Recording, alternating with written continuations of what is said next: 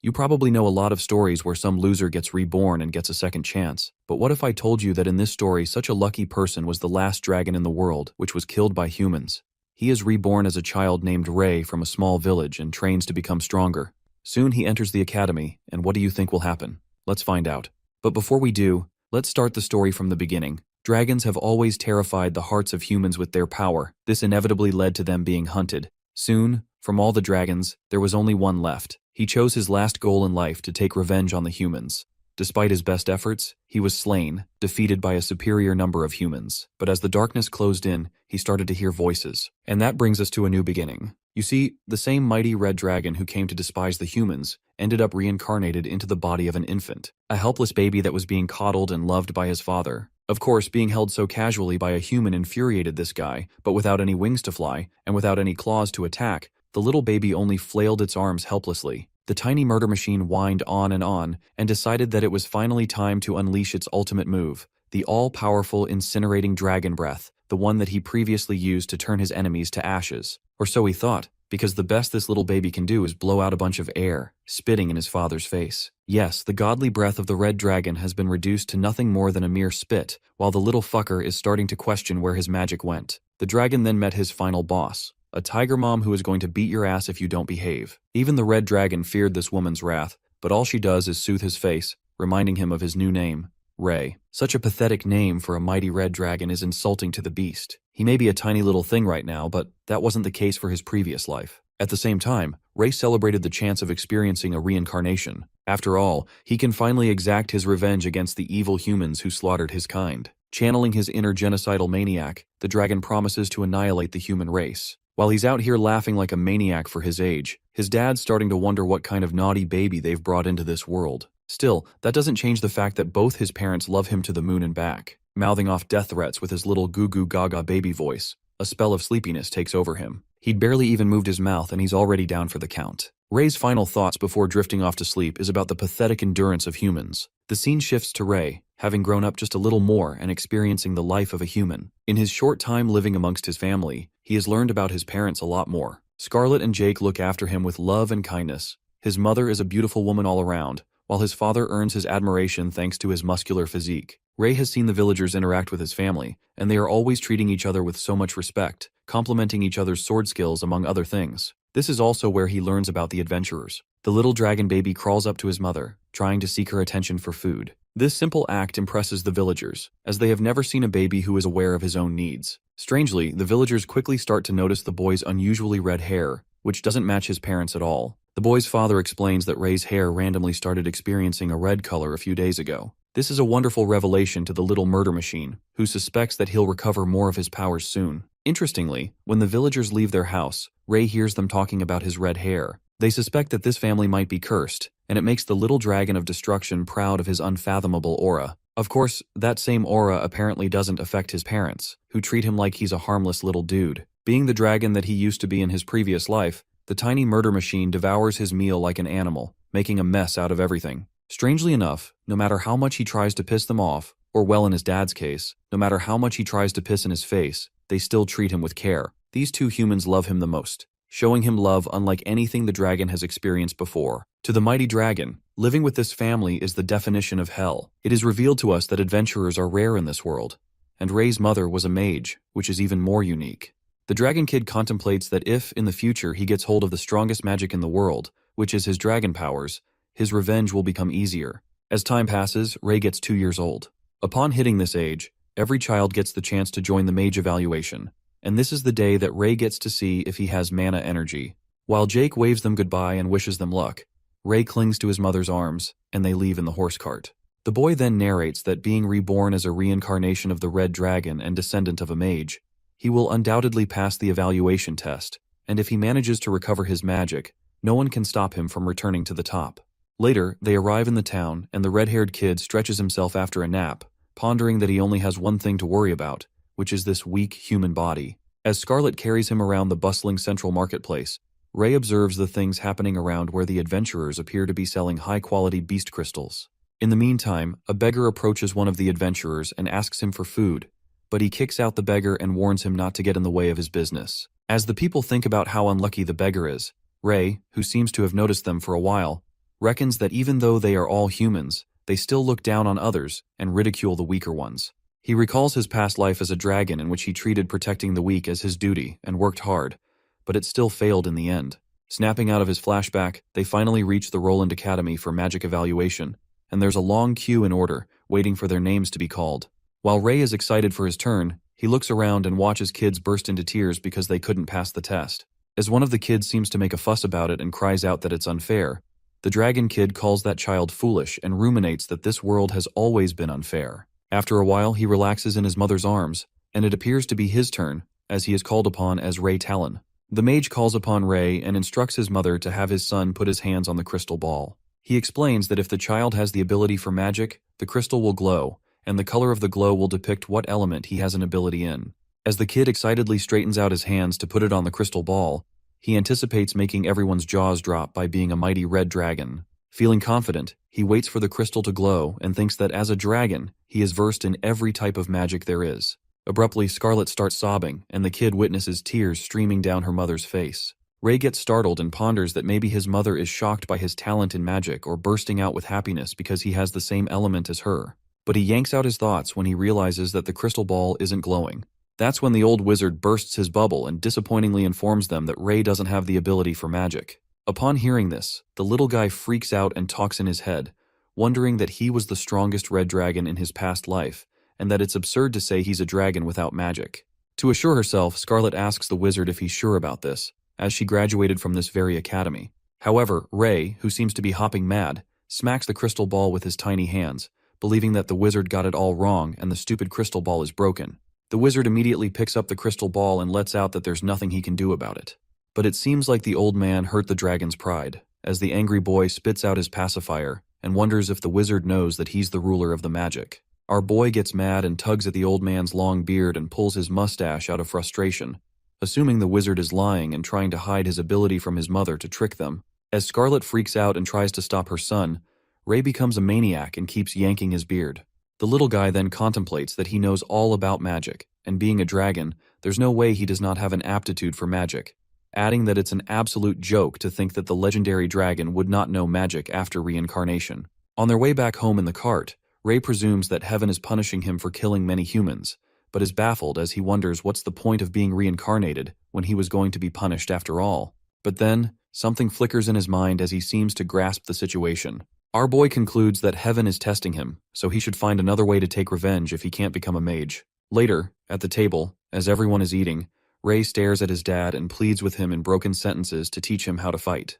As Jake wonders if he wants to learn swordsmanship from him, our boy anticipates that even though he cannot learn magic, he can still be a swordsman and achieve his dream of taking revenge on humankind.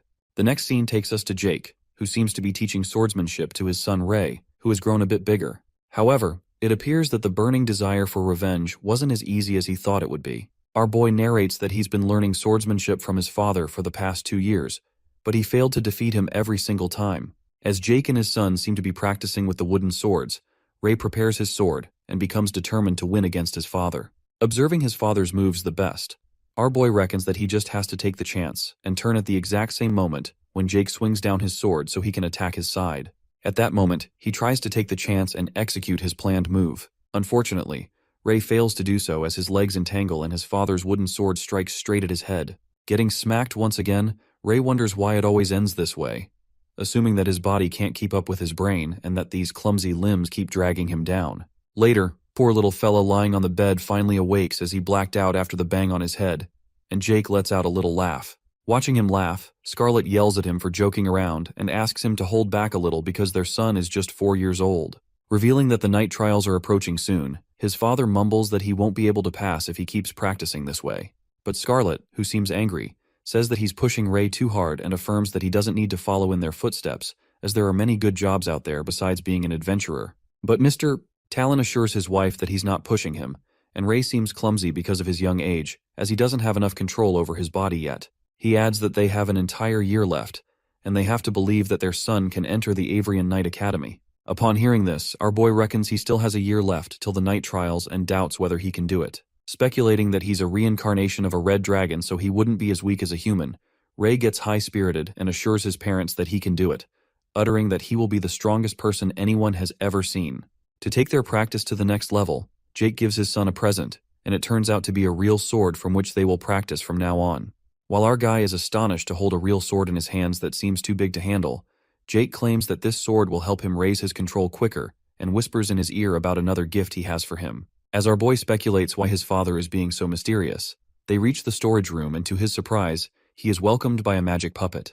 While Ray contemplates what this might be for, his father warns him not to underestimate it as this puppet is powered by magic, and students of Avrian Academy use it to train their apprentices. However, he suspiciously looks at the puppet and wonders if what his father is saying is true. After that, Jake challenges his son to try attacking the puppet, and he confidently accepts the challenge. After warming his wrist up, Ray strikes the sword towards the puppet with full strength, and it activates to level 1. But, as soon as the sword hits the puppet's shield, it strikes back in a flash and makes Ray's sword fly away. As level 1 terminates, the little guy is left disappointed as he gets defeated.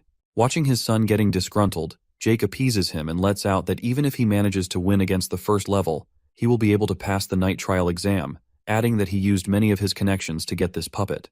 Upon hearing this, Ray gets as excited as ever and thinks about winning the trial in no time. It appears that our boy is determined to win this time and tumbles on the ground after being completely worn out as he seems to be practicing hard.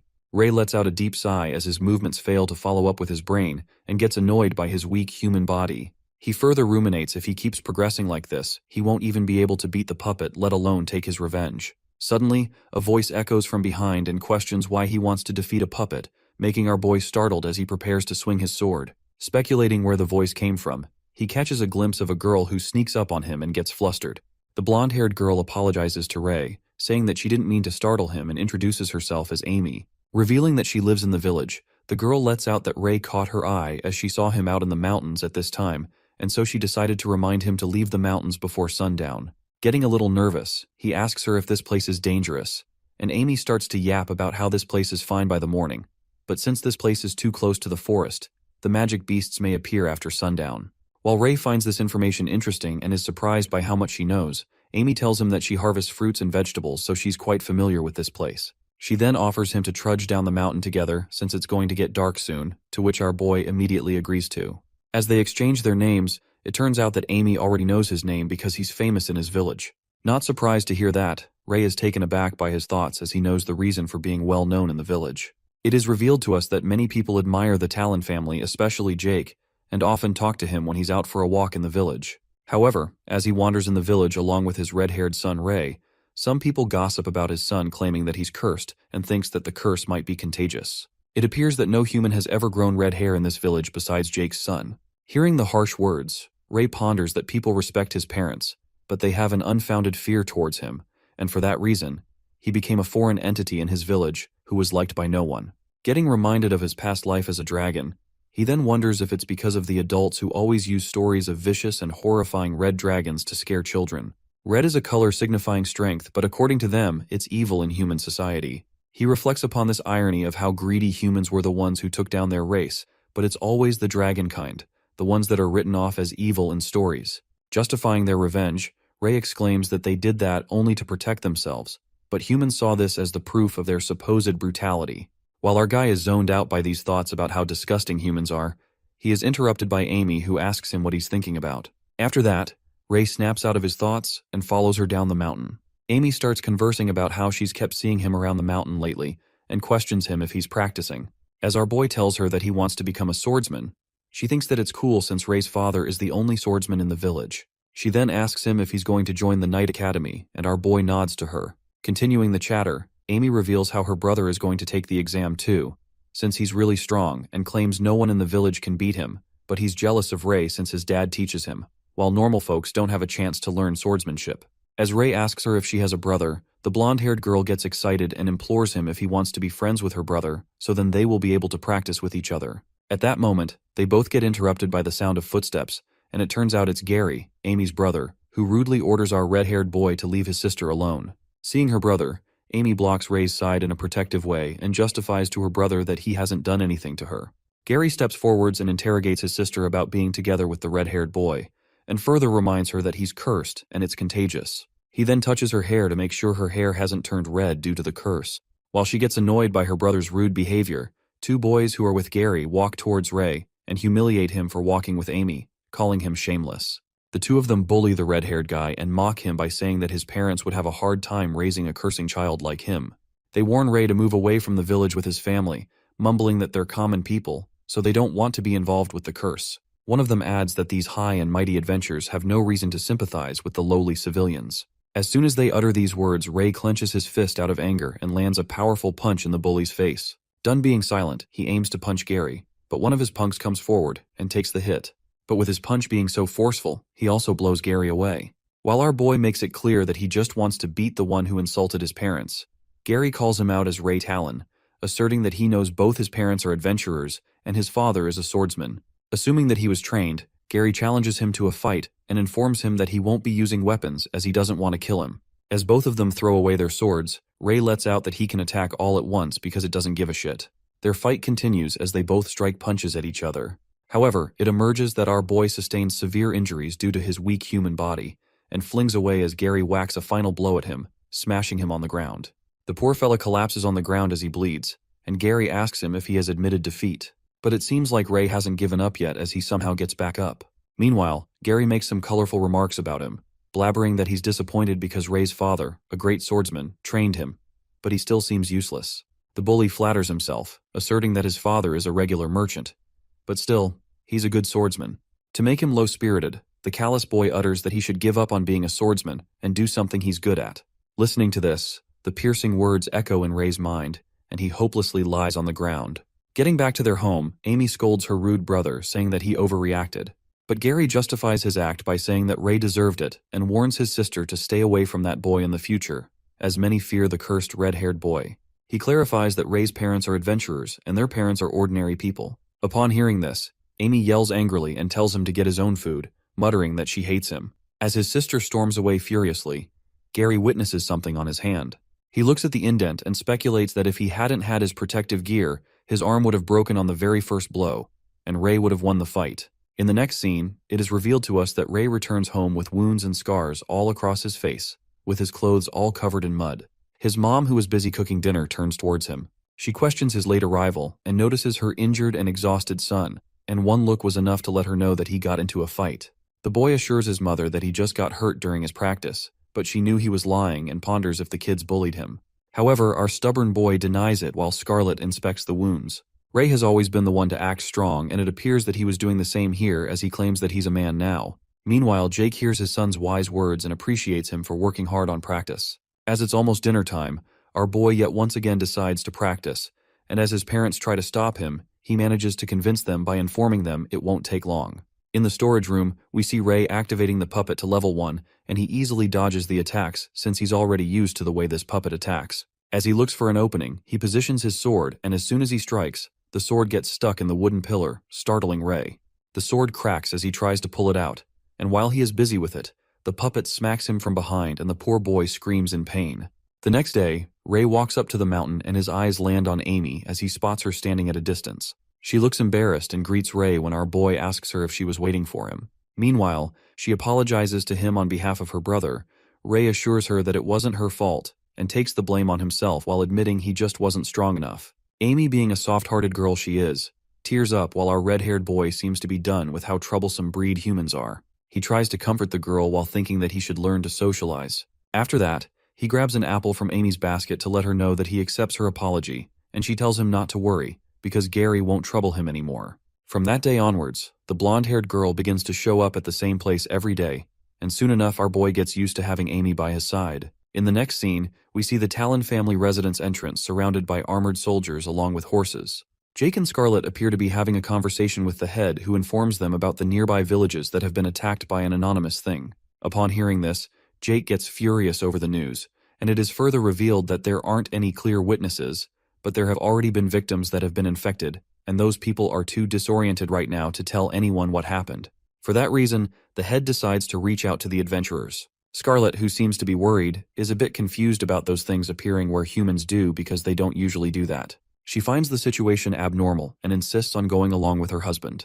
But Jake refuses and lets out that it's just a recon quest, and besides, one of them has to take care of Ray since he's going to take the test soon.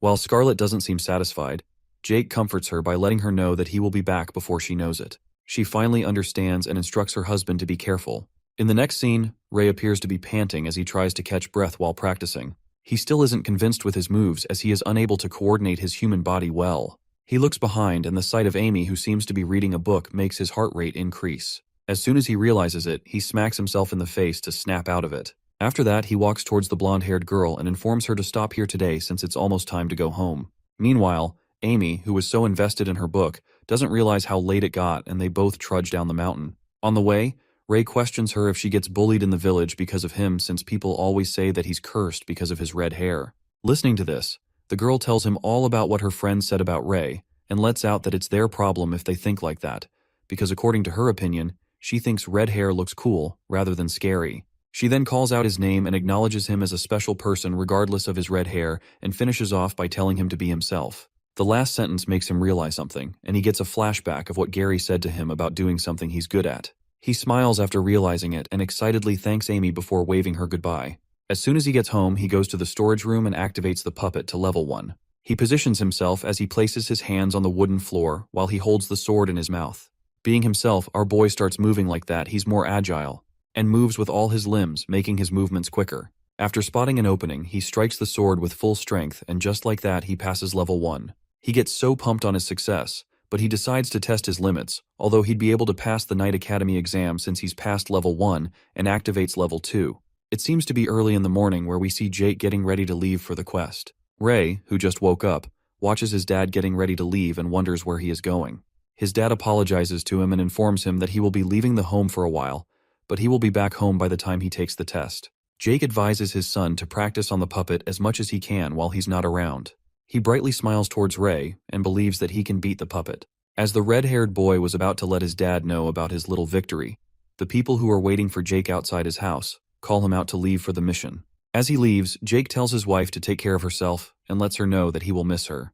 Meanwhile, Ray stands there and smiles as he ponders that it's alright since he just defeated a puppet and it's not a big deal. He decides to surprise Pops with a big shock once he comes back home and leaves to practice on the mountains. On his way, he wonders how Jake is going to react when he sees him win. He thinks it will be interesting to see his dad's reaction, and realizes that it is all thanks to the tip Amy gave him that he found a way to solve his issues. While our boy seems excited and feels grateful, he notices that he's becoming more like a human. Ray reminds himself that humans are terrible, but his parents and Amy are exceptions, so he won't take revenge on them. As he continues climbing up the mountain, he wonders if Amy is not coming today. But then he comes to realize that he's being so impatient for her. He pretends not to care and assures himself that now no one can disturb his training. Our guy reminds himself that he's a mighty red dragon, so he can't let himself be corroded by his human emotions. In the next scene, it appears that Ray has fallen asleep and is snoring when he suddenly opens his eyes. Ray wakes up realizing that it's late and he's going to get nagged if he doesn't get home soon. While running down the mountain, he presumes that he hasn't thanked Amy and decides to thank her tomorrow. Upon returning to the village, as it was already getting dark, he witnesses people gathered around and discussing about searching up in the west. It turns out to be Gary and Amy's father who interrogates the blacksmith who claims to have seen the kids. The blacksmith reveals that those 4 kids came to buy new weapons in his shop this morning, and he heard the blonde-haired boy telling the others that they were going to the forest to hunt magic beasts. While Amy and Gary's parents are left in absolute fright as they are scared to lose their kids. The mother of the other 2 kids, Bob and Cale, grabs the blacksmith by his clothes and blames him for letting the kids go to the forest on their own. Freaked out, the poor guy tries to calm down the lady and explains that he didn't know they were going to go into the forest for real. After that, the father of the 2 blonde-haired kids instructs the blacksmith to call the guards to search together with them, since it's too dangerous in the forest at night. While the old guy does what he's ordered to do, the red-haired boy who was walking to his house wonders about Gary's little gang that went missing.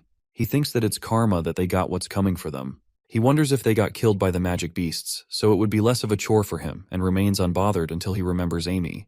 Trying hard not to think about the girl, Ray tries to shrug it off while he recalls how she treated him pretty decently, and he doesn't want to take revenge on her, but she has a foolish brother. On the other hand, the people collect torches and materials to leave for the forest. As our boy decides to walk away, as he ponders how short human lifespans are, and it's just a matter of time before they get killed. But at that moment, a glimpse of Amy appears in his mind. He reminds himself that he has his own path to walk on, and wonders what's this feeling that's making him rethink his decision. Without another thought, he turns around and believes that Amy is innocent, and he still hasn't thanked her for defeating the puppet yet. The scene switches to the forest, where we see 2 of the magic beasts bruised badly, whereas Kaylee and Bob are lying unconscious on the grass. Gary tries to protect his sister from the magic beast as she sobs out of fear. He instructs Amy not to move and prepares to fight the beast with the sword in his hand. Ray runs towards the forest, and as he sniffs, he recognizes the smell of blood. Just as he thought that Amy was in danger, he finds a dead young demonic wolf and inspects the incision from a blade on its stomach, which was still warm. As this gives him an idea that they are nearby, he gets confused because the footsteps and markings around there are all mixed up. Baffled, he thinks of which he should go, and that's when he hears a scream. It seems to be Amy's scream. Fighting the beast, Gary is thrown onto a tree by an adult demonic wolf and falls on the ground. Meanwhile, the demonic wolf approaches to attack Amy, who covers her head and closes her eyes, hoping someone would come to help. Just then, she hears the sound of a blade striking and opens her eyes only to witness Ray fighting the wolf and hitting the sword in the wolf's mouth. While he checks on Amy to see if she's all right, but Gary and the others are not in good condition. At that moment, the girl alerts Ray to watch out, but it gets too late, therefore the wolf scratches his arm. Witnessing the boy getting hurt, Amy gets terrified as she yells out his name, but Ray assures her that he's all right and won't die that easily. With that, he decides to lure the wolf away from Amy and jumps onto a tree branch. But he immediately falls off as the wolf bites the tree branch. Worried, our boy thinks that this body is far too weak and he won't be able to hold up with an adult wolf. It appears that Ray is struggling to fight the adult wolf on his own and realizes that his speed is nothing and he can't lure him away at all. In the past, the demonic wolf was nothing for him, but now he can't even manage to injure it. He threatens the demon wolf that these humans belong to him and he isn't allowed to touch them. Our boy gets ready for the attack since he can't hold on much longer and aims for the wolf's weakness. Ray holds the sword with his mouth and with full strength he strikes the sword, wounding on its eye, but he still gets disappointed in himself for doing less damage. He then wonders about his past and how he would have been able to tear it apart with a single blow, but now he has to rely on a human weapon. The demonic wolf attacks yet once again, and this time our dragon boy waits and looks for an opening. He strikes the sword and manages to cut one of its legs off and the wolf crashes to the ground. Just when Ray diverts his attention to Amy, the wolf attacks out of nowhere and our boy dodges the sneak attack. Holding the sword with his mouth once again, he strikes the wolf with all he's got and finally kills it off. Eventually, he collapses on the ground, and just before getting unconscious, a screen appears and notifies him that he has a new ability unlocked, and he has obtained an intermediate-grade beast crystal. Gravely injured, he wonders what this useless information is written on the screen and looks over at the siblings, who are lying unconscious, pondering that he has to save them or else their blood is going to attract more magic beasts. Trembling with pain, he walks towards them and carries Gary on his shoulders and Amy in his arms. When Gary catches a glimpse of the red-haired boy carrying him and passes out, our boy presumes that he can only save 2 people as it is his limit, leaving the 2 kids, Bob and Kale, who lie unconscious in the middle of the forest and reckons that he did everything he could, but the rest is out of his control. Panting heavily, he walks out of the dark forest. While the villagers hold fire torches and weapons to look for the kids who went into the forest, they spot them coming out.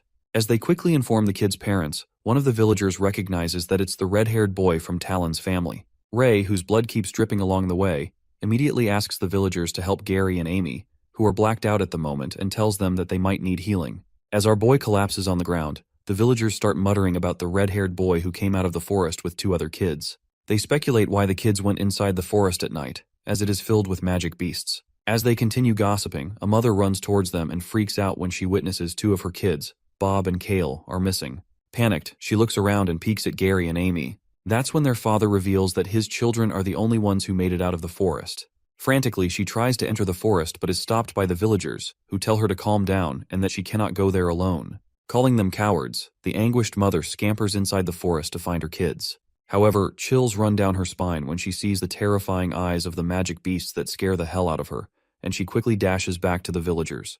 As the villagers mumble that she's back, the terrified woman clarifies that she is not scared at all. Raging with anger, the woman grabs Ray with his collar and asks him where Bob and Kale are. She blames everything on the red-haired boy, blaming him that he tricked them into going inside the forest, because they're both good kids and have no reason to go there. Certain that Ray must be the one to lure them in, the vicious woman slaps across his face and lets out that she knew that red hair was a bad sign, calling Ray a sign of calamity who brings misfortune. Upon hearing this, the other villagers start whispering and assume that the red-haired boy really tricked those children, as he is the only one who managed to come out. As the villagers blame Ray for all this, they force the poor kid to speak up and start asking where he led their children. The mother, who seems to be hopping mad, keeps smacking Ray across his face and asks him why he only brought Gary and Amy back with him and where her children are. Barely having the energy to say something, our poor boy informs her that her kids are in the forest.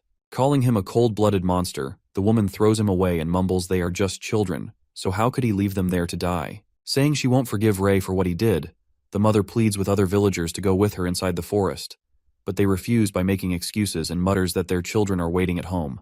Meanwhile, our boy, who seems to be in bad shape, contemplates if they have forgotten that he's a child too, or if these people don't consider him a human just because of his red hair, adding that these vicious humans think that he's not a child but a monster. As the woman snatches the fire torch from one of them, she moves toward Ray and says that she will never forgive him, concluding that this red-haired monster should die. Watching these humans, Ray ponders that these people are more terrifying than any beast could ever be, and they are the true monsters. His life flashes before him as the woman raises the fire torch to kill him, but our guy puts on a gentle smile and reckons that he's going to die by a fire torch, thinking that it's humiliating being a red dragon. Contemplating his last moments, the woman strikes the torch at Ray. However, at that moment, someone leaps in front of him. It turns out to be Gary, who halts the attack with his protective gear. Witnessing the blonde-haired guy save Ray, the villagers assert that he must have gone mad for saving the monsters, as it managed to charm Gary too. As they shout to kill the monster who the blonde boy shields, Gary gives them a deadly stare and says that they are the ones who've gone mad and want to kill him just based on assumptions. Protecting the red-haired guy, Gary stands guard in front of him and warns the villagers not to touch him, as Ray is his savior. After that horrible incident, our boy has a nightmare about the woman who blames him for everything and smacks him, calling him a star of calamity. He also gets reminded of his past as the mages leap toward him to kill him, asking him to sacrifice his life. As he dreams of the humans who want him dead, Ray wakes up out of fear and looks at his mother. While he peeks at her mother, who holds his hand and cries for him in her sleep, our boy ponders how humans are beautiful, yet cruel. As soon as he sits up, Scarlet wakes up and bursts in happiness after seeing Ray waking up. Wondering if it's a dream, his mother grasps him in a hug and feels grateful, as she thought Ray would never wake up again. As she hugs him tightly, Ray screams in pain, and Scarlet lets out that he is still in pain, adding that it serves him right for acting rashly. Curious, our boy asks her how long he has been asleep, to which his mother reveals that he has been sleeping for an entire week. Scarlet cries out of joy, saying she doesn't know how she would have explained things to his father if he hadn't woken up. Upon hearing this, Ray questions her about the people in the forest, and his mother informs him that the 2 children he saved are lightly wounded but fine. However, Bob and Kale are both still missing, and she assumes that they were killed by the beasts. We are then traveled back to Scarlet's flashback, where she arrives at the forest and witnesses her son beaten up by the villagers. Gary protects him and makes them understand that they went into the forest by themselves, and Ray saved them. While the villagers don't seem to believe him, Scarlet watches his son lying unconscious on the ground, and bursts into anger as she activates her magic powers. The villagers calm her down and tell her that her son led the children into the forest, so he should take responsibility, adding that as a mother, she should know how it feels. As Scarlet takes her son in her arms, who seems gravely injured, she gives them a deadly stare, deadly enough to eat them alive, and the woman who beat the crap out of Ray trembles in fear. After that, the woman whose children are trapped in the forest breaks down into tears and pleads with the villagers to save her kids. The villagers sympathize with her, muttering how she will live without them. While Scarlet holds her son, she hears the people gossiping about Ray as they blabber that they should have kept far away from that curse. As one of the men warns the other, who's gossiping about the Talon's child, that he's being too loud, the gossiper puts on an evil grin and lets out that he was talking about the forest. Upon hearing brutal things about her son, she carries Ray in her arms and walks away. Snapping out of her flashback, Scarlet pats his head and tells her son not to blame himself as everything's over now. Meanwhile, she reveals that the boy named Gary told her everything, and encourages Ray by saying he was amazing.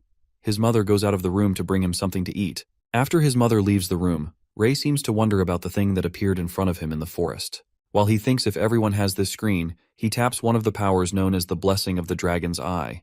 As soon as he touches it, the power activates, and our boy freaks out when he peeks at his mother's energy status, realizing that he had this ability in the past. He reminisces about the time when he was the red dragon and had different types of magic. But ever since he failed the aptitude test, he never thought he would get the chance to use them again. Feeling delighted to use his powers once again, Ray assumes that he will unlock his powers one at a time, and peeks at the intermediate grade beast crystal he has acquired, wondering if he got it because he killed an intermediate demonic wolf. Suddenly, Ray notices smoke emerging in his room and starts coughing. Ray opens his window and witnesses villagers shouting that their house is on fire. That's when his mother barges into the room, apprising him of a fire, and tells Ray to get out as the fire spreads across the house. However, as the flames keep rising, Scarlet saves him with her magic and halts the fire. As Ray clings to her mother's arms, he uses his dragon eye power to spot the target that burned down their house. Inspecting the villagers with his dragon eye, he finds out the culprit, who appears to be Bob and Kale's mom, with a kindled fire in her hand. It appears that the flames engulf their whole house. While the villagers are shocked to see that it is Talon's house, and seem certain that it's because of the cursed kid, Scarlet uses her magic to put out the fire and impressively scatter the flames like wind. As the fire is finally stamped out, the villagers whisper that it's the curse again and anticipate that if the red-haired cursed kid stays here any longer, their entire village will be in ruins. Meanwhile, Ray is crushed after hearing such things about him.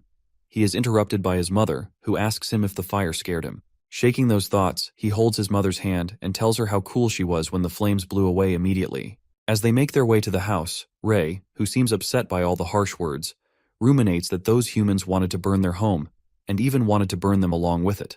Concluding that the humans wanted them dead, he burns with fury and gets determined to take revenge. Later, our boy leaves for training and his mother tells him to go easy on himself as his wounds haven't healed up yet. After that, he reaches the forest and draws out his sword. He then activates his dragon eye and gets happy to see the beginner magic beasts that he can defeat easily. One of the magic beasts, who appears to be a monkey in the tree, plucks out an apple and starts eating it. Ray spots that monkey with his dragon eye and sneaks up from behind, smashing the sword into the beast. It turns out that our boy kills 20 of the beginner magic beasts. After killing the monsters, the dragon system appears and shows him that he has obtained a beast crystal.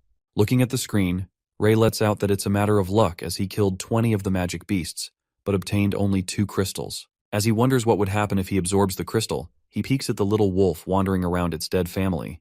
Ray tries to pat the little beast and asserts that it has to fight on his from now on, when suddenly the screen pops up and notifies him about the taming chance of the black demonic wolf pup. Unaware of what it means, he clicks to take the chance. He gets excited after seeing that it worked, and the black wolf pup has been tamed.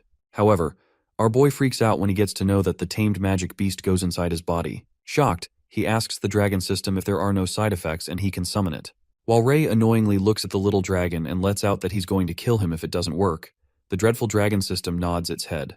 At that moment, he unlocks another skill, but he decides to stall it later, as he has another business to do. He searches for the 2 lost kids with his dragon eye ability, and finds them as he locates them above a hill. He reaches the place which somewhat looks like a cave and witnesses plenty of dead bodies and skulls lying around.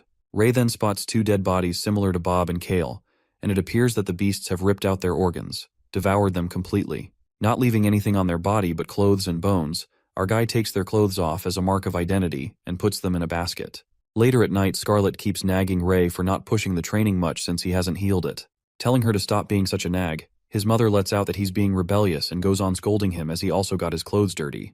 While Ray informs her that he will be practicing tomorrow, Scarlet seems to be done with him and reveals that his dad is coming home in a couple of days so he can train with him. As our guy jumps out of happiness and gets impatient to show Pops his training results, his mother roars with anger, instructing him to put on his blanket properly and go to sleep. Frightening the life out of him, he gets to know that instinctual fear from the human bloodline is real. After that, at midnight, Ray opens his eyes and lies awake. He goes into the storage room and picks up the bucket of clothes he fetched from the forest and another bucket full of blood. On the other hand, someone knocks at Bob and Kale's house, and the mother descends down the stairs, wondering who it could be at such a time. As she opens the door, hoping to see her children and calls out their names to see if they have returned. However, her eyes land on something lying in front of the house, and she recognizes at once that it's her son Kale's clothes. The woman picks up the clothes and notices footprints that seem to be taking her somewhere. To find her kids, she follows the footsteps and shouts that she's coming to get them. However, the footprints lead her deep into the forest. Realizing that it's too dark, she holds her lantern and decides not to go any further in the forest. That's when she spots her son Bob's clothes hanging on the tree and calls out their names as she runs to find them. Panicked, as the woman comes near the tree where Ray seems to be hiding, he lets go of the rope, and a bucket full of blood drops right onto her. Drenched in blood, the woman shouts madly and asks who did this. That's when our guy jumps off the tree and reveals himself. Uttering that she knew it would be the cursed red-haired monster, the mother bursts into anger and asks him to give her children back, calling him the bringer of misfortune. Standing in the forest, they are surrounded by the dangerous magic beasts. While Ray stands in the dark, unaffected by the monsters, he steps back, and the woman is snared by the forest beasts. As he keeps stepping back with a deadly serious expression on his face, he watches the women getting annihilated by the beasts as the blood splatters all over the place. The next day, in the town, the people gossip about the curse being real and decide not to get on the bad side of the Talon family. Ray, with his training sword, appears from behind and stares murderously at the villagers as they gossip. Scared for their lives, the villagers try their best to act nice and greet him with a good morning, telling him that he works hard at training. While the villagers take a sigh of relief as he leaves, our boy speculates that there are new rumors about him, and this time, he likes them. Upon reaching home, Ray notices many horses outside his house and gets pumped up, thinking that his father is home. However, as he enters the house, he witnesses his mother crying. Thinking that something has happened to his father, he runs to her and asks his mother what's wrong. Sobbing, Scarlet informs Ray that his dad is sick, but will recover soon. Watching his father gravely ill, he activates his dragon eye and reckons that he has never seen any living being have such a high status, even when he was a dragon. Suddenly, Jake tries to speak something and mumbles that the shadows will kill everyone. That's when the mages reveal that Jake was inflicted with a plague of shadows and was attacked by a shadow beast while trying to protect a villager during their quest. Upon hearing this, our boy presumes that he has seen anything like that before. He is left baffled as he wonders when these beasts appeared and what happened to the world after he died as a red dragon. While his mother thanks the mages for bringing Jake back home, the mage apologizes as they couldn't protect him. Ray peeks at the dragon system and reckons that maybe he will be able to help his father with a spell. After that, Ray thinks about one of the high-tier spells he used to know which had the ability to dispel all forms of curses and black magic. But he's unaware of how to unlock that spell again, and wonders if he were to unlock that spell as a reward for killing magic beasts, then it would most probably be a high-ranked magic beast. He learns the fact that he's weak right now and can't take on a magic beast. The red-haired boy then turns towards his mother and questions her if he joins the Avrian Knight Academy, will he be able to get stronger. Scarlet, who seems to be crying, lets him know that this is the place where his father studied in the past, so he will become a strong warrior just like him. Upon hearing this, our boy gets all enthusiastic and decides to ace the test and become a student of Avrian Academy to find a way to save Jake.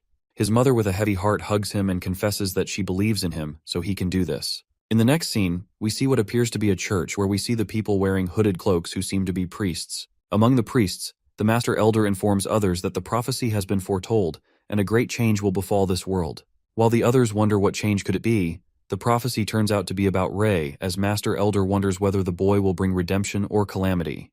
The future is yet to be determined. Just after that, the Elder orders to notify the knights to find the boy as soon as possible, so that if he brings redemption, they shall lead his way, but if he brings calamity, they should destroy him. The next scene takes us to the examination day of Avrian Knight Academy, where everyone is excitedly lined up as they look forward to seeing the knights. As the knights arrive, everyone cheers on them, and they see Knight Delbert, who is very charming, and people are gossiping about how he's just as the rumors said. The girls go crazy over him and find him handsome as they only get to see the knights once a year and it's on the examination day. With more cheers and applause, the knights reach the place where the competition will take place, and Winford introduces himself as the Knight of Avrian Academy and welcomes the kids. After introducing the well-known Sir Delbert and Sir Bernardo, Winford announces that they will act as proctors of the examination, and makes it clear that if they want to join the academy, then they gotta show their best skills. After the sword puppet is placed into position, Winford orders the candidates to step up one by one. Just then, the first test begins and a kid comes up. He underestimates the wooden puppet and confidently walks up to defeat it with pure strength while his parents cheer for him. Just as he attacks the puppet, he smashes away as the puppet smacks him hard, and the boy fails the test in less than a second. The parents who were cheering for their son a few minutes ago grow hushed as they are unable to process the shock. While the second candidate gets called upon, Ray seems to be immersed in his thoughts about how Jake told him exactly how the puppet works, and he has to defeat level 1 wooden puppet. The red-haired boy looks up at the puppet, noticing how it doesn't move, but the speed at which it defends and counterattacks is on par with adults. But our guy yanks out his thoughts as he is interrupted by the voices of Delbert and Winford. It turns out that he's able to hear their conversation from a far distance, which is probably because of obtaining more beast crystals that his senses are becoming sharper. The knights seem to be chattering about how it is a waste of time to come here, but they have to follow the orders of the elder. Knight Delbers utters his opinion that the knight should come from noble blood, as he doesn't understand why they're wasting time on these filthy commoners. Listening to this, Winford, who seems like a nicer guy than Delbert, thinks that he's being harsh and has said a bit too much. Delbert, who is already fed up, gets more disheartened when there is not a single successful candidate after several rounds. Just then, Gary shows up and passes the examination test as he flashes a smile to everyone. As Sir Bernardo announces his success, the villagers begin to gossip about how he has potential in him. Meanwhile, Ray gets embarrassed on Gary's behalf, thinking what the hell is he doing? Our boy becomes the center of attention as he's the next candidate to step up on the stage. Winford and Delbert both divert their attention towards Ray, knowing that he's the child their elder was talking about. On the other hand, the villagers start to gossip about how he's the cursed child and think what happened to Jake is because of his curse. They think that his hair is red as blood and it's terrifying to them. The villagers continue to blabber, muttering that Ray is a monster who can only bring misfortune and can't become a knight and think it's a joke. But our guy doesn't seem to give a shit about it and takes his hood off as he moves up to the stage. At that moment, Bernardo informs the candidate to be prepared as the test starts in a minute. That's when Delbert approaches Bernardo and confesses that he doesn't believe in prophecies, as according to him, if the prophecies are true, then the red hair would be able to pass the test at any cost. To test that boy, the knight activates the level 3 of the puppet while Bernardo objects. With a whirl, the puppet starts moving with a lightning speed and moves towards Ray. To alert Ray, Bernardo and Winfred yell at him to move out the way or he can get killed, but before he could say anything more, in a flash, Ray slashes the puppet's head off with his sword. As it happens, a deafening silence takes over the place while the wooden puppet head falls on the ground, making the knight's jaw drop. While Bernardo seems to be stunned to speak, Winfred proudly tells him to announce the results. The knight then congratulates the candidate upon passing the test, while Scarlet gets proud of his son, and Gary appears to be in disbelief. After passing the test, Ray leaves the village along with the knights and wishes his dad goodbye, who lies unconscious. He assures his pops not to worry and promises to find a way to heal his dad. As he looks at his dad, Ray gets emotional, and that's when Scarlet arrives. She seems to have something in her hands, and it turns out to be a pendant. His mother makes Ray wear it as it was passed down in her family with hope to bring him good luck. After that, he informs his mother that he's leaving and asks her to take care of herself. Scarlet seems to be worried about him and instructs Ray to take care of himself, assuring him that she's here for him if he ever feels troubled. Our boy reassures his mother and declares that he's a man now. Just then he leaves while Scarlet sheds tears. As he arrives at the place, he is asked to be seated in the cart with the other boy waiting for him inside. Wondering who it might be, our guy realizes that it's Gary. Looking at each other, they both look embarrassed, while Ray ponders if they are the only ones to pass, and it's extremely awkward between them as they depart. On the way, Gary finally musters up the courage and apologizes to the red-haired boy, admitting that he was mean to him and even smacked him. He admits that he was being an idiot back then and bows as an apology gesture. Our boy looks shocked at first but then accepts the apology, thinking that it's fine since Gary is just a 5-year-old kid, and mentions that Gary also saved him, so it's even between them now. Upon hearing this, the blonde-haired boy gets confused about being a 5-year-old and enunciates how Ray is the same age as him. Meanwhile, our boy gets a bit nervous and changes the topic. He asks about Amy and wonders why she didn't come today for the examination. Listening to this, Gary gets confused because he thought his sister told him she's going to the Roland Magic Academy. It seems that Ray hears this name for the first time and wonders why Amy didn't tell him that she had the aptitude for magic. While they're on their way to the Knight Academy, suddenly they hear one of the knights shout to stop the cart and it halts. Both of them peek outside from the curtains and witness dense fog, wondering what's going on. Winfred calls out that they're the knights from the Avrian Academy and orders them to tell them who they are at once. A girl emerges from the fog who appears to be in bad condition and she calls out for help, introducing herself as Anne Woodwork, an adventurer from the Traceless Guild. While Bernardo asks her the matter, the girl collapses in his arms. To their surprise, she informs the knight that her team was attacked by shadow beasts. Upon hearing this, Bernardo gets baffled and wonders why the shadow beasts would appear here when they didn't even come across a single magic beast on their way here. While Delbert, being overconfident, thinks it's probably because they know how strong they are, Winfred informs the girl that they're heading to Rennie, so if that's on the way, they can take her. As Anne thanks the knight and agrees with him, Gary wonders why they're headed to Rennie instead of the Knight Academy. Delbert, standing there, hears him and responds to the blonde-haired guy not to be stupid because there's no use sending kids to the front line. Meanwhile, they both get baffled as they wonder what he meant by the front line. Knight Delbert explains that the Avrian Knight Academy is placed at the border, so it may be attacked at any moment. That's when Winfred interrupts that they need to train for a decade in Rennie until they grasp the basics of battle before continuing their studies in the Avrian Knight Academy. Upon listening to the word decade, Ray is left speechless and ponders that for a dragon it's a very short time, but not for a human, and wonders if Pops can wait for such a long time. On the other hand, Gary seems to be anxious about the Huntress being the only survivor, and Ray's father being attacked by the shadow beasts too. He thinks that even the knights were shocked to hear that it was done by shadow beasts and wonders what will they do if they encounter them. Just then, they hear a crack sound, which makes our boy alert, while Winfred announces everyone to be prepared because something big is approaching their way. It turns out to be Drop Bear King, the one that became a shadow beast too. As all the 3 knights prepare for the battle, the Drop Bear Shadow Beast approaches them from behind the bushes. While the Shadow Beast is about to attack Knight Bernardo, who can't seem to dodge the attack in time, Ray shows up at the right time and kills the beast, saving the knight.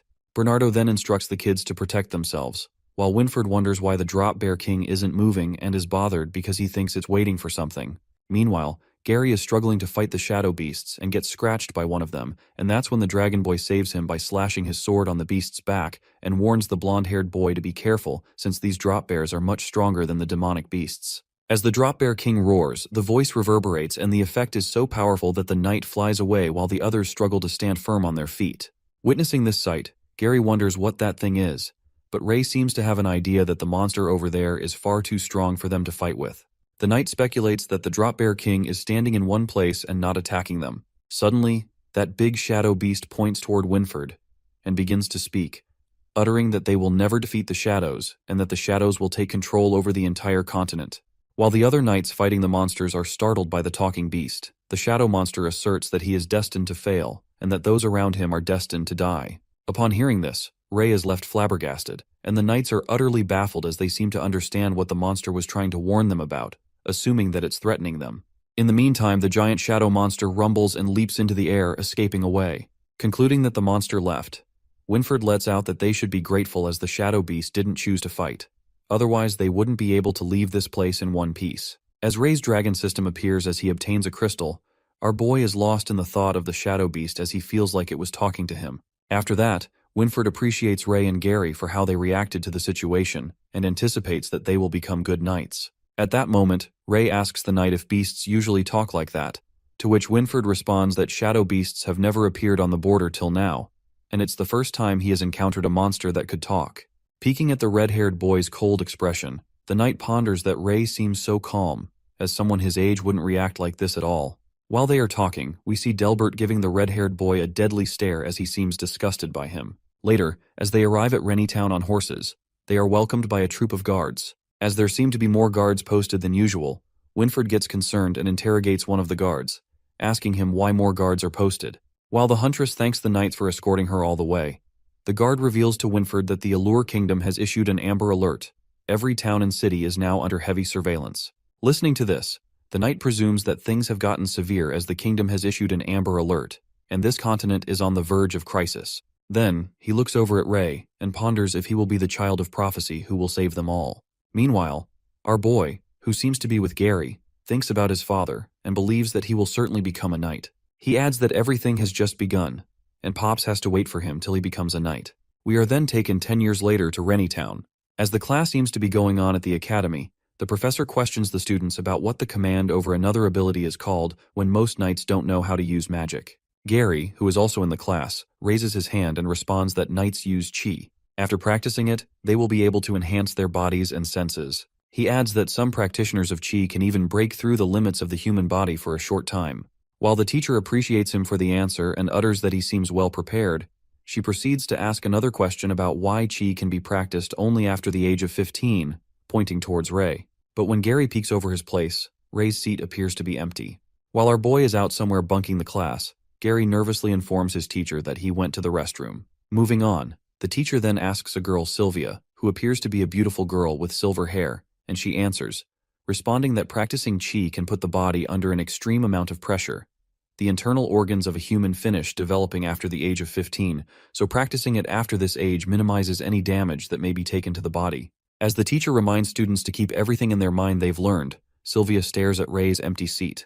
The scene then flips to Black Demonic Wolf, who was tamed by Ray a long time ago. While the demonic wolf fights with another magic boar beast and slashes it, Ray earns a beast crystal as a reward. Our boy absorbs the power of the beginner-grade crystal beast and pats the black wolf for his good work. Thinking that he hunted enough beasts for the day, Ray decides to head back in before someone lashes out at him for staying out of the class.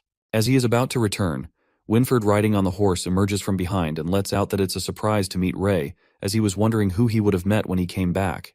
Looking at the beast he'd killed, the knight appreciates him and wonders how he's able to pass that heavy guard. As they stride together, Winford tells him that he's grown a lot taller since he last met him, and Ray compliments him back, mumbling that he hasn't changed at all in the past 10 years, and gets curious about his age. Telling him that it's a secret, Winford informs that he heard Ray's instructor say that he slips out of classes and hunts magical beasts, adding that he has gotten quite the haul after hunting. Upon hearing this, Ray reveals that it's all thanks to the Amber Alert, which was recently called off, so he's not having a hard time slipping out. Laid back, our guy tells the knight that he enjoys moving around here more than sitting in that classroom. Watching Ray be so reckless, Winford says that he should be lucky not to go any further because if the guards on the outer lines had caught him wandering, they wouldn't have held back. At that moment, the knight is reminded of something and informs Ray that he stopped by his house.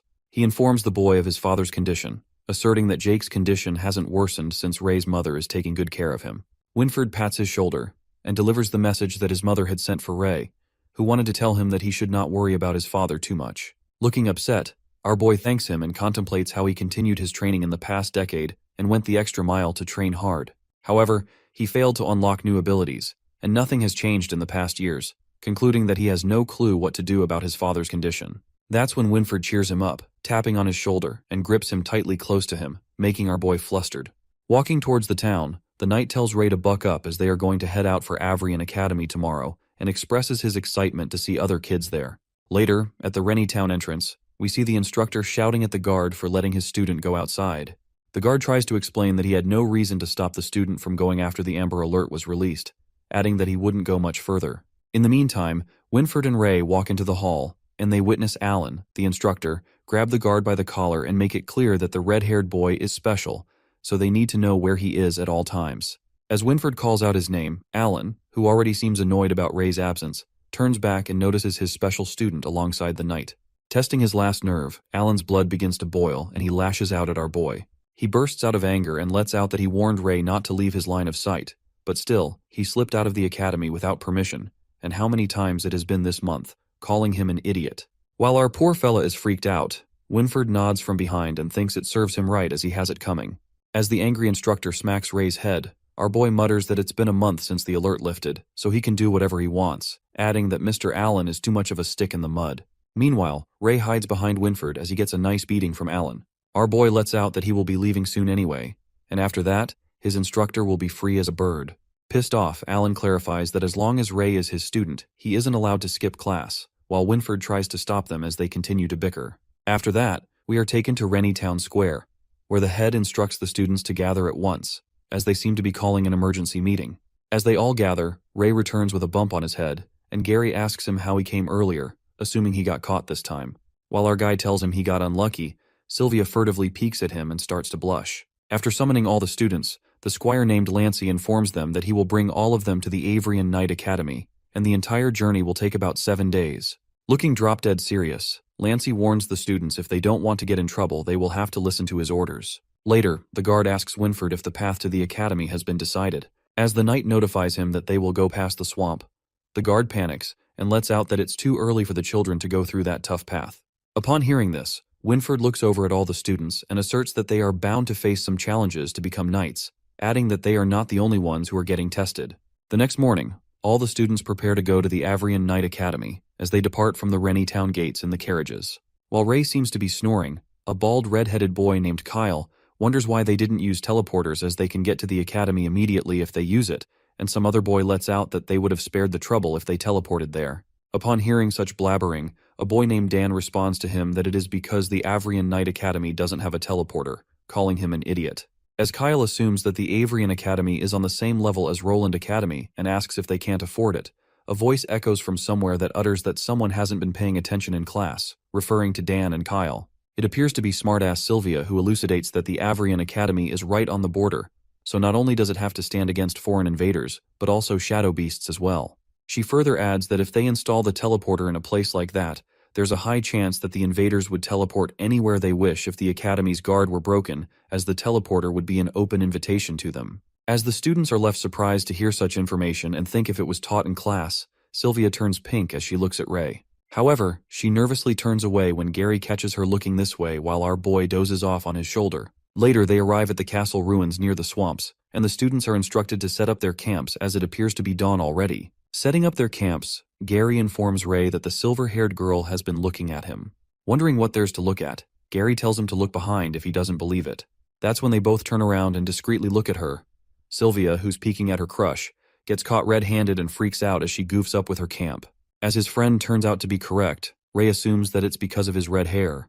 But Gary reminds him that there are many red-haired people here, like Kyle, Ian, and the twins Sloth and Badger. Agreeing that he's got a point, Gary makes a sneaky face and asks Ray if he will ignore it because Sylvia is a super pretty girl. But our boy seems to be not interested in her. In the meantime, Dan sneaks out and comes behind the castle ruins, calling his friend Monk. Walking behind the castle ruins, They both are left disgusted by a pungent smell that smells worse than dead rats, presuming where it's coming from. Looking at the terrifying swamp, Dan lets out that he can't even see the end of this sticky place. As Dan and Monk look around the area, Lancey sneaks up on them and informs them that it's a swamp. Scaring the life out of them, Lancey gives them a death stare, alerting them both that if they don't want to get their legs bitten off by sharp worms in that swamp, they better set up their tents and sleep. The night falls and the fire crackles. Ray sneaks out of the castle without the guards noticing and wonders that he did some scouting during the dinner time, concluding that he can slip away without having to deal with the guards. As Ray is about to leave, someone grabs his hand. It turns out to be Sylvia, who asks him where he is headed at this time of night. Telling her the truth, our boy responds that he's going to hunt magical beasts. Concerned, Sylvia utters if he has gone mad and reminds him that this isn't around Rennie anymore. She continues to warn him that he can even encounter an intermediate rank beast, adding that the knights won't even have time to save him. Jerking her hand away, Ray tells her that he's going to be fine, and he can deal with the intermediate rank beast as it's not a problem for him. Watching him act this way, Sylvia gets sad and he leaves for hunting. The next day the sun rises. The knights wake everyone up as they jerk the curtain away, calling them lazy bones, announcing whoever wakes up last will be punished. Gary wakes up and freaks out when he sees Ray lying with his red eyes wide open. Scaring the hell out of him, Gary asks him if he didn't sleep the whole night. Our boy, who just lied down after an entire night, assures him that he slept well. Mumbling that he's not dumb, Gary realizes that he didn't sleep the whole night and heads outside as he doesn't want to be punished in front of all the people. Meanwhile, Ray looks at this dragon system with a smile and reckons that if he keeps hunting at this rate, he can get to the maximum amount of beginner beast crystals by the time they reach Avrian Knight Academy, and after that, he will be able to absorb the intermediate ones. Later, they continue their journey towards the academy, and all the carriages follow the knights who seem to be leading the way. As they pass through what looks like an eerie forest, Winford stops as he senses something ahead. Sensing danger, Winford nods to Lancey to leave the area, as now the students will face a challenge on their own. Suddenly, something starts popping out of the ground, making the carriages out of balance. While Gary wonders that it's too quiet outside and Ray nods off, the horse screams as it is attacked by something. It emerges that the sharp worms have halted their way as they barge into the carriage. While the sneak attack of the worms frightens the life out of some of them, Gary and Ray prepare for the battle as they pull out their swords and start slashing the monsters. As the worm creeps towards to attack a girl, Gary leaps in front of her and rips the monster with his sword. Witnessing so much blood pouring out of the worms, some of them tremble with fear. While Gary speculates that sharp worms appear in swarms, so there's going to be more of them, he instructs others to not let their guard down and get off the cart. As the other students join in to help him, Gary commands them to fight in an open area and to make a team of 3, staying back to back so that there aren't any holes in the defenses. Meanwhile, Kyle, who seems supercharged to kill the worms, Ray presumes that they are getting a little too excited and activates his dragon eye. Watching all of them immersed in the fight, our boy reckons that all the sharp worms are beginner rank magical beasts, so he has nothing to worry about. As he thinks, his eyes land on the top of the cliff, where he notices the 6 knights who left the group earlier. Our boy, who seems to be going to sleep in the carriage, is spotted by Dan, who asks him where he's going and tells him not to break the formation. Letting out a big fat yawn, Ray says that those are beginner rank monsters, so they won't need his help, and with him gone, the numbers will be just right. While the knights observe the students from above the cliff, they assume that Ray is scared of the monsters, and he will only get a red belt. The other knight points at Gary, who seems to be doing pretty well, and explains that he attacks with no hesitation and kills with a single swing, adding that he consciously controls his body so that he moves a little without wasting any moment. Anticipating that Gary will get a white belt, Winford points at Sylvia and concludes that she doesn't attack proactively, but is extraordinarily observant. As the other knight compliments that her stance is perfect, Sylvia impressively dodges a sharp worm and slashes it with her sword. Observing her moves, Winford lets out that she's steady, and once she finds an opening, it's over for the enemy. Lancey, who seems impressed by Sylvia's attacks, says that even her clothes are spotless. That's when something explodes from underground, and it appears to be a giant sharp bug that has emerged from the ground. All the students are terrified of the colossal worm and assume that they have merged to become a big one. Trembling in fear, the worm leans toward one of the kids, who goes weak and trips to the ground.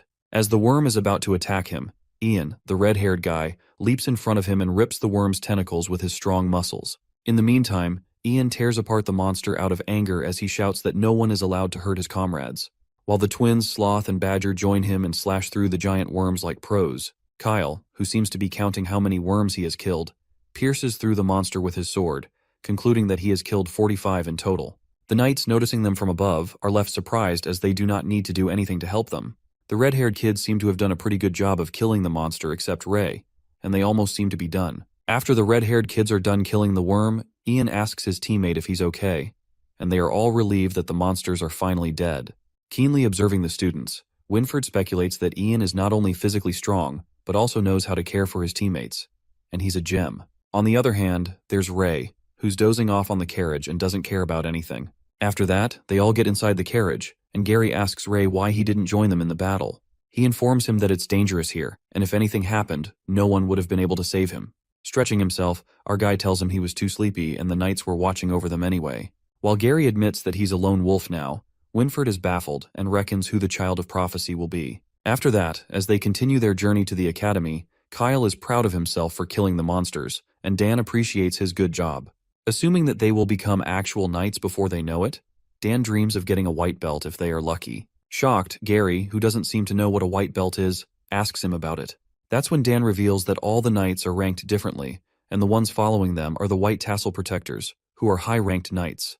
He adds that these knights have gotten white belts at one point, which means that their skills have been recognized through tests and trials. Dan then discloses that there are green and black belts that symbolize different skills. However, the red belt depicts the lowest-ranked knight.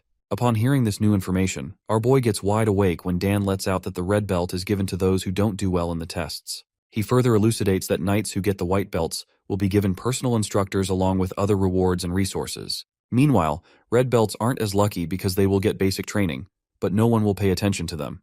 They can do whatever they want, and since the academy has given up on them, they can wander off anywhere. However, Ray is delighted to hear about the red belt and presumes he can do whatever he wants once he gets one. This means he will have all the time in the world to hunt magic beasts, and he will acquire higher-ranked beast crystals and abilities rapidly. High-spirited, he clenches his fist and believes he needs to do his best to get that red belt. The next scene takes us to the Avrian Knight Academy, where the students finally arrive after a long journey.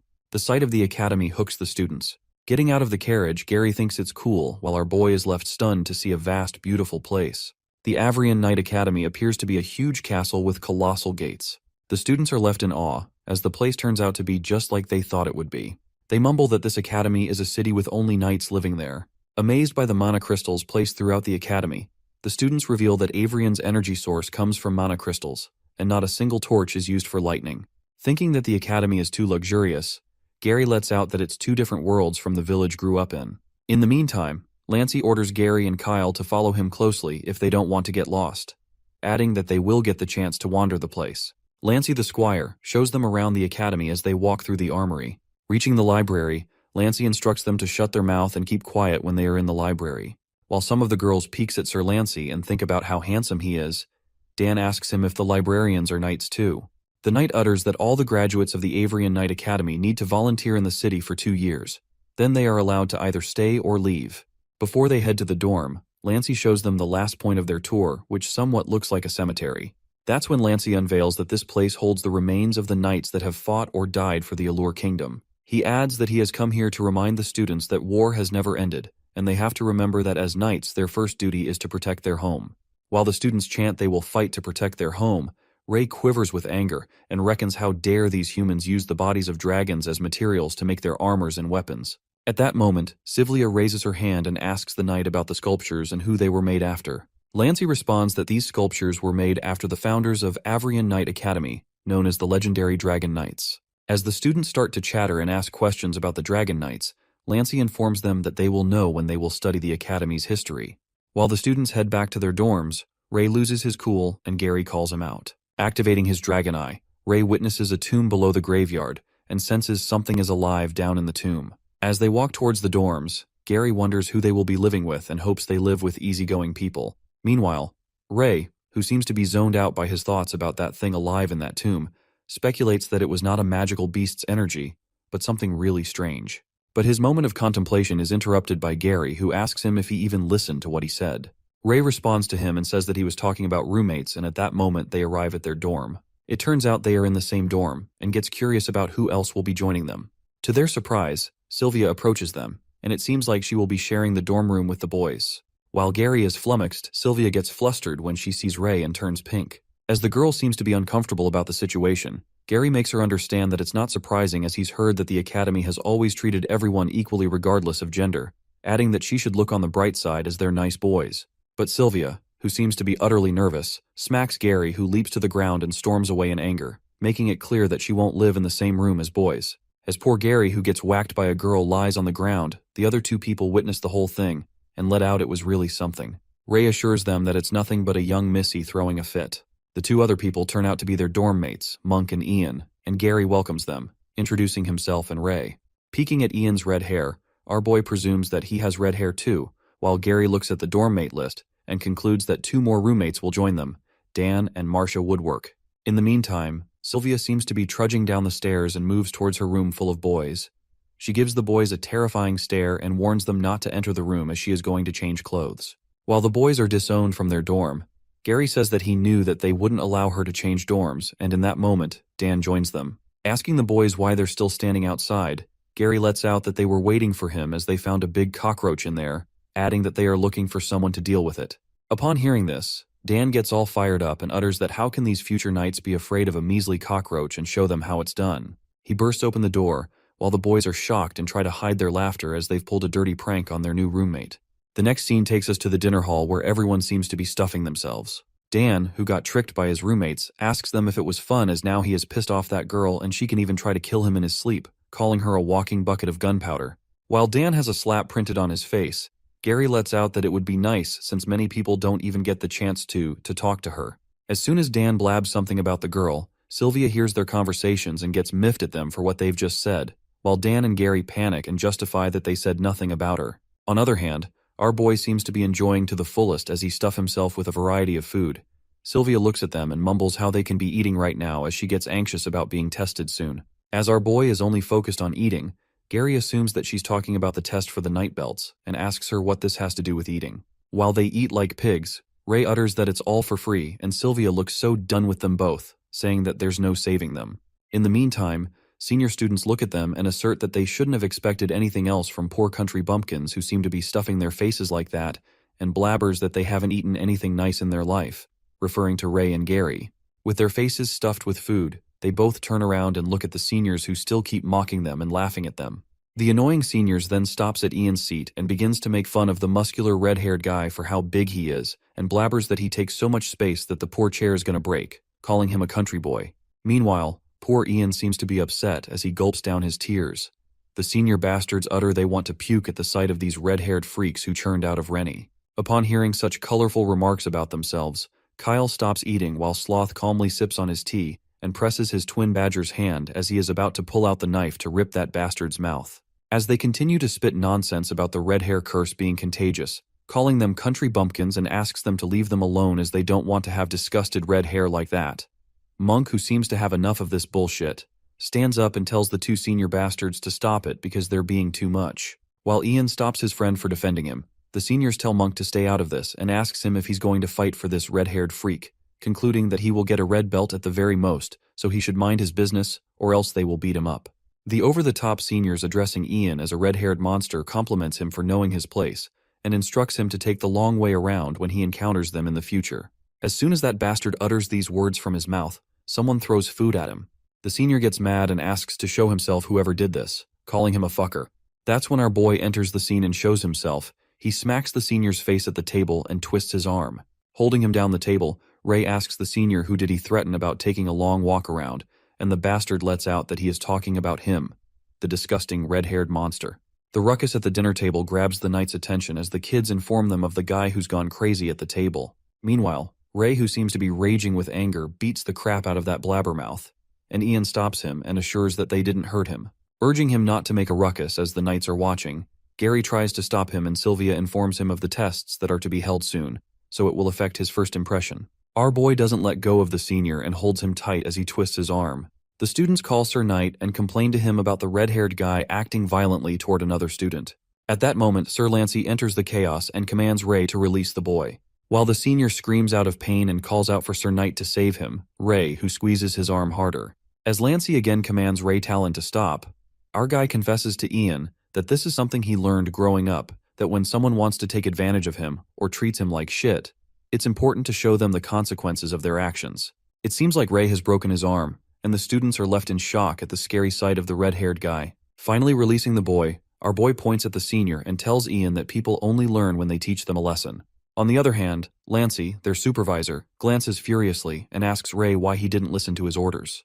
With a sneaky smirk, our guy apologizes to him and responds that he thought out of all people his teacher would understand what it would be like to hear problems that only he wants to hear, just like him. Without a flinch, Ray holds Gary's hand and says to continue eating because they don't want their appetite to be affected by those pieces of trash. Meanwhile, Knight Lancey is pissed off at Ray's bold move. The whispers begin to initiate about the seniors starting the fight first, and adds that they've always been bullying people, so it was about time that they got humbled and got their butt handed to those red-haired fellows. After that, the three commanders arrive at the academy, and the students assume they are preparing for the test. Winford commands everyone to keep quiet as he welcomes the head of their academy, the 6 elders. The 6 heads of the academy emerge in the hall, wearing cloaks and hiding their faces with masks. Watching the heads, the students start to get nervous and wonder if this test is that much of a big deal, as they've heard of the 6 elders watching the test before. As Ray witnesses the 6 elders as their footsteps rumble, he ponders if these 6 people are way too strong, just like the humans who killed him and his dragon kind. While he snaps out of it, Winford continues to elucidate that these 6 elders as witnesses will be testing their new knights-to-be, and according to the test results, they will be given belts of different color that showcases their abilities. He adds that if the students don't do well, they will get a red belt, which means more like they've failed in a sense. But Winford encourages the students with a pleasant smile and urges them that even if they get a red belt, they will still have a chance to stand where he stands today. Stirring up their spirits, Winford utters that every single one of them standing has shown their talent from the day they were picked at the age of 5. He motivates them not to give up, as their future training will help them hone the talents they have. Our boy peeks at Winford and ruminates that he's encouraging and positive as ever, and gets a little anxious as he thinks how would he react when he sees him get the red belt. Later, Winford finishes up his speech and leaves the rest to Lancey. While Lancey assures him that he will do his best in the duties, he looks over at Ray and gives him a deathly glare. In the next scene, Lancey announces the trials with 5 different stages, as they will be testing different aspects of the knight's overall ability, including Stone of Power, Blazing Inferno, Undetected Passage, Eye on Precision, and Will of Truth. In the first stage, the Stone of Power, Lancey explains to the students that they just need to push the big rock, and once it reaches the goal position, they will be done with this stage. Everyone has 2 chances, and if they fail their first try, they can use the pair of magic gloves on their second try. It will increase their strength and aid in passing this stage, although using it will also affect their evaluation, so they have to keep that in mind. Gary whispers to Ray that the test looks pretty easy, and the red-haired boy thinks it's a piece of cake for him. But our boy mumbles that he thinks someone doesn't want him to pass the test, which leaves Gary to wonder what he means. At that moment, Lancey makes an announcement just before the test begins, asserting that as the proctor of this test, he rejects Ray Talon's participation. Meanwhile, Ray doesn't seem to be affected by this and confidently crosses his hands over his chest. Gary and Sylvia protest that it's not fair and speculate why Ray isn't allowed to be tested. Just then, Lancey lets everyone know that it's just to warn all the knights-to-be that they must follow any orders given to them by their superiors. He adds that if anyone objects to his decision, they can report this to his superiors, and if they tell him to retract it, then he will agree without any objections. After that, he calls out the first student to be tested, and Gary whispers to Ray about being on Lancey's bad side, while Sylvia advises him to report this to higher-ups because he can't treat him like that. But our guy seems to be careless about it and lets them know that this just made things easier for him, so they should go ahead and get tested, as he will join them in the next stage. This makes Ray believe that he is guaranteed to get a red belt. It is then revealed to us that both Gary and Sylvia pass the test, while Ion picks the rock up in his hands, although the instructions were to push it, and everyone gets shocked. As Gary comes back sweaty and is glad that it went well, Ray congratulates him and informs him that the second stage might be hard for him, so he should be prepared.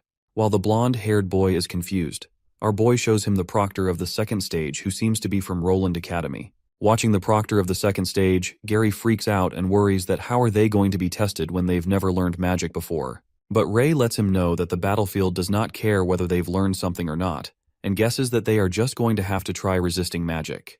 He further adds that usually people who are physically strong actually end up having worse magic resistance. This leads him to assume that they're trying to test their weaknesses and strengths through these 5 tests, so that they can find the best way to develop their abilities. While it all makes sense to Gary, he wonders if he's an all-rounded genius, but Ray doesn't seem to agree with him. Later, the second stage, Blazing Inferno, begins, and the proctor tests Gary by using some magic on his forehead, and he seems to hold up for 57 seconds. Ray compliments him that he lasted pretty long, while Gary thinks he did a bad job. But Dan encourages him that only a single minute passes in the outside world for every hour in the illusion created by that mage after all. So he did a good job. Next up appears to be Sylvia, and as the mage starts testing her, she relaxes herself that this is all an illusion so he can't scare her. As the mage casts an illusion of fire, the girl does a great job as 5 minutes pass already while others gossip about how good she is. While everyone thinks that Sylvia is a goddess, the proctor informs her that she has proven herself. After that, Ray comes up next as the mage calls out his name and Sylvia wishes him good luck. While our boy thinks that 20 seconds should be enough or he should just give up immediately, he gets prepared to be tested. As the proctor casts the illusion, suddenly, a red dragon appears in front of him who breathes fire. Baffled, our guy wonders what is going on as the red dragon seems to be Ray's past self, and at that moment, the proctor hovers in the air with a sudden force, leaving everyone shocked. Eyes wide open, the mage frantically claims that the boy is cursed by the red dragon, and that's when the mutters begin in the crowd about the red-haired boy being a bad news and that he's cursed. Witnessing this sight, Winfred rushes to the old man who seems to be unconscious while Ray stands near him and wonders if he's okay. But the knight assures him saying he's just tired and tells the boy to rest. Winfred thinks that it is strange that the old mage's mana is completely drained as it doesn't make sense to him. In the next scene, it seems that the elders are investigating about the strange incident that took place with Winfred, who notifies them that it's just a mana disorder caused by using too much mana, and the mage will be able to recover after some rest. This explanation doesn't seem to satisfy the elders, therefore they question how the mage from renowned Roland Magic Academy be drained of his mana after a test of degree, while others speculate if it is because of the mage spending too much mana on testing the students. Winfred informs them that the mage is resting for now, and he will continue to investigate this matter. He further suggests having another mage take the proctor's place for the remaining tests, and the elder agrees with him. However, as the knight leaves, one of the masked elder calls an armored guard knight and whispers something to him, and the guard assures him that he will have it done immediately. The elder then looks at Ray Talon from afar, who seems to be walking towards his friends. After that incident, Ray asks about the mana disorder, and Sylvia explains to him that it's when a mage doesn't have any mana left, but forcefully casts a magic spell so it ends up backfiring on the mage's body. While our boy gets the point, Gary seems to find his friend unlucky thinking and lets out that geniuses always have it hard. As they both joke around, the silver-haired girl seems to be a bit skeptical about the situation, and reckons that it's strange that a mage from Roland Magic Academy would make such a basic mistake, and continues to wonder about the curse that he mentioned. Just then, they hear a rumbling sound and the ground starts to shake. Assuming that it's an earthquake, suddenly the trees begin to appear everywhere, which leads everyone to think that it's magic. While the entire testing area is now filled with trees, Gary seems to be clueless of what's going on when Sylvia reveals that someone is casting a spell. That's when a proctor shows himself and announces that their third stage of the test is starting now. As everyone is taken aback by the situation, the proctor instructs the students to follow him and replicate his movements the best they can. Just then the third stage begins. Gary seems to be in disbelief about the test starting now. At that moment, the proctor starts to move already with an impressive speed and the students follow him. While poor Dan, who's still in denial, cries out about his classmates being this fast, Gary challenges his friend that he will not lose to him today, and Sylvia follows behind him, leaving him behind as no one is going to wait for him. On the other hand, the instructor ruminates that he's probably going too hard on those kids, and maybe he should wait, but as he looks behind, he's shocked to see the kids catching up to him. The proctor seems to be impressed while Gary informs his classmate Monk that they're about to catch up to him since he's been ahead from the start. The proctor seems to have underestimated the kids and realizes that there's no need to take it easy, challenging the kids to catch up if they can. Meanwhile, the kids follow the proctor. Ray admits that he's not good at this because he used to move with all his 4 limbs. He then witnesses the arrows coming in their direction and alerts everyone. It turns out to be another proctor who shoots arrows at them. The girl proctor lets out that the third stage proctor didn't have to hold back that much since there are too many kids, but he assures her that kids are pretty good and she'll see. The girl proctor then orders the kids to keep following him, or else they lose him, reminding everyone to grab a bow. As they all wonder about the bow, they come to realize that they're being tested for the 4th stage as well. While Gary wonders if they're testing them on the accuracy with their bow, Sylvia agrees with him, and they all move ahead. The proctor of the 4th stage announces that the targets have been set up in the forest ahead, and they will pass after hitting 3 targets under her interference. That's when the 4th stage, Eyes of Precision, commences, and our guy thinks he's fine with getting a red belt, but he doesn't want to come in last either. Therefore he decides to show off a little as he activates his dragon eye. As soon as he activates it, in a flash, an arrow with magic moves towards Gary's direction and Ray immediately senses it, pushing his friend out the way. Ray realizes that he can't dodge the attack in time, but luckily another arrow hits the one that was attacking them. Our boy senses danger and ponders that this arrow is too strong for a single test, as it was a close shot. Just then, one of their classmates, Marcia, saves them and questions them if they're okay, while Gary thanks her and compliments her that she's good. Marcia mumbles that she is glad that she was close to them, or else she isn't quite sure if she could have done it. After that, Ray senses more arrows coming and warns everyone to be careful. All of them dodge the attack. Meanwhile, our boy grasps the situation and senses that something isn't right, because the arrows that came at them were enveloped in chi and are completely different from the arrows the proctor has shot at them. He realizes that someone wants to kill them, or maybe wants to kill him only. Suddenly, another arrow is shot in the student's direction, but Ray watches it and aims his arrow to halt the attack. On the other hand, the fourth stage proctor also senses danger, while our guy, who's just about to release the arrow, breaks his bow into pieces, leaving his classmates stunned. Feeling that something isn't right, the proctor tries to follow the imposter after she releases an all-out attack, but is shocked at the speed and the fact that the imposter was able to dodge her attack without leaving behind a single trace. She wonders who in the world wants to attack their students and tosses the arrow out of the tree. The proctor then assures the students that her arrow accidentally went astray and instructs them to continue the test. Ray realizes that the proctor clearly didn't shoot the arrow and that she's just trying to reassure them. While all the students continue their test, our boy speculates if someone dangerous has managed to sneak in here. Upon finishing their tests, they find Monk along with the third stage proctor waiting for them, while Gary and Ray inform Sylvia about the incident that took place. That shocks her that something like that happened, suggesting they should report this to the Knights. But Ray thinks it's better not to tell them, and Gary agrees with him because the proctor just now didn't tell them the truth, and while she could have been trying to reassure them, she might have been trying to hide something too. Gary further lets out that if someone is really trying to cause them harm, then that person must be someone who could enter the venue, which means the person that attacked them could itself be a proctor or a knight. Hearing this, Sylvia seems quite worried about this matter and asks the boys about what they are planning to do now. Ray informs her that they will wait for things, although he gets curious about that bastard who was trying to kill them. It appears that the intruder tries to scamper away after throwing away his bow, but is caught red-handed by a girl proctor who orders him to stop right there. As the intruder stands still, the proctor aims the arrow at him and asks him why he attacked the new students. Threatening the guy with the arrow, she makes it clear not to make movements as she can kill him at any moment. However, the intruder puts his hands on the sword, but the proctor threatens him not to move as she can shoot him down on the spot. The guy glares at her, and at that moment they start attacking each other.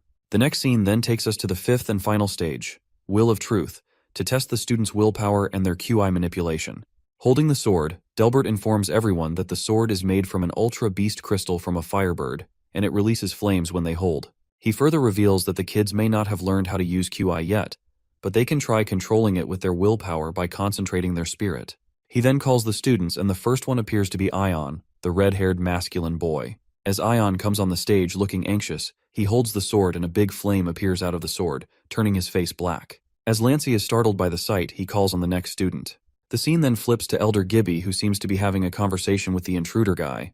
The elder seems disappointed as the guy not only failed but also got caught by a proctor. While the guy apologizes, Gibby confesses that he never expected to solve this issue immediately. He then wears his mask, with which the user is able to change their appearance, and mumbles that he's glad that at least it has sent a signal to their followers that the Pureblood Guild has never disappeared. On the other hand, Gary goes up on the stage and flawlessly controls the flames as he holds the sword. Meanwhile, our boy goes on next. Sylvia asks Gary if Ray is actually strong. Listening to this, Gary thinks for a while and reveals that Ray is extremely strong. But the others don't seem to believe him since his first 4 test results were terrible. That's when the blonde-haired guy lets out that he remembers the last time he fought with Ray. He won easily, but 10 years ago, when he was attacked by an intermediate-ranked demonic wolf, Ray was the one who saved him and defeated it.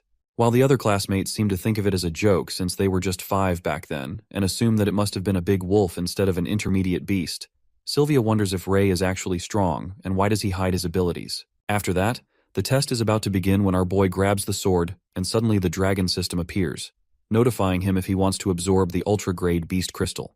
It looks like no flame comes out of the sword, and the gossip initiates among the students as they mutter that accidents always happen with this guy. They are surprised to see that the sword is not even glowing anymore. While our boy swings the sword left and right, wondering if it's broken, Delbert is left in disbelief and snatches the sword right out his hands. Witnessing no flames coming out the sword, Delbert seems to be frightened as he cries out that this weapon is created from Ultra Beast Crystal and is a treasure of the Allure Kingdom. He grabs the red-haired boy by his collar and blames him that he did something to the sword. But Ray, who seems to be clueless about the situation, justifies what possibly he could do to the sword, since this is a weapon made from Ultra Beast crystal. He also mentions how Delbert has been staring at him like crazy, so he wouldn't dare to do anything. As the knight rages with anger, and before he could say something, the armored knight interrupts him as he indicates to him about an urgent report. He whispers something in his ear and Delbert is flabbergasted after hearing the news. He then immediately announces that all the tests have ended, and the kids can return to their dorms now. The kids take a breath of relief, and it is mentioned to the kids to appear at dinner time as their belts will be given to them. As the students get excited about what belt they will be given, Ray hopes on getting the red belt. However, something else seems to bother him as he manages to hear the conversation between the knights about the proctor of the 4th stage being found to be killed. Furthermore, Winfred, who's present on the crime scene, is informed by the armored knights that when they found her, she was already dead. But what shocks them even more is knowing that her body is still warm, which depicts that it hasn't been very long since she was killed, which leaves him to wonder who can do such a thing. The knight then announces to inform the elders immediately. The next scene takes us to the elders' meeting room, where the armored knights inform them about the dead body. They reveal that the proctor seemed to have been killed with a single attack, which means the perpetrator must have been fairly skilled. The guard lets out that they noted something strange, which is that none of the alarms set for intruders were triggered, to which one of the elders responds that it seems like an internal case, since there have always been rumors about certain groups after all. The elder wonders if it is the Pureblood Guild or the Dark Guild, while the other think it's outrageous as the captain of the Green-Belted Knights was killed in an exam, so they should get to the bottom of this matter. Waiting for the head elder of what he thinks of their decision, the head warns them that not a word of this incident should spread outside these doors and orders the knight captains to continue investigating to find the culprit. As it is dinner time, all the students are gathered to receive their belts, and everyone gets nervous. Meanwhile, Gary and Sylvia seem to be talking to a girl named Marcia Woodwork, and the silver-haired girl gets happy to finally get a female roommate. Concerned about her surname, the blonde-haired boy asks Marshall if she happens to know Anne Woodwork, and it turns out that she's her daughter. On the other hand, Ray is immersed in his thoughts about the proctor who was killed, and assumes that it's definitely not done by someone common, but one of the higher-ups. Thinking that it could be the commanders or the elders, our guy snaps out of his thoughts when Gary interrupts him and asks him if remembers the adventurer they came across on their way to Rennie all those years ago. He goes on to tell him about the woman they met turns out to be Martha's mother, and wonders what a coincidence this is. But Ray doesn't seem to listen to anything he has said to him, which makes Gary mad at him and notices that he has been zoning out lately. Meanwhile, Sylvia reckons if he was still thinking about the person who shot the arrow, Gary pinches his cheeks as hard as he can, and that's when Ray mutters that he was thinking why that sword on the 5th test didn't respond to him. Our boy refrains from informing them that the proctor was killed, as it would only become more dangerous. While Gary pinches his cheeks, the silver-haired girl seems to find it strange and utters how unlucky Ray is. As she is about to say something about what happened to him at the 2nd test, the knight commanders arrive at the spot. Winfred announces that they are going to hand out to them their knight belts, so he orders the students to come up when their names are called. The first one to be called upon is Gary Blueblood, and as he confidently walks through the hall, the students whisper how he was the best among them all, predicting that he will get a white belt. While some say the one who did best is their goddess Miss Sylvia, and others think they both will get a white belt. While some of them root for goddess Sylvia, they conclude that they both will get white belts. However, after the consideration, Winfred declares that Gary will be given a black belt. As he receives his belt, the blonde guy seems to be disappointed, and the whispers begin to circulate about him. After that, Ian and Sylvia receive white belts, and some of the students freak out as they see the red-haired guy get a white belt. As Ray Talon gets called upon, everyone seems certain that he will receive a red belt. However, to their surprise, our guy gets the black belt, which leaves him more shocked than ever. While Dan cries out because he's the only one with a red belt as his friend Monk got a black belt and even the one who did worst got a black belt, the other student gives him a reality check and states that he can't change the results. On the other hand, our boy is confused as he gets a black belt after a low score on his tests, and he speculates if there's a conspiracy behind it. Lastly, the knight commander announces that from now on, they will be undertaking training from different knights, according to the color of their belts. As Gary wonders what the black belt is for, a guy who appears to be Black Belt's instructor smokes on a cigarette and holds the list of the names of his students. Peeking at the two redheads in his group, he hopes that they better not get him in trouble and calls them future Dragon Knights. The next day, at the training grounds, all the students appear to return to their dorms. However, the Black Belt Knights seem to be waiting for their instructor while Ray takes a nap, and Kyle makes a fuss about their instructor, hoping that he is at least normal. While the red-haired fella hopes for the best, their instructor sneaks up on them and asks if they are talking about him. As Kyle freaks out, the instructor, who appears to be a cool guy, smokes a cigarette and instructs his students to follow him. Meanwhile, Ray, Kyle, Gary, and Monk walk in awkward silence. Kyle asks them if the instructor has mentioned his name at all. Assuming that he didn't mention his name, Gary tells him to ask the instructor himself. Without any reluctance, Kyle enthusiastically asks the instructor how they should address him, and our boy peeks with astonishment at how straightforward he is. The instructor, walking ahead of him, waves his hand and tells his students to call him K. Upon hearing this, Ray wonders about his weird name, and Kyle assumes it is not his real name. Going on their way, they encounter Delbert, who seems to be approaching him and greets Sir K. Already being pissed at our red-haired boy, Delbert pities the Black Belt's instructor for getting 2 red-haired kids and mocks at Ray Talon, uttering that he must be over the moon for getting a black belt. The knight further adds if he were allowed to make decisions, he wouldn't have someone like Ray to enter in this academy in the first place. But our boy doesn't hold back and responds to Delbert, saying that it's a bummer as he isn't allowed to make the decisions. Testing his last nerve, Delbert, who seems to be hopping mad, instructs Ray to stay within his limits, reminding him that he will be keeping an eye on him. As Knight Delbert is about to smack him, Kay interrupts him with his sword and reminds him that Ray Talon is now a member of the Black Belted Knights, so it wouldn't be good if they let discrimination cause bad blood between them. While the sword holds back Delbert, he smirks and presumes that everyone will find out that their prophecy about Ray is wrong sooner or later. After that, Delbert, who seems to be pissed off, wishes him luck while the students are left baffled and start gossiping about the prophecy thing that the knight mentioned, wondering if they have ever heard about it. While Kay infuriatingly stares at Delbert as he leaves, the instructor asks the student knights to follow him and takes them to a place within the castle, informing them that this is where they will have their special training from now on. As they arrive at the chamber, it emerges to be a pitch-dark place, and the students are startled when they witness an ominous wind blowing towards them as they struggle to open their eyes. Noticing the ramshackle and the dark place, the eerie silence scares the pants off Monk and Kyle, who wonder where Sir Kay went, adding that they didn't notice him as he disappeared out of the blue. While the others panic, Ray activates his dragon eye and speculates that the instructor is gone, as he can't even find him with his dragon eye. Unable to see him, Gary asks Ray if he can see their teacher, but our boy informs him that he can't spot him at all. That's when Kay furtively creeps up on them and scares the life out of the 2 of them as he holds them from behind. Holding the candle, the instructor reveals that they will be training in complete darkness to improve their abilities further and polish their senses. He adds that they will train here until they become one with darkness and turn it into their sharpest weapon. Upon hearing this, Gary, who seems a little worried, asserts that he has heard that black-belted knights will be consigned for assassination missions in the future, asking Kay if it's true. While Ray realizes that his friend is worried about the assassination, the instructor, puffing on his cigarette, says that they have gotten abilities that make them more suited for assassination missions than others. He concludes that Gary has to accept this fact, even though he doesn't want to, as that's how things will be. Looking disgruntled, Gary questions why they can't fight fair and square like the others. That's when the instructor steps forward and makes him understand that they were chosen because they have special qualities that others don't. He pats Gary's shoulder and lets out that if he wants to fight fair and square, he certainly could, so he doesn't have to worry. After tossing them the black belts, Kay commands them that they can fight however they'd like from today on. The next day, Ray looks at his watch, which shows his rank as 300, and he presumes that this watch depicts the current rankings. Lying down on the bed, he ruminates that, according to Sir Kay, the rankings would be renewed every day after practice. Meanwhile, students of the same grade can challenge each other at will, and if the lower-ranked students win, they will take the place of the higher-ranked students, which means the higher the rank, the more resources they will get. Our boy then gets up and asks Gary about the number of students in their grade, to which he responds that there are 300 or more students. While Ray disappointedly thinks he's close to last in the rankings, Dan glances at Gary's watch and freaks out when he finds out that he has achieved first place, saying that they were guessing who would take first place. Overjoyed, Dan feels nice about being in the same dorm room as the first and third ranked and laughs hysterically, mumbling that he can do whatever he wants.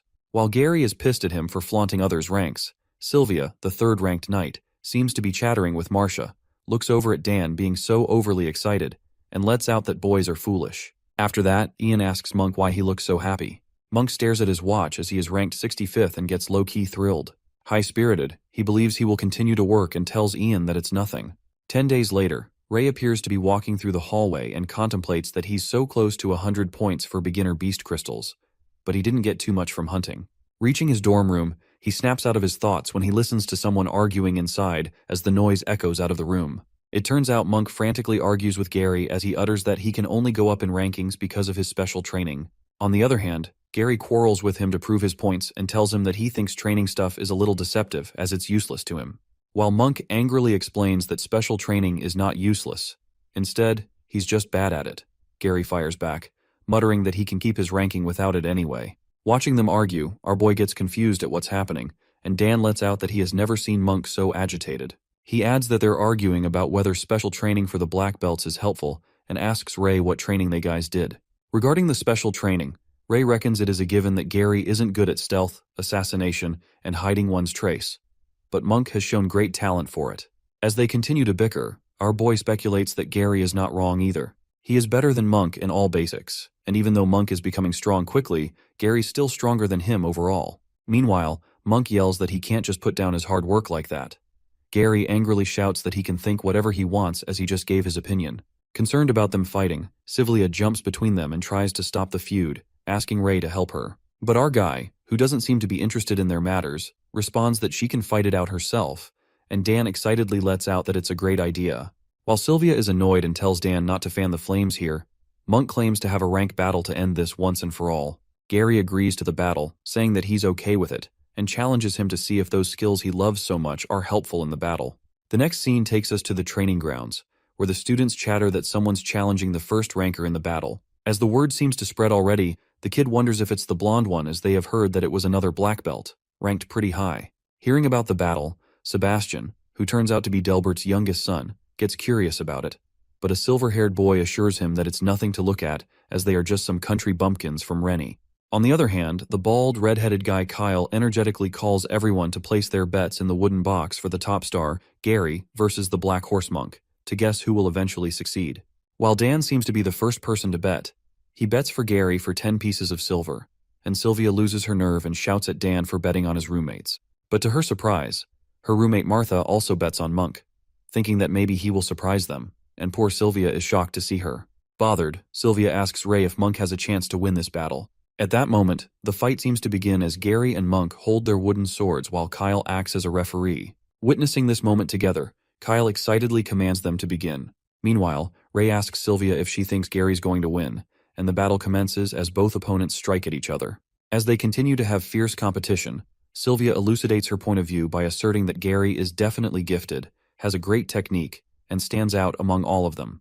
However, Monk has worked harder than anyone else on the special training, and he's most likely Gary's greatest current rival. Monk strikes a powerful blow at his opponent with the sword and it creates smoke all around. As he thinks that his training worked, the smoke disappears and Gary manages to block the attack. While their swords collide, Gary warns Monk to give up as he can't win. On the other hand, Ray concludes that Monk has certainly improved a lot, and Gary has to deal with him carefully. However, he still thinks that Gary is going to win. Our guy then takes a yawn and is about to nod off.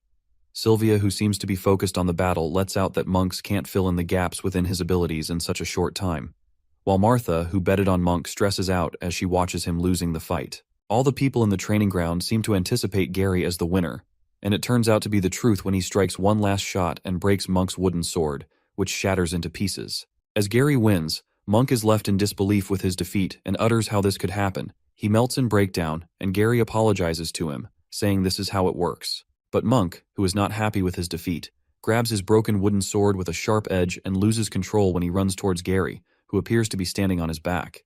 Meanwhile, Monk acts frantically and moves towards him with his sharp-edged sword, saying that it's not over yet. Watching Monk, who is about to backstab Gary, Sylvia shouts at him to watch out, and Martha yells at Monk to stop.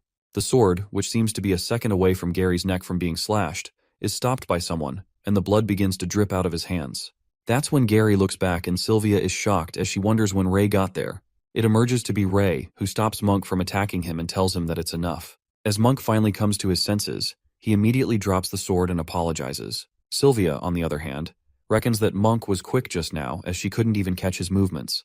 Yet Ray managed to get up there in the blink of an eye, wondering how he did that. In the meantime, Monk keeps saying sorry as he witnesses blood dripping out of Ray's hand as he halted the attack earlier.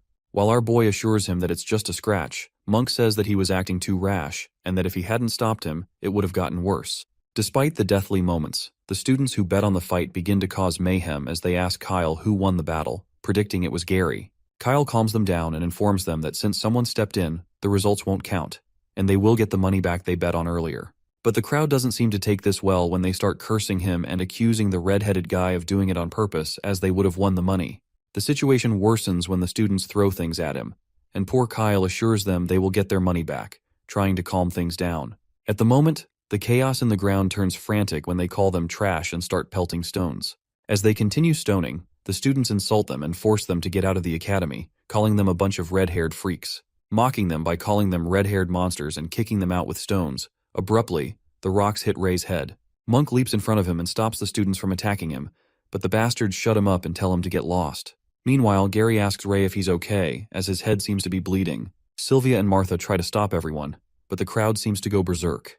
On the other side, the silver-haired guy, Sebastian Spoony, grabs a big brick and plans to throw it at the red-haired guy. But Monk arrives at the scene and throws the stone at him, making his brick fall.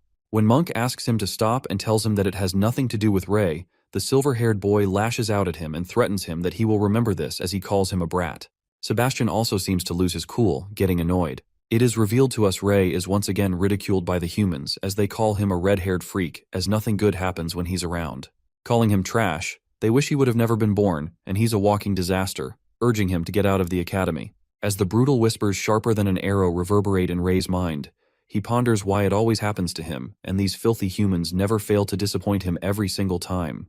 While their voices echo in his head as they curse him for being red-haired and crush his soul with their piercing words, Ray bursts with fury as his veins pop and decides they are the ones who should die. That's when Sir Winford arrives at the scene and finally the situation gets controlled. Gary informs the knight that Ray is bleeding a lot and he needs to be healed immediately. Meanwhile, Winford urges to help with injuries. Our guy lets out that he's fine and it's just a scratch. Asking if the knight needs anything, Winford reluctantly informs Ray that his mother is here to meet him.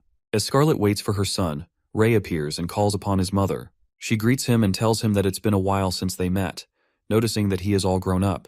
Telling her that he's got taller, Ray excitedly holds his mother's hand and asks her if Pops is doing well since she's here. But it appears that his mother had some bad news for him as she reveals that his father is gone. Ray freaks out as he thinks that he died, but Scarlet assures him that it's not what she meant and informs him that his father left the house and the village. Bombarding her with questions, our boy asks her if that is even possible because he has been confined to bed since he was infected and gets shocked that how could he move all of a sudden. Meanwhile, Winford, who stands outside and hears their conversations, contemplates that he could not muster up the courage to tell Ray the truth about the plague of shadows in the past. But those who are infected usually die within a year, and very few manage to hold back like Jake did. But in the end, those strong survivors end up losing themselves to the shadows and become their slaves, becoming vectors that spread the plague even more, concluding there has never been an exception to this. Scarlet then reveals that Jake had fought enough from the plague of shadows for the past decade. She narrates that one night she heard a noise and saw Jake sitting on the chair. She realizes that he's awake and is able to move. While she hugs him, Jake, who seems to be turning black, mutters that he cannot hold it much longer and pleads with Scarlet to kill him. As soon as she hears, Scarlet bursts into tears and tells Jake that she can't do it. Suddenly, his condition gets worse as the plague takes over him, and Jake bursts into flames. As he keeps asking Scarlet to kill him, she witnesses him turning into a black shadow.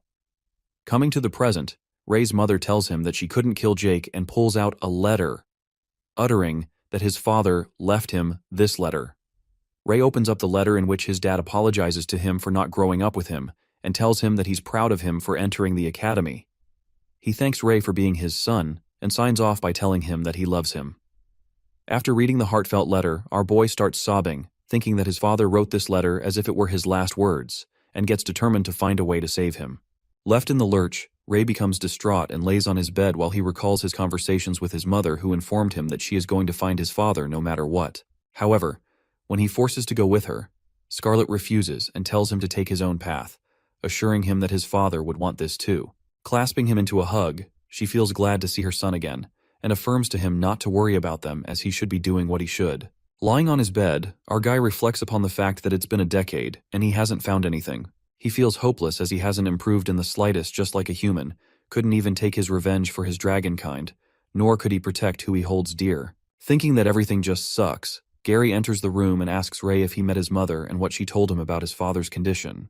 But our boy, who seems to be falling apart inside, assures him that his father is fine and walks out of the room, while Gary assumes that something doesn't feel right. While Ray walks out, he leaves a paper behind and it grabs Gary's attention.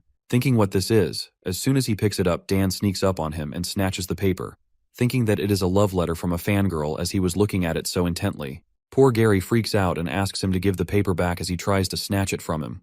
But Dan, with a freaky smile on his face, tells Gary not to be shy and asks him to let him see the passionate confession of love. As they joke around with the paper, in the meantime, the other roommates enter the room and glares at them with confusion. Eventually, Gary lets out that it's a letter addressed to Ray, and that's when they all get to know about his father being infected by the plague of shadows. Upon knowing the truth, Dan lets out that poor guy had a rough childhood, so they should treat him better.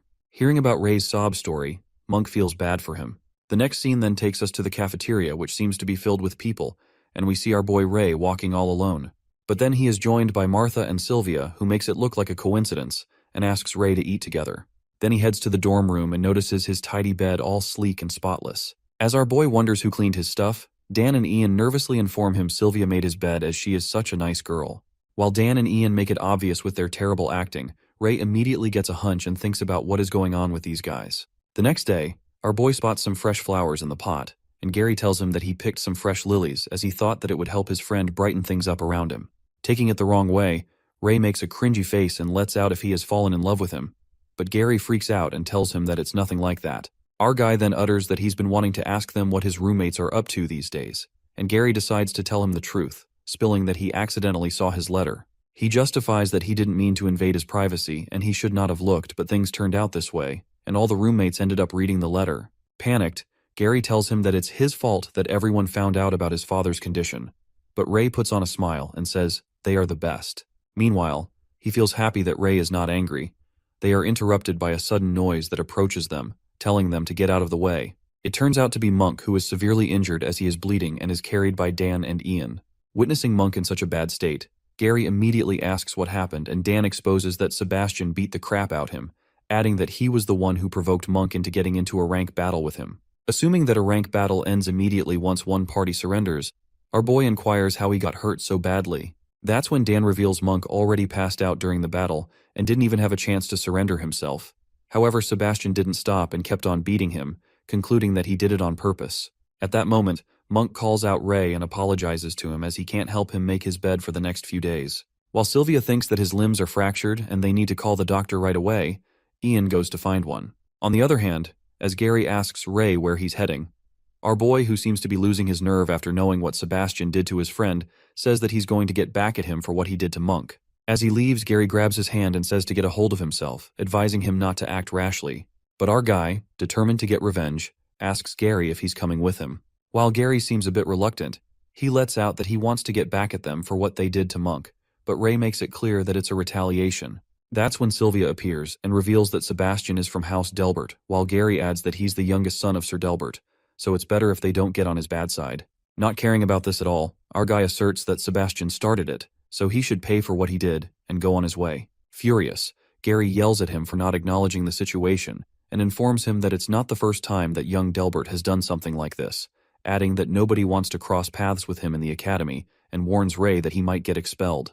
But our reckless red-haired fella assures him that he's going to be okay as he's not a dumbass, revealing that if he challenges him in an official rank, then he can get back at him rightfully without breaking any rules.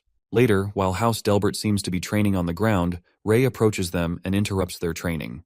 The two of the night students confirm that Ray isn't one of them and instructs him to wait as they're practicing. Without wasting a second, our guy asks for Sebastian, and those knights confirm if he's really looking for Sebas, as they don't recall him talking about a red-haired friend before. While Ray asks them to get out of the way, the silver-haired guy who appears to be Sebastian's Spoonie yells and asks them what's happening. As Eric, the silver-haired guy, moves toward them, his teammates inform him that this red-haired guy wants to barge in here and seems to be looking for Sebastian. Walking forward, Eric utters that Sebas does not know any red-haired freaks and gets mad at Ray for barging in the middle of the training, adding rude remarks as he asks if his parents never taught him manners. Confronting each other, our guy makes it clear that if he's not the guy he's looking for, he has no business to do with the silver-haired bastard. While Eric grits his teeth in anger, Sebastian emerges and asks the red-haired guy if he's looking for him. Young Delbert takes a guess and says that Ray came here for his friend, assuming that he's the black belt as well. Feeling no need to explain his reasons, our guy straightforwardly tells him there's no need for small talk and challenges him to fight. Without a thought, he requests the battle against Sebastian with his watch, while the opponent lets out that it is quite direct. However, Sebastian refuses the battle and tells him to forget it as he witnesses Ray being ranked at 280.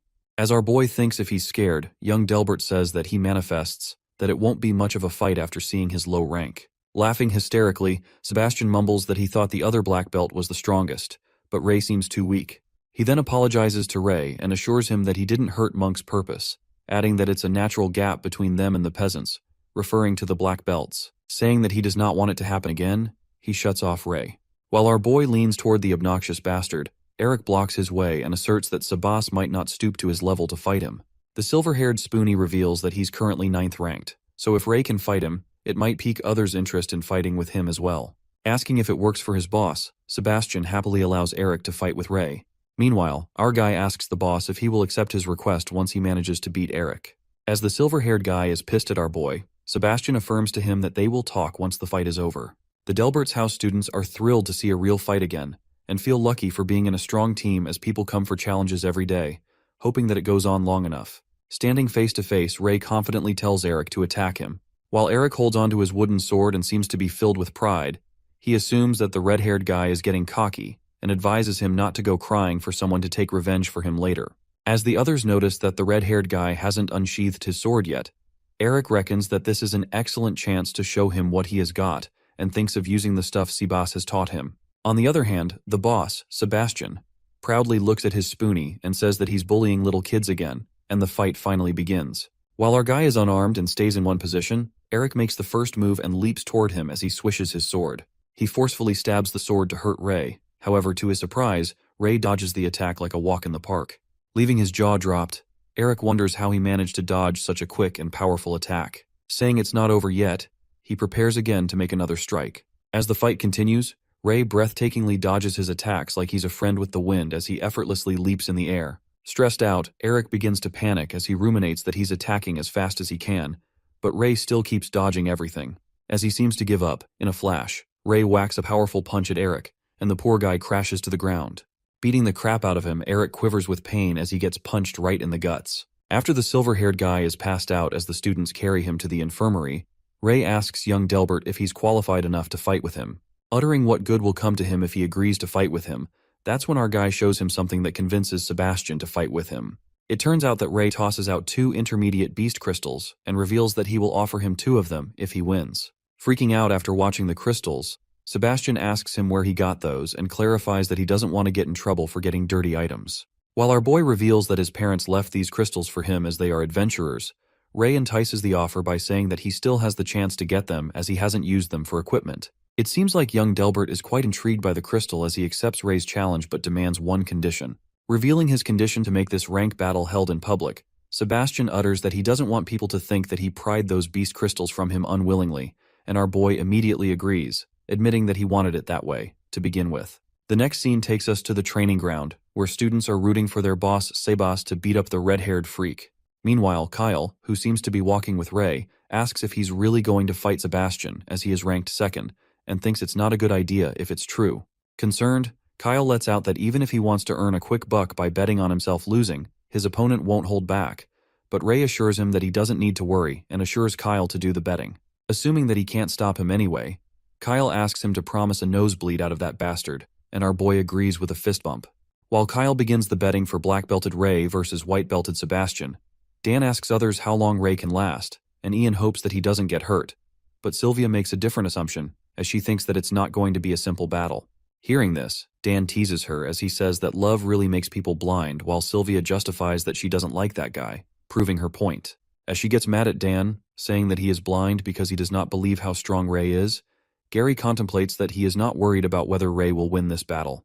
Instead, he's more worried about Sir Delbert, who might get mad at him for this. Stepping onto the battle stage, Sebastian, being the over-the-top guy he is, reminds Ray and mocks him by saying that the children of knights become knights, but the children of farmers become farmers, and no one can surpass the boundaries of class. Holding his sword, young Delbert makes it clear that Ray might have gotten a little confident after beating Eric, but he will quickly see the difference between them after fighting him. As one of the knight students commands them to be in positions, our guy advises him to leave the nagging for his lackeys. While the fight is about to begin, Ray covers his face with a black cloth that only shows his eyes. As the battle starts, Sebastian makes the first move and smashes the sword towards him. Our boy impressively dodges the attack, and his opponent tells him he's pretty lucky because not many people dodge his first attack. Asserting that his luck is pretty bad, Ray manages to scratch his face in a short time while Sebastian wipes his face and thinks it is too shallow, letting out if this is his true strength, he can never win against him. In the middle of the battle, our guy asks Sebastian why he talks so much and assumes that he has been winning all this time because he keeps running his mouth. Flustered, young Delbert leaps towards him at light speed and utters that his luck ends here. That's when our boy smoothly bolts the attack and pulls off a camouflage move, cutting through Sebastian's face and shoulder as it bleeds. As everyone is left astonished, Dan wonders how Ray attacked him and seems in disbelief as Sebastian got hurt first. While Ian is also shocked at this miracle, Gary presumes when Ray learned this technique and figures out that the way he dodged Sebastian's attack was just like how Sir Kay did it. After that, young Delbert, who seems to have taken enough of this, casts magic on his sword and warns Ray if he can dodge this attack. The crowd cheers for Sebastian as Chi appears to be converging on sword, and they excitedly root for him. While he attacks Ray with the sword merged with Chi, our boy again swerves the hit, but this time, young Delbert seems to grasp his technique and utters that he knew Ray would do that. Knowing that he will keep dodging the attacks, Sebastian's sword goes berserk as it keeps striking at Ray, leaving no room for avoiding the hits. Meanwhile, he continues pounding the sword. The students cheer up for their hero, the white-belted knight, as they think that he's so cool, and encourages him to put the red-haired brat in his place. Immersed in the battle, Dan speculates that Ray has been dodging the attack this whole time, so he is bound to get it. Thinking that bastard Sebastian took things far, Sylvia assures them that Ray is all right and tells him to look closer. She reveals that the one whose advantage is actually Ray's opponent. As they witness young Delbert being slashed numerous times as he soaks in blood, Dan's jaw drops as he thinks that Ray has been avoiding the attacks all this time. But Gary, who also seems quite thunderstruck, lets out that Ray is the one who's attacking the entire time. Sylvia further elucidates that every time he dodged Sebastian's, he counterattacked at least once, adding that Ray gradually minimized Sebastian's stamina to make him exhausted. While poor Sebastian is covered in scratches, he furiously yells that even his father was never beaten up like that. Threatening to kill him, Sebastian runs toward him to make another attack. However, he is again slashed by Ray's sword. Witnessing our boy's classic moves, Dan couldn't seem to believe his eyes, and wonders if it's really Ray, while Sylvia inspects that he had every chance to win in no time, and wonders why he keeps attacking him deliberately. That's when Gary concludes that Ray is doing it on purpose and wants to torture his opponent bit by bit, playing with him just like a predator would with its prey. It is revealed to us that Sebastian's whole face is now covered with cuts and bruises. The poor guy cries out of pain and calls Ray a dirty peasant. But the red-haired boy, who finally takes revenge for Monk, makes one last blow on his nose while he trembles and threatens Ray to wait because his father won't let him off the hook, and he's gonna be a dead meat. Our boy raises his sword once again and thinks that talking to someone like him is a waste of his time and energy. Sebastian, who is about to give up, tells Ray that he will forfeit, however. As he is about to say something, our boy smacks him again with the sword. Hitting him just like Sebastian kept on hurting Monk, Ray is blinded by the revenge of his classmate, and is ready to do anything to get the blonde-haired boy back for everything he did to Monk, so he won't let him forfeit this easily. Meanwhile, Sylvia and Gary analyze the situation as bad, and if this goes on, Sebastian might die. That's when they hear someone calling out to stop. It happens to Monk and tries to stop Ray, who wonders what he's here. In the meantime, the badly injured competitor gives up, and the match ends with Ray as the winner. At that moment, the students rush towards Sebastian to take him to the infirmary while Gary runs to his friend. The bruised white belt boy seems to be throwing tantrums and orders everyone to get out of his way, challenging the red-haired boy about who will have the last laugh. The next scene then takes us to the central building, the top floor of the Avrian Knight Academy, where we see Delbert causing a fuss about what happened to his son earlier. Kay tries to calm him down and affirms to him that from a knight's perspective, Ray Talon didn't break any of the rules. The black belt instructor reminds Delbert not to ignore the rules, but he isn't ready to hear anything as he smacks his hand on the table. Raging with anger, the knight lets out that if he ignored the rules, he would have killed the red-haired brat on the spot, and tells Kay that he should take a good look at his son because he is disfigured. Delbert further Ray for doing this on purpose since he was born to be a monster. As soon as he utters these words, one of the elders interrupts him and thinks that his words aren't wrong either, as if the prophecy is true, then the red-haired boy will destroy the kingdom. While Elder Vaughn reveals that the prophecy also foretold that the red-haired boy might become the chosen savior of this world. But Vaughn is interrupted by someone who mutters that the child has already shown the signs of becoming a calamity. As it happens, another elder suggests that it will be easier to expel the red-haired boy, and maybe this would spark the beginning towards the end. But the head elder objects and thinks that this debate is meaningless. He suggests that if everyone has different opinions, then they should vote on it, and asks to raise their hand if they agree on Ray Talon's expulsion. It turns out that Delbert, Elder Gibby, and Master Knight Rose agree on Ray's expulsion from the academy. On the other hand, Elder Vaughn, Head Elder, Elder Humphrey, Winford, Bernardo, and Instructor Kay disagree with his expulsion. In conclusion, 3 of them fall in the favor of Ray's expulsion, while 6 of them disagree. Therefore, the elder dismisses the expulsion of the red-haired boy. In the next scene, Ray seems to be laying down on his dorm roof with his eyes closed when he hears footsteps approaching. As he wonders who it might be, it occurs to be Sylvia, who didn't see him in the dorm, so she decided to look on the roof. While our guy lets her know that he wants to be alone for a while, she asks him if he's thinking about Monk. Upon hearing this, he is rather surprised, as if Sylvia reads his mind. After that, she confesses to Ray that he might be different from regular people, and he's not good at talking, nor understanding people's emotions. But our boy interrupted her by saying that he doesn't care. Flustered, Sylvia tries to justify herself by telling him that's not what she meant. Sylvia clarifies that she knows he's not a bad person, and every time she sees him confused or mad, she keeps wishing that she could help somehow, and hopes that he trusts them a little more because they're friends after all. Wondering if they're friends, Ray pushes her against the wall, leaving her shocked.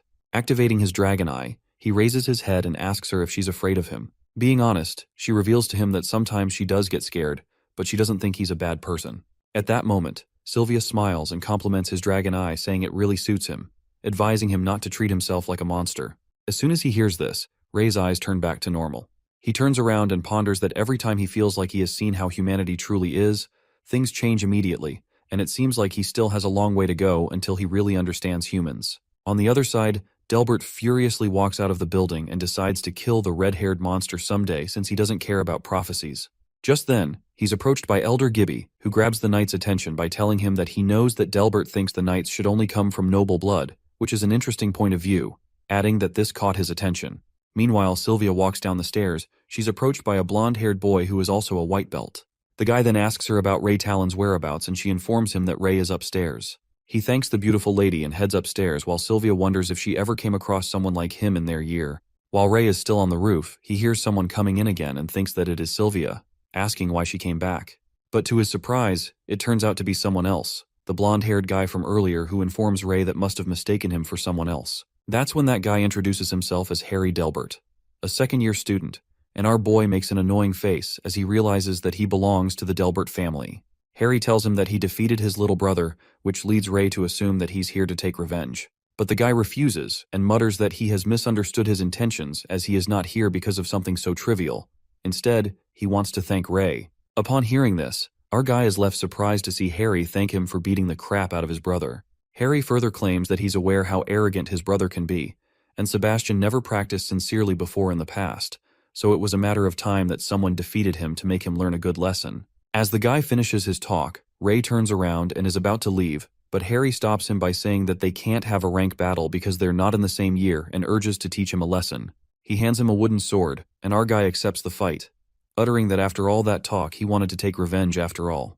But Harry assures him that he just wanted to see how strong the person who defeated his brother is, and challenges the red-haired guy to show him what he's got. Meanwhile, Ray prepares himself, and reckons that Harry gives a different feeling than everyone else, so he decides to change his moves and strikes toward him. But Harry impeccably halts the attack, and Ray leans backward with the force. Watching him lean back, Delbert's son compliments him for making the right decision, while our guy is left stunned as he senses a strange feeling, and ruminates that his opponent's sword would have broken already after his attack. Ray further contemplates that if his opponent keeps striking this way, his sword will break first. That's when Harry anticipates that he doesn't know how to use chi yet. After witnessing that he can't win based on pure strength, our boy decides to use the black belt techniques that he learned. Meanwhile, they continue to strike each other. Harry effortlessly keeps dodging the attacks and asks Ray if this is all he's got. As Ray gets a little worked up and starts sweating, Harry strikes one last powerful blow at him with his wooden sword, making him trip to the sword. That's when our guy begins to bleed, and at that moment Harry ends the fight as he is about to leave. Ray, who seems to be in a bad condition, somehow gets up and asks Harry if he's the first-ranked second-year knight apprentice, to which he responds that he ranks 50th. While the red-haired guy is left in disbelief to see someone this skilled ranked 50th, Harry Delbert waves him goodbye and claims that they should fight again after he learns chi properly, which leaves Ray to wonder if he can become that stronger after learning how to use chi. The next scene takes us to the Elder's office, where we see Knight Winford concerned about the situation at the border, as more knights have gone missing lately. He continues to inform the head that their enemies are not only from outside but also from within, and there are rumors circulating about the Dark Guild that has already infiltrated the academy. As the head elder clarifies that they are not rumors anymore, Winford suggests that they should alert the students at least. While the head agrees to him, he declares that there's something important and asks Winford to bring those 5 red-haired kids, as they should inform them of their calling. After that, We witness Ray sitting on the roof as he tries to converge his aura. It is revealed to us that he has tried to converge his aura into his body, but it never ended up working for him. As it seems to be raining heavily, our guy thinks that he should stop for the day. However, at that moment, he witnesses some suspicious people furtively moving around the academy. He comes to realize that those people are planning an ambush as they see their target in sight. Meanwhile, the people stealthily move closer to their target, who appears to be one of the elders. Ray activates his dragon eye and notices that they are a plague of shadows. Bothered, he takes off his black belt and reckons if they have anything to do with his father. On the other hand, the masked people block the elder's way as they make it clear that his road ends here. While the elder mumbles that the rumors about the Dark Guild entering the academy were true, one of the guild members lets out that he realized it too late, declaring that soon the Dark Guild will take over the entire academy and no one will be able to stop them. As the old man seems to be fighting against 4 of them, in a flash, someone joins them. It occurs to be Ray as he announces that they will be fighting 2 against 4. Hiding his face, Ray enters the dangerous situation as he holds his sword, and the elder recognizes that he's won the students and apologizes for getting him involved in this. On the other hand, the guild member gets shocked to see where the kid came from, but the other one lets out that it doesn't matter as they both are going to die. While the old man prepares to fight and uses magic, he asks Ray to help him keep the 2 people occupied. As Ray engages with the 2 members, he speculates that the old man chi is unique, and notices that the shadow beasts have consciousness intact. He dodges the attack and plans to strike his sword from behind, but the other member comes in between. As one of the guild members casts magic, Ray leans back, and they realizes at once that he doesn't know how to use chi, concluding that he's an amateur. Thinking that they found him out, he puts the sword in his mouth, and the guild members get confused as they see him. They decide to kill him and leaps towards Ray, but he keeps on dodging the attacks that leaves the shadow to wonder that this brat's movements are weird. Losing track of Ray as they fail to catch up to him, they search for the red-haired boy and witness 2 of their members killed by the strong old man. The elder tells the 2 other members to continue the fight as he wants to see what that child can do. As the guild members seems to be trapped, they think of using their secret power, but before that, they decide to deal with the red-haired kid. Meanwhile, Ray witnesses everything from above and contemplates that the old man did not need his help from the start. Believing that he has got a chance to fight, he leaps toward the shadows from behind. While Ray gives them a hard time as they can't seem to catch him, they eventually trap him. As our boy doesn't seem to have a way out, the elder calls him out and commands Ray to grab the guy's hand and pull towards him. The old man then instructs Ray to turn around and use the momentum to throw him over.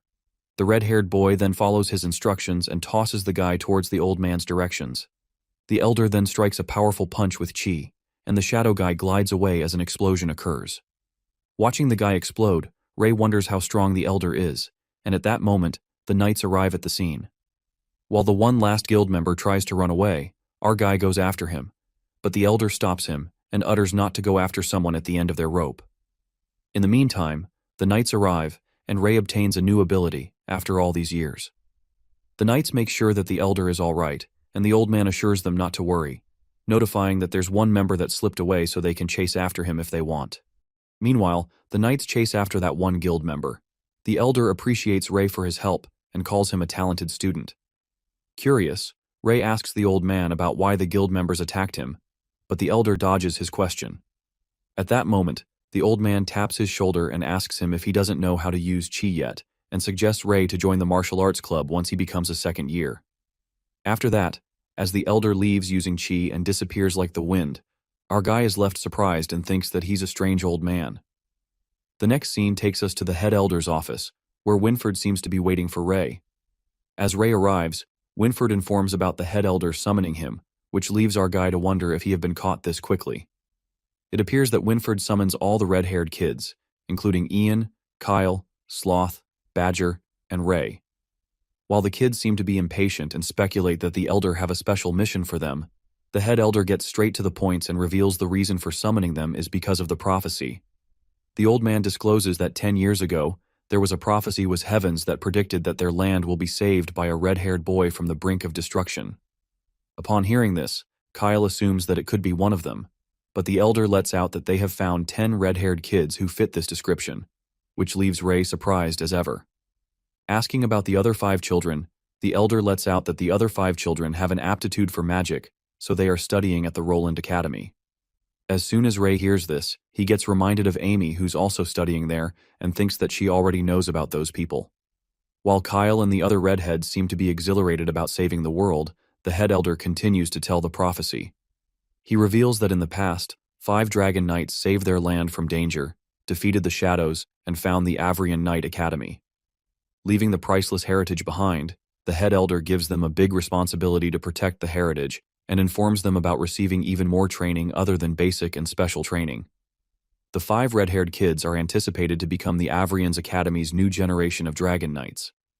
As they leave the office, Kyle and one of the twins feels happy about becoming saviors, while Ray asks Ian if his hairs have always been red.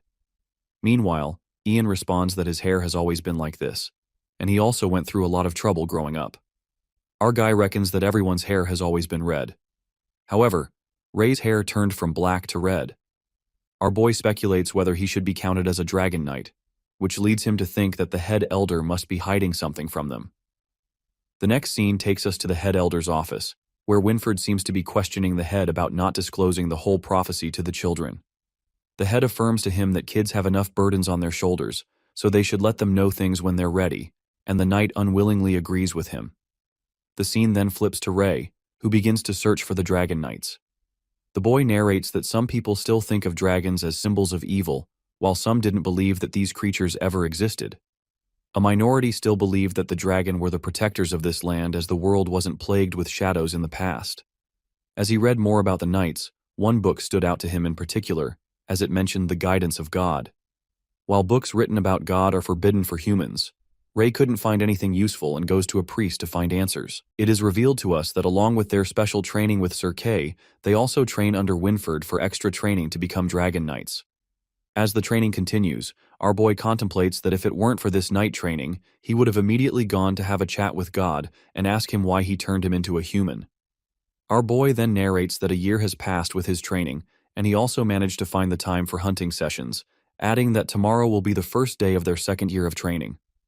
Coming back to the present, as Ray seems to be sleeping, he hears a noise and witnesses Gary having a nightmare as he trembles. As Gary opens his eyes, he gets scared to see Ray standing in front of him and tells him to go sleep as they have a ceremony in the morning. Assuring that he's fine, our boy gets curious and wonders what kind of nightmare he had that scared him so much. The next day, while Gary appears to have a sleepless night and Ray gets concerned about him, they're greeted by Sylvia, who asks them if they have chosen a club they want to join. As our guy seems to have no idea about clubs, Sylvia annoyingly tells him to pay attention and reveals that all the second-year students have to pick a club to join and train there.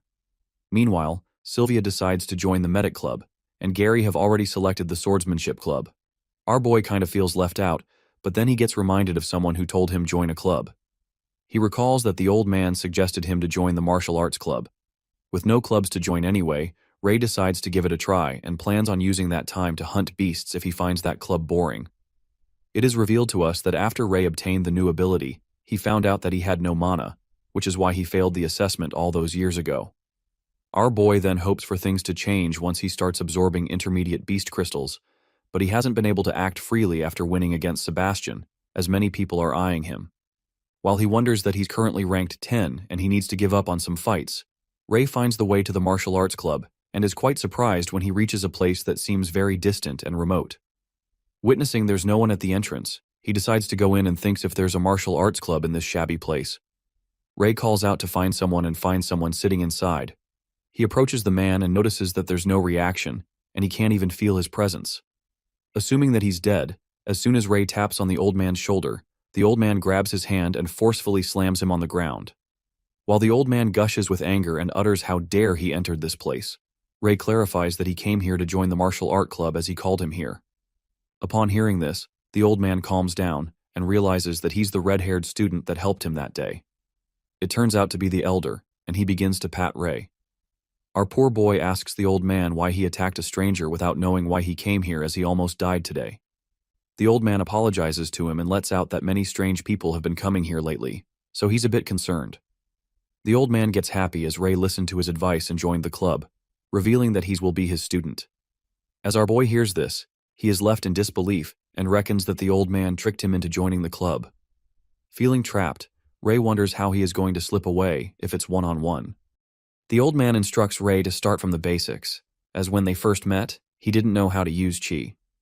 While he continues to elucidate about the chi attacks, our boy concludes that this club is clearly on the losing side as nobody joined it. But the old man assures him that those people don't understand martial arts, and once he teaches Ray everything, he will know that his hands are his best weapons. At that moment, Ray asks him about the people who attacked him earlier, to which the elder responds that they were from the Dark Guild. Saying that he will learn about them in the second year, the old man reveals that the Dark Guild is an organization that wants to bring down the Allure Kingdom. He further narrates that their leader was a higher-up of the Avrian Knight Academy in the past, and they created this organization after they were expelled from the academy. Recalling that their aura was similar to the Plague of Shadows, Ray asks him if those people are dangerous. The old man decides to tell him the truth since he owes him a favor, and confesses that those guild members wanted him to die because he's one of the 6 elders of the academy. Elder Vaughn then takes off his shirt and exposes his muscles, uttering that he might be old, but he's confident in his muscles. Supposing that he knows about Ray's prophecy, our boy decides to show his full strength when Vaughn commands him to show what he's got. That's when our boy punches the old man with full strength. As his hands hit his masculine body, Ray reckons that it's hard, just like hitting a metal board. While our boy's hand gets nearly crushed, Vaughn asks him if he used chi in that attack. Blowing his hand, Ray refuses, and the old man excitedly tells him that he's stronger than a bull and that once he gets the hang of chi, he will soar in the heavens. Listening to this flattery, our boy wonders if this old man is even reliable. Vaughn proudly pats his shoulder, uttering that they should begin. Saying that he did not agree to join yet, Ray freaks out and thinks that there's no going back. The next scene takes us to the training, where Vaughn seems to be teaching Ray about Chi Elder. Vaughn lets out that Chi can be produced just by breathing and transfers some Chi into his body. The old man transfers the energy and instructs Ray to feel it through his body. While our boy thinks that it's so warm and is surprised to see Chi flow like this, suddenly, Vaughn falls unconscious. While our boy freaks out as he witnesses that his mana has been activated, he tries to wake up Vaughn, thinking that he's dead. But listening his heartbeat, Ray takes a sigh of relief and assumes that Vaughn have passed out. He speculates the situation and realizes that his mana skill was activated because the system absorbed mana from the old man's body when he was transferring chi to him. Witnessing that his mana is almost complete, Ray smacks the old man as he hasn't woken up yet and concludes that he's not strong at all. In the meantime, the dragon's patience lasts only 10 minutes when he gives up on the old man, thinking that he won't die anyway. He plans to use this time for training. Our boy activates the dragon eye and notices the chi flowing within his body. He tries to converge chi into his solar plexus and successfully pulls it off. As he makes it circulate within his body, chi dissipates from his body as he tries to manipulate it. Trying to converge chi in his body, our boy fails repeatedly as the energy keeps disappearing. Thinking that the chi flow is unstable, he decides to use more energy. As Ray uses more chi, it begins to hurt his body. Starting to get out of control, the old man finally wakes up and witnesses Ray emerging great amount of energy as he seems to lose control. Shocked, Elder Vaughn then commands him not to move and pulls the energy out of him. As he pushes out the energy, it destroys the place. And that's when the Elder unveils that Ray almost killed himself after witnessing the amount of destructive power he sucked out of his body. Before our boy could grasp the situation, he collapses on the ground. It appears that Ray ends up in a hospital as he opens his eyes after hearing noises. It emerges to be Sylvia and Kyle who speculate that it might be mana deficiency that made him pass out. The silver-haired girl informs him that an old man rushed him here and only calmed down after the dean told him that Ray would be fine and he was recovering rapidly. Meanwhile, Kyle gets suspicious and thinks about who that old man is as he even got the hospital's dean to check on Ray himself. Our boy gets flustered by Kyle's high-pitched voice and ponders if the elder has to be so ostentatious. To make things clear, our guy lets out that the old man is the instructor of the martial arts club. In the meantime, Ray asks Kyle what he's doing at the hospital, to which he responds that he joined the medic club too as he always have been interested in medicine. At that moment, Gary peeks through the curtain like a ghost, uttering that he's glad that Ray woke up as he was going to die from all the noise. Looking at Gary next to his bed, our boy thinks that they've moved their dorm here, and Gary, who seems to in a bad shape, mutters that he haven't been sleeping well lately, so he ran out of stamina during training and came to the hospital to get some rest. While Gary argues with Kyle for nagging him to get some rest, Ray wonders what kind of nightmare he's been having. After getting discharged, our boy goes back to the martial arts club and Elder Vaughn yells at him for coming back here, calling him a fool. As our boy freaks out, the old man grumbles and clarifies that if he hadn't been there, Ray could have died, and in the worst situation, he wouldn't have been able to use chi anymore. After that, Vaughn unwillingly praises him and reveals that he was able to accumulate that much chi on his first day, which is quite impressive. While our boy thinks that he's talented, the elder tells him not to get cocky and teaches him to control his chi, which can only be the size of his fist. Learning how to control chi, our boy narrates that after he practiced the basics, as the old man said, he was able to use chi to strengthen any part of his body after 5 days. It is revealed to us that for the next few days, Ray trained to manipulate the chi to where it was needed at the fastest speed possible, which was difficult, but he got to learn a lot of things. The next scene takes us to the southern gates of Avrian City, where Lancey informs them that it will be their first time hunting after becoming second year. Commanding them to listen carefully, Lancey reveals that there are 3 safe hunting grounds where they can obtain beast crystals, and suggests they don't stray off the path if they want to make it out alive. He further informs that each of the 3 teams will head towards one of those hunting grounds so that they can become familiar with different magical beasts. As they walk towards the hunting ground, Martha's team seems to be heading to the insect forest. While Kyle doesn't seem to like bugs, Ray speculates that something is off with Gary as he doesn't look okay. At that moment, as the bug emerges, Sylvia tells everyone to be careful, and Dan assures them that they are regular bugs, so they don't need to freak out. However, a strike of terror runs through Dan and Kyle as they notice that the bug's size of someone's head, scaring their pants off. As Martha begins to slash the bugs with her arrows, Sylvia warns them to be prepared as bugs might be weak, but they appear in swarms. Just then, the swarm of bees attacks them, and all of them come into action. Meanwhile, Kyle fights off the disgusting bugs, and Dan finds the bugs agile. Sylvia alerts Ray to watch out. That's when our guy activates chi and strikes his classic moves as he kills the bugs without any weapons. As Kyle seems proud of him for learning chi, Ray decides to test the results of his training, but Dan tells him to stop showing off and use a weapon. Suddenly, Monk and Ray hear a noise, and it turns out that a bug attacked Gary's arm, and he starts bleeding. While Ian kills the bug and asks Gary if he's okay, Sylvia inspects the wound and lets out that it is not deep. She asks Ian to help her remove the armor to perform first aid. As all of this happens, our boy gets concerned about Gary being off lately, and even got hurt by a beginner magical beast, planning to ask him when they get back. After that, Sylvia performs chi on Gary's arm, and Dan is impressed as the wound heals a lot, asking if she learned it from the medic club. Kyle agrees and elucidates that chi can help cells recover faster, so it can be used for simple first aid. Upon hearing this, our boy ponders that he's not the only one who learned some new tricks and decides to work harder. Later, Dan picks up the beginner beast crystal and lets out that they will not be able to hit the tax limit for today. As Ray asks him about the tax, Dan reveals that according to instructions, they have to hand up 1/10 of their earrings when they beast crystals at the hunting grounds only if they manage to get more than 10. Meanwhile, Dan clarifies that's how the academy operates. Our guy reckons that he needs to get past Lancey. It appears that Ray has gotten more than 10 crystals, and then he peeks at his dragon system. At the entrance of the hunting grounds, Lancey collects the beast crystals. As Ray hands in only 5 beast crystals, Lancey lashes out at him and thinks that he's trying to trick him. He then orders Ray to take off his equipment, and our guy confidently takes off everything. While Lancey does not find a trace of the beast crystals, he freaks out and gets angry, muttering that it's impossible. He accuses the red-haired boy of hiding the crystals somewhere on the mountain, but Ray tests his last nerve and gets cocky, assuring the knight that he won't find anything. As they walk away, Monk asks Ray how he managed to do that, as he got more than 5 crystals, and our guy tells him that it's a secret. It is revealed to us that Ray finds out that after saving the beast crystals in the system, the crystals, in turn, become useless rocks in real life.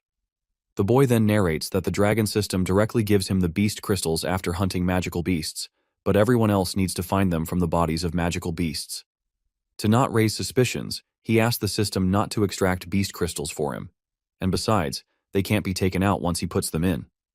After that, Ray is left with 5 beast crystals and ponders that he doesn't have to hand them up. Finding a way to evade the taxes, our guy speculates that he needs to careful as if Lancey finds out he won't let it slide. In the meantime, Ray decides to head back and calls out Gary, thinking that he left something behind. As soon as he taps Gary's shoulder, he starts muttering about opening the red door. At that moment, Gary quivers with fear and begins screaming as he covers his ears. While Ray tries to calm him down, Monk gets concerned about them as they both were coming right behind him. He then informs Sylvia and Dan that he's going to find them, heading to the hunting grounds. Meanwhile, Monk finds Ray and Gary. He asks the matter and tells him that everyone is already far ahead.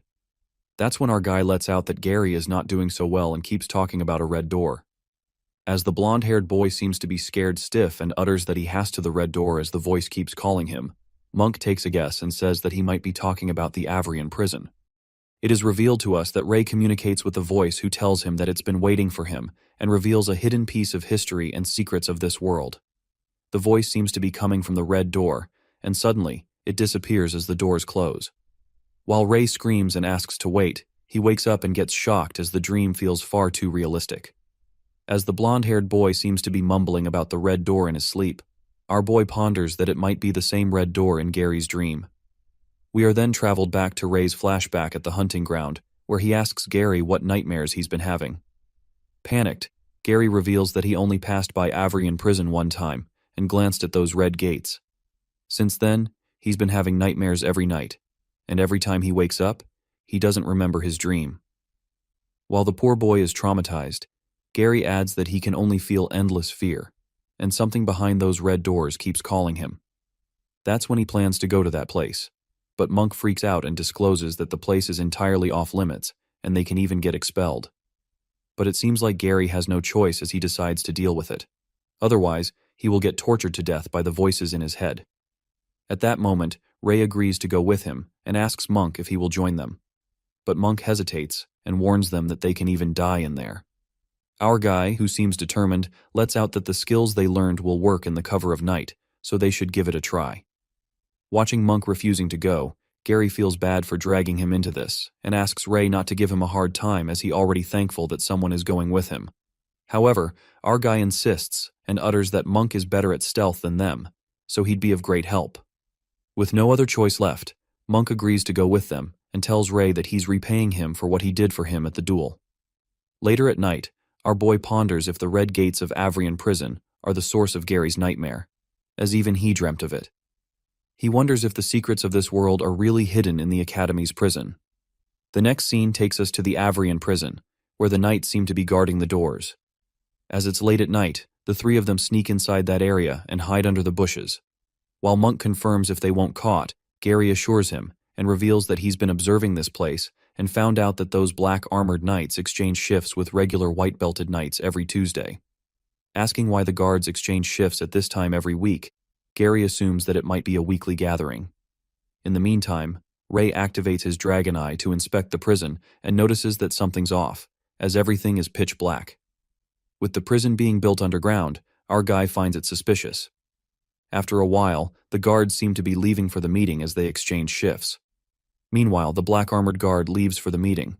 Ray decides to follow the plan, and suddenly, someone grabs Gary's hand, asking what they're doing.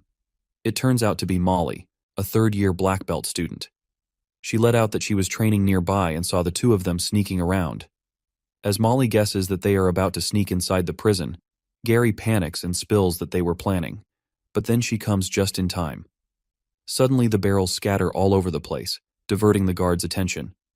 While the guards get busy arranging everything, Ray gets alert and utters that Monk has already begun with the plan, so they need to hasten up as well. As soon as Molly hears about Monk being involved in the plan, she freaks out and warns them that they are going against the rules. Calling them crazy, she keeps nagging them, and Gary asks Ray how should they deal with her. Thinking that they are going to kill her, Molly reminds them about being loving fellow students, and that's when Gary smacks her neck, knocking her out. Meanwhile, Gary couldn't help himself as she kept talking too much. Ray decides to take Molly with them because they might be doomed if she spills their plan. Just then, they rush toward the red door as Monk seems to be opening the gate while the guards are busy. They successfully sneak inside the prison, and the guards continue to argue about tying the barrels properly. However, it occurs that someone seems to be observing them inside the prison, and it turns out to be the guy who killed the Stage 4 proctor. Smirking, the guy seems to have lured them on purpose and mutters that Elder Gibby will be happy. On the other hand, the three of them manage to go inside and are surprised to see that there are no windows at all. While Gary lights the area with his glowstone, Monk freaks out when he witnesses Molly, and Gary tells him that she found us, so they brought her here. Eventually, Molly wakes up, and Monk asks her if she's doing all right. But Molly seems to be in a bad mood as she lashes out at them for doing such a thing to a senior and threatens to report them. While she is pissed off, Gary tries to explain his reasons, but Ray, without any reluctance, tells Molly to report them and urges her to shout as loud as she wants so they will be expelled altogether. Pissing her off even more, poor Monk stops him and tells Molly not to mind him. After that, Ray walks away, and Gary calmly suggests to Molly that they should take a look since they're already inside. As the girl is super annoyed by Ray, she makes it clear that she won't take the responsibility if they get in trouble. Molly snatches the glowstone out of Gary's hand and leads the way since she's the senior. Walking down, Monk realizes that there are inmates in the prison, and Gary, who also seems to have no idea, lets out that this place has always been forbidden and he's never heard of criminals being transferred in this prison. That's when the girl clears her throat and reveals that some people say the academy is using this prison to hide the thing they really want to hide. She further adds that once those things appear, it would cause a great uproar. Upon hearing this, our guy assumes that she doesn't know what they're hiding either, and Molly responds that they're rumors, calling him a brat. Meanwhile, she discloses that other than the 3 knights and 6 elders, no one's been here before. At that moment, the wind gets strong, and a terrible smell starts diffusing across the area. As Ray hears something, Monk advises them to go back, and Molly, who also seems to be scared, agrees with him. But Gary refuses, and is determined to find out what has been appearing in his dreams. They all decide to go down together, and finally reach the bottom. To their surprise, it appears to be another door. While they witness a massive door, Molly wonders what it's made of as it looks pretty old. But Gary, who's more interested in going beyond the gate, begins to open the gate with his chi. Struggling to open the colossal door, which doesn't move an inch, Gary calls Monk for help. On the other hand, Ray activates his dragon eye but still can't see what's inside the door and assumes it's some kind of high-tier spell or special seal. Meanwhile, Molly thought that Gary could do it himself from all the fuss he made, and tells him not to show off. Thinking that the door is locked, Monk lets out that there's something leagues stronger behind this door, so they should head back. But Gary makes it clear that he won't back and asks Ray to help him. As soon as our guy places his hand on the gate, the dragon system appears and asks him if he wants to open the door. Confused, Ray taps to agree, and in a flash, the door opens. Astonished, Monk asks him how he did it, and Ray clarifies that he just touched the doors. It is revealed that the sounds of the gears went even deeper within, but the magic crystal only showed a small area ahead, and as they kept walking, an unsettled fear took over the hearts of the youngsters present. As they make their way inside, a scary sound reverberates as Gary steps on something. While Monk trembles with fear and asks what was that, Molly, who is also scared witless, freaks out and holds Ray. Flustered, Ray tells her to back off, and Gary sheds his glowstone to see what he stepped on. It turns out to be bones, and Gary speculates that it might be a beast or a dragon. Wondering how a strong beast could die here, Ray lets out that dragons don't die that easily, while Molly thinks that the knights took the beast out. As they continue to dig deeper, Ray notices they're reaching the end, and Molly lets out that they can finally leave this place. Reaching the end, Gary informs them that it's a large space underneath. While Molly says that these look like prison cells, Monk notices that there are many of them. Realizing that nothing is inside the cells, Monk gets worried and predicts that the monsters have already escaped. He suggests that now that they've seen everything down there, they should leave, and Molly agrees. She says that if the monsters were really kept down here, they must be strong, and if they've escaped, then they're in significant danger. Upon hearing this, Ray makes Gary understand that they've already come all this way, so if they return now, they can escape before the knights change shifts again. However, Gary gets crazy and mutters that if they go ahead a little, they will find the truth. As the blonde-haired guy keeps moving forward, Ray alerts him not to go further, but Gary, who seems to lose his senses, continues to go inside the prison cell as he hears the voices calling him inside. Watching him walk towards the dead end, Ray tries to stop, and at that moment, a powerful wind takes over the place. While Gary falls into some kind of pit, our boy comes to realize that this presence is dangerous. He stands guard as he holds the sword and witnesses a giant beast with big horns rumbling out of the prison. Watching the beast coming towards them, Molly quivers with fear as it turns out to be the monarch-rank magical beast, the Minotaurus. That's when the Minotaur lets out a powerful roar, making everyone smash to the ground. At that moment, Molly twists her ankle, and not being able to run away, the beast grasps her into its claw. But Monk comes to her rescue and slashes the beast's arm with his sword, making Molly crash on the ground. After slightly attacking the beast, Monk runs to Molly and asks if she can stand. As he makes her stand abruptly, the Minotaurus prepares to strike again. But this time, It seems to be a forceful, magical attack, and Monk freaks out, telling Molly that if she doesn't get up, they are all going to die here. Just after that, the beast strikes the magical attack, and a strike of terror runs through Monk as he looks back.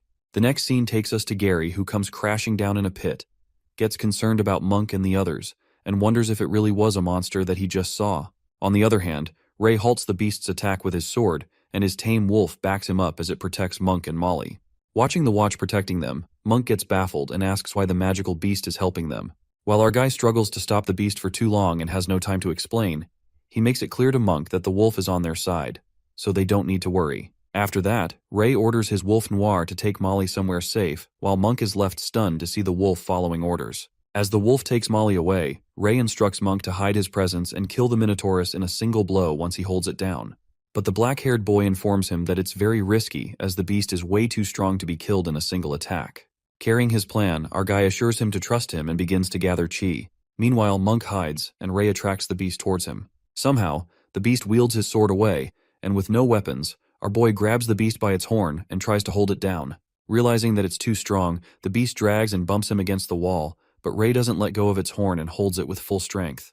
That's when our boy commands Monk to attack the Minotaurus, and he immediately strikes the beast from behind, holding two swords.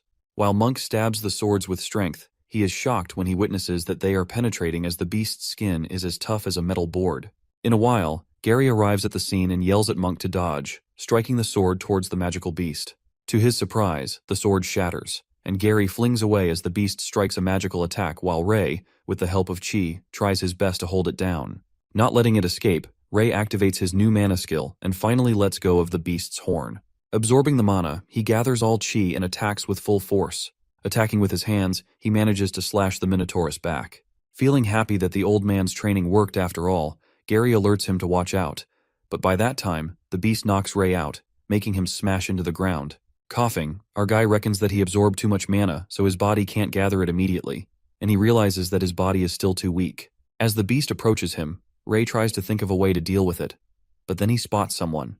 It turns out to be their instructor, Sir K, and just like always, he puffs on the cigarette, uttering that they pissed off something real big. While he instructs the brats to get out of the way, Monk gets happy to see him and thinks that they're saved. Sir K clarifies that they don't need to butter him up as he will deal with it later, and goes on to attack the beast. Aiming for the horn, he impressively breaks one of the Minotaurus horns in one attempt. As Sir K goes for another attack, the beast grabs his leg, but he counterattacks and cuts through the fingers of the beast. As the Minotaurus roars out of anger and runs towards him, the beast halts and looks around as Sir K seems to disappear. Just like shadows, he appears to be on the Minotaurus's back, and just like that, he cuts through its head, killing it on the spot. While Monk carries Gary and thinks how strong Sir K is as he deals with a strong beast effortlessly, Ray instructs his wolf Noir to go back. As Noir nods, our guy earns a new ability, and wonders if it's because of absorbing the lightning attack. After that, the instructor carries Molly, who seems to be unconscious, and lets out that the monarch beast didn't have much mana left, or else he would have had a hard time getting off in one piece. He then instructs his students to follow him before anything more dangerous comes along. As they walk, Sir K asks for an explanation from the three of them while Molly plays dead to save herself from the trouble. Worried, Monk asks him if they are going to get expelled, but K responds that they should be thankful they still have a chance to be expelled, inspecting that they sneaked in here like that. Believing that it's a miracle they are alive, Monk and Gary apologize to him. But then Sir K turns out and winks at his students, muttering that it would be a shame if they get expelled students who could fight the monarch beast and live to tell the tale. He lets it slide only if they promise to keep this a secret that he didn't see any of them. And a spark of joy hits the three of them when they hear these reassuring words from Sir K. Arriving at the door, Sir K gets curious and asks them how they managed to open the door. Lying, Ray informs him that the doors were open when they came here, and Gary agrees with him. As the instructor finds it strange that the door was open, suddenly Ray hears a voice that says that it will wait for him here and tells him to come back when he's stronger. Panicked, our guy gets reminded that it's the same voice he heard before in dreams, and the door eventually closes. Later at night, in the Academy's hospital, Sir K seems to be getting treated for his wounds, while the dean is surprised to see that he got hurt this bad, assuming that training 4 students at once is pushing it. While the dean scolds the instructor, the three of them also seem to be at the hospital, and Ray thinks about Sir K being scary when he's acting coy.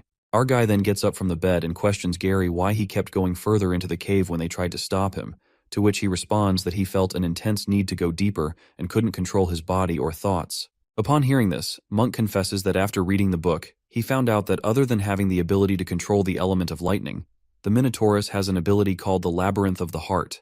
It is revealed to us that according to legend, this monster was given birth to by a queen and a white bull that was meant to be sacrificed. However, the king got furious after finding this out and ordered to build a giant maze at the end of the earth, putting it under heavy supervision. The monster was held in the maze.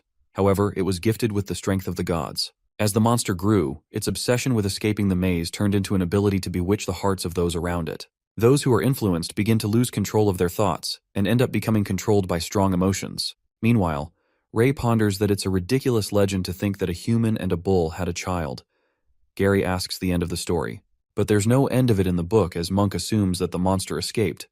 Otherwise, they wouldn't have seen it in the prison. Finding the root of his nightmares, the blonde-haired guy thinks that the story makes sense, as the beast must have ended up producing an offspring. On the other hand, Ray speculates about the voice he heard in the prison and wonders if the monster really caused Gary's nightmares. At that moment, Sir Kay enters the room and tells him to stay here and rest up for the next few days.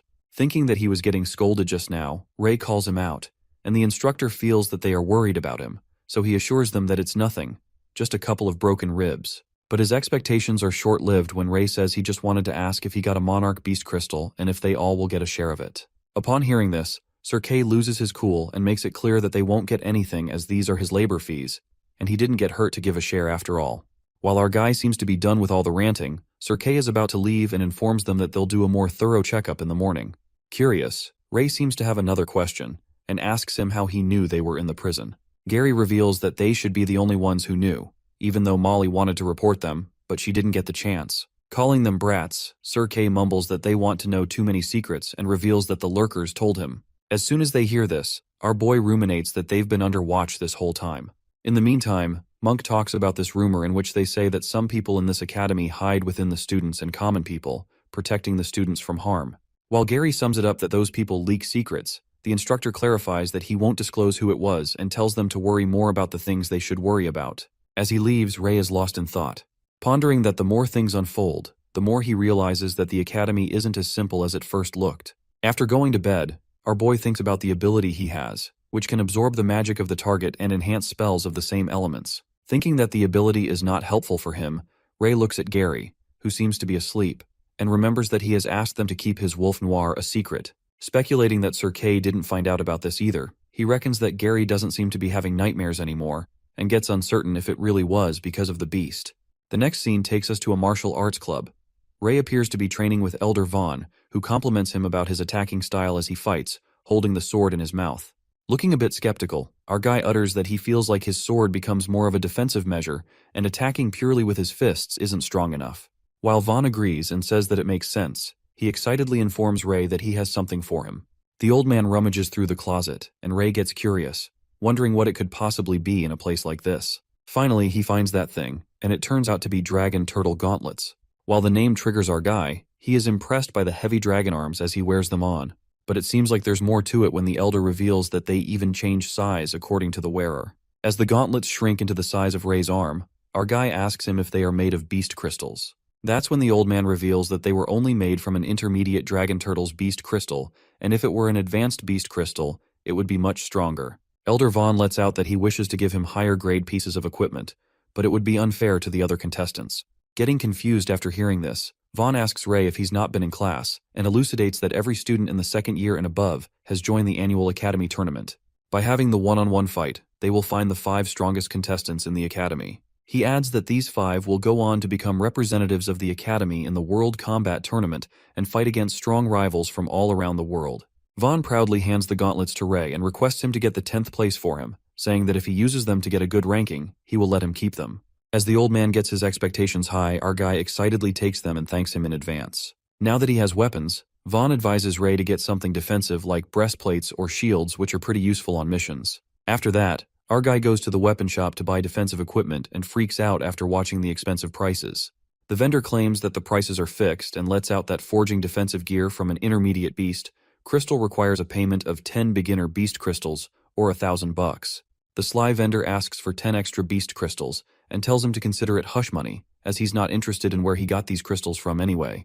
While Ray seems to be pissed off, he reckons that if he gives him the beast crystal, the academy won't be able to find proof that he hid the beast crystals. Thinking if the academy has its eyes on him, he won't be able to hunt alone anymore, our guy agrees and throws the pouch of crystals. Letting out a smile, the vendor assures him that their work is top-notch and grabs the pouch. Meanwhile, Ray annoyingly looks at the vendor and ponders, humans really are sly no matter what they work as. At that moment, Sylvia approaches him and is happy to see Ray, who asks her if she here's to buy equipment as well. While Sylvia agrees and says there aren't classes today, our guy leans closer and confides with her about the fraud vendor and how he took extra crystals from him. After hearing this, Sylvia angrily rushes towards the owner and says that she's here to make a commission request. As the vendor seems to know the silver-haired girl and welcomes the young lady from the Hart family, Sylvia asks the price of the defensive piece of equipment on behalf of her friend. Our guy notices that the vendor calls her a young lady, which leads him to wonder if Sylvia is from a famous family. After a while, the girl hands him the extra beast crystals the owner took from him, and Ray thanks her. However, he can't seem to ignore how humans get treated differently despite being the same. He then gets reminded of the disgusting guy, Sebastian Delbert, who uttered that the children of knights become knights, and children of farmers become farmers. Ray then concludes that what he said might just be the truth of the world. Snapping out of his thoughts, Ray decides to repay her kindness and pulls out a Wallabear intermediate crystal. But Sylvia refuses and says that it's much more expensive than 10 beginner beast crystals. Our guy forces her to take the intermediate crystal and assures her that it's not much of use to him now that he's got a weapon and defensive gear. As he leaves and waves her goodbye, Sylvia starts to blush and affectionately holds the crystal Ray had given to her. After that, as Ray keeps buying equipment from the same vendor, the vendor apologizes to him as he didn't know he was friends with the young lady of the heart before. On the other hand, our boy seems to be happy as he sees some progress in his chi practice and gets excited to hunt even higher-ranked monsters now that he's armor along with the gauntlets the old man gave him. The next scene takes us to Elder Gibby, who seems annoyed after knowing that the kids were lucky enough to escape alive from the prison.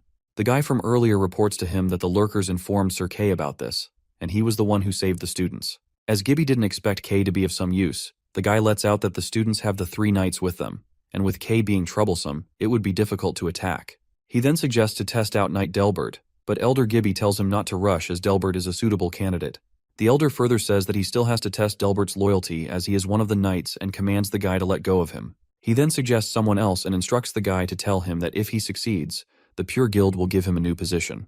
The next scene takes us to the mountain forest hunting grounds, where everyone seems to be enthusiastic, and Gary suggests that they need to earn more to get equipment. Meanwhile, Monk thanks Ray, and Ian does the same, saying that he will pay him back with something better. But our boy seems to be confused and asks them if they're talking to him, and Dan grabs him behind, uttering that he knows that Ray very shy, but they're really thankful. At that moment, Ray asks Sylvia if this has something to do with her, and Martha immediately stops being a third wheel and leaves them alone.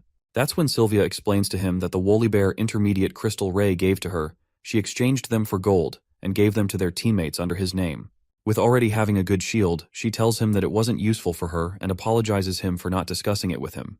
As Sylvia assumes that he's angry abruptly, Ray happily taps her shoulders and compliments her that she can become a good leader. Asking why he got serious all of a sudden, this unexpected move freaks her out as she starts to blush hard and pushes him away. Surprisingly, Monk, Dan, and Martha seem to be watching them discreetly. Later, Gary asks Ray if something happened between him and Sylvia, but our slow-witted boy doesn't have a clue what he's talking about. Gary then lets out a sigh and asks Ray to promise him that he won't treat Amy like this. Later, at the hunting grounds, the bugs glide toward them, and they all prepare to fight. Ray activates his dragon eye and analyzes that they all are beginner-rank monsters, so they should be fine. After that, Dan effortlessly fights the bugs and thinks if there's a more challenging thing around here. While Gary concludes that he's just become better at fighting, Monk impressively slashes the bugs. At that moment, Ray alerts him to watch out and reveals that it's a Hercules beetle. Monk immediately gets out of the way and is shocked to see that it's an intermediate-rank monster that attacks him. Thinking that it's a bug after all, Dan confidently strikes the big beetle. However, he realizes its defenses are pretty tough. As Ray alerts them that there are beetles more incoming, they're surrounded by a bunch of them. Just then, Gary attacks the beetle with his sword, but he is also left shocked after knowing how hard its knuckles are. While they all seem to struggle, Martha can't seem to shoot through their shells with her arrows, and Sylvia's shield hardly halts the beetle's attack as she bounces off. On the other hand, Monk, Ian, and Dan are surrounded by the beetles as they can't seem to fight them. Suddenly they witness a giant beetle that comes crashing down. It comes about that Ray fights them off with his classic gauntlets along with chi. He smoothly pierces through the Hercules beetles like a pro, and the teammates are left astonished as they see our boy killing them impressively. Witnessing him getting so strong, Dan couldn't help but notice his new weapon and swoon over the crazy strong gauntlets. While Monk informs that his advisor of the martial arts club lent it to him, Poor Dan cries out as he regrets and feels like he joined the wrong club. In the meantime, our guy beats the crap out of the beetles and reckons that he can't make it look too easy, or else the teammates will get suspicious. He then calls them out for help, and all of them get into action. Martha starts shooting the beetles with the arrows, and Sylvia finishes them off with her sword and the shield. Meanwhile, Monk, Dan, and Ian incredibly whack the beetles with their weapons. After killing all the beetles, Dan excitedly announces that they're rich as they will get the intermediate beast crystals after finishing off the intermediate rank monsters, and Monk even finds one. While Ray is about to absorb the beast crystals, suddenly, the birds begin to fly away from the forest. He activates his dragon eye and witnesses a fire in the forest. As our guy alerts the teammates about the forest fire, Martha jumps on the tree branch and lets out that Ray is right as she can see the flames. Gary then presses his ear to the ground and assumes that beasts are escaping from the forest as he hears the trampling noises. While Dan mumbles what they're waiting for as they should make a run for it as well, Ray concludes they won't make it in time as they already seem to be surrounded by fear. Panicked, Martha asks Sylvia to send the signal through the rescue crystal, but she informs them that the crystal isn't working as she tried sending a signal earlier. As Dan seems to be in disbelief, Ray spots someone approaching them. He shouts to ask who they are and witnesses 3 masked people who look like assassins. Meanwhile, Monk anticipates that they are here to save them, but our guy clarifies that it's probably not the case with these guys, and Gary yells at them, asking if they set the fire. At that moment, one of the masked guys signals the other 2 to attack the kids. As the 2 of them attack Monk and Gary, Ray is also attacked by the red-armored guy. However, our guy manages to dodge the attack with his gauntlets and wonders who the hell these people are. Asking why they're attacking them, Ray inspects the masked guy's sword with his regular and finds out it's not a regular weapon. On the other hand, Dan holds Monk, whose assassins have attacked, and Ian goes on to help Ray and the others. But the fire surrounding the area stops him, and Ian calls out Gary and Ray. As Ray looks around, he immediately speculates that the masked people have intentionally separated them and wonders if they are him and Gary. Assuming that he has to fight them both at once, as Gary seems to be occupied already, Ray instructs Ian to leave and get help from the knights. While Ian objects, Dan carries Monk and goes on to find help along with Sylvia and Martha. In the meantime, Ray asks Gary if he can keep up, and the blonde-haired guy assures him that he can handle one of them. While our boy reckons that these masked people are fast, as long as he defends well enough, it won't kill him. Gary keeps one of them occupied and buys time for Ray. At that moment, the 2 masked people leap towards Ray, striking him with a chain weapon. Knowing how he will attack, Ray grabs the weapon and dodges one attack. However, when Ray looks around, another one strikes with a blazing sword. Finding it troublesome, our boy leaps backward, thinking that whenever he tries to focus on one, the other jumps in to disturb him. At that moment, the assassin forcefully strikes the weapon at Ray, catching him off guard. Our guy smashes to the ground, but luckily his armor blocks the worst of it. Assuming that both assassins work together better than he expected, Ray changes the battle plan. He then spots Gary, who seems to get his arm injured and assures him that he doesn't have to worry about it anymore. However, the blonde-haired guy backs him up and tells him that he will deal with one of the masked men. That's when the assassin prepares to attack Gary, uttering that he will make sure to kill him painfully. Given that they're planning to kill them, Ray sees no reason to hold back and absorbs 5 beginner beast crystals. Gathering the energy, our boy evolves into a dragon knight as horns appear on his head, and he calls out his wolf Noir, who also evolves into a horned wolf, muttering that it's time to hunt. Witnessing Ray casting magic, one of the assassins gets panicked and lets out that they never informed the kid knows magic. As the other one commands to continue the mission, they leap towards him. Noticing it's the same move from earlier, Ray makes sure not to fall for it again and grabs the sickle weapon. He then commands Noir to run and traps the 2 of the assassins with the chain. Thinking that he can trap them, they effortlessly break free from the sickle. While Ray doesn't seem so surprised, he instructs the wolf to take care of the guy with the sickle and jump towards to deal with the other one. As our boy fights with one of them, another one dashes towards him, but Noir arrives just in time and attacks him. Saying that he kills beasts like him for breakfast, the assassin dodges Noir's attack with the weapon. On the contrary, our guy keeps dodging the attack and is baffled when he realizes that it's the same move again. He inspects that the sword is troublesome and decides to restrain it. Ray speculates that the masked guy is avoiding combat when the chain is not with him and wonders why he is doing that. To try it out, he abruptly attacks the assassin, leaving him shocked, and according to Ray's assumption, the masked guy doesn't engage with him and leans backward. While our boy finds out his weakness, he peeks at Gary, who seems to be giving a hard time to the masked guy. Gary declares that they are students of Avrian and stabs the assassin with his sword, asking why he attacked him. As the blonde-haired boy holds him down with the sword, Ray warns him to watch out as the other strikes a fire blow at him. However, the attack hits the assassin, who was stabbed by Gary and burns in the fire, screaming for help. Appalled by this sight, Gary ruminates that they're willing to kill their allies and walks towards Ray to help him. Meanwhile, Gary quivers with pain and trips to the ground. Our boy tells him to rest and assures him that he will tear these bastards to pieces. Ray holds the sword in his mouth and lets out that a scum like him doesn't deserve to be part of this world, and to think that he even threw the lives of his comrades away, it's unforgivable. Just after that, he lands a powerful attack on the masked guy, but he survives it. Witnessing that he dodged the attack, Ray concludes that they've come well prepared as they're equipped with special equipment and weapons. As his gauntlets seem to crack, he thinks of finding an opportunity as if this continues. His equipment is not going to hold for long enough. To buy some time, Ray summons his wolf Noir and it immediately attacks the masked guy. While the assassin thought that Noir would be strong, but it turns out to be an intermediate rank, he affirms that the wolf is going to die before his master does. As the wolf tries his best to confuse him and rapidly moves in circle, the masked guy grasps the chain and utters to stop looking down on him. At that moment, the assassin captures the wolf with the chain, and Gary, who witnesses Noir being in trouble, plans to do something. Without wasting a moment, the assassin aims the weapon towards the wolf to kill it, but at that moment, Gary steps in and stops the attack. Thinking that he wishes to die for a monster, the assassin strikes Gary, who is barely hanging on, and he smashes on the ground, making his sword slip away. But the blonde-haired boy grabs the assassin's leg tightly and commands Noir to pick up the sword and fight like his master Ray. Just like that, the wolf holds the sword in its mouth. As the masked guy is about to kill Gary, who doesn't seem to let go of him, Noir impressively slashes through the assassin's head, slicing it off the body. While the one masked guy is left out of three and peeks at his useless comrade, Ray grabs the sword and strikes it with full force. Meanwhile, it does not do much damage. The assassin's mask breaks apart, and to their surprise, it turns out to be Knight Lancey. That's when Lancey takes off his mask, and Gary, who seems to be in disbelief, calls him a bastard, muttering how he could do this as a teacher. But Lancey doesn't seem to care and tells him that he's going to die anyway. He leaps towards Gary with his sword, but at that moment, Noir comes in front of him and takes the hit. After that, Ray instructs the wolf to stop and Noir disappears as he undoes summoning. Meanwhile, Gary crashes on the ground and lies there helplessly.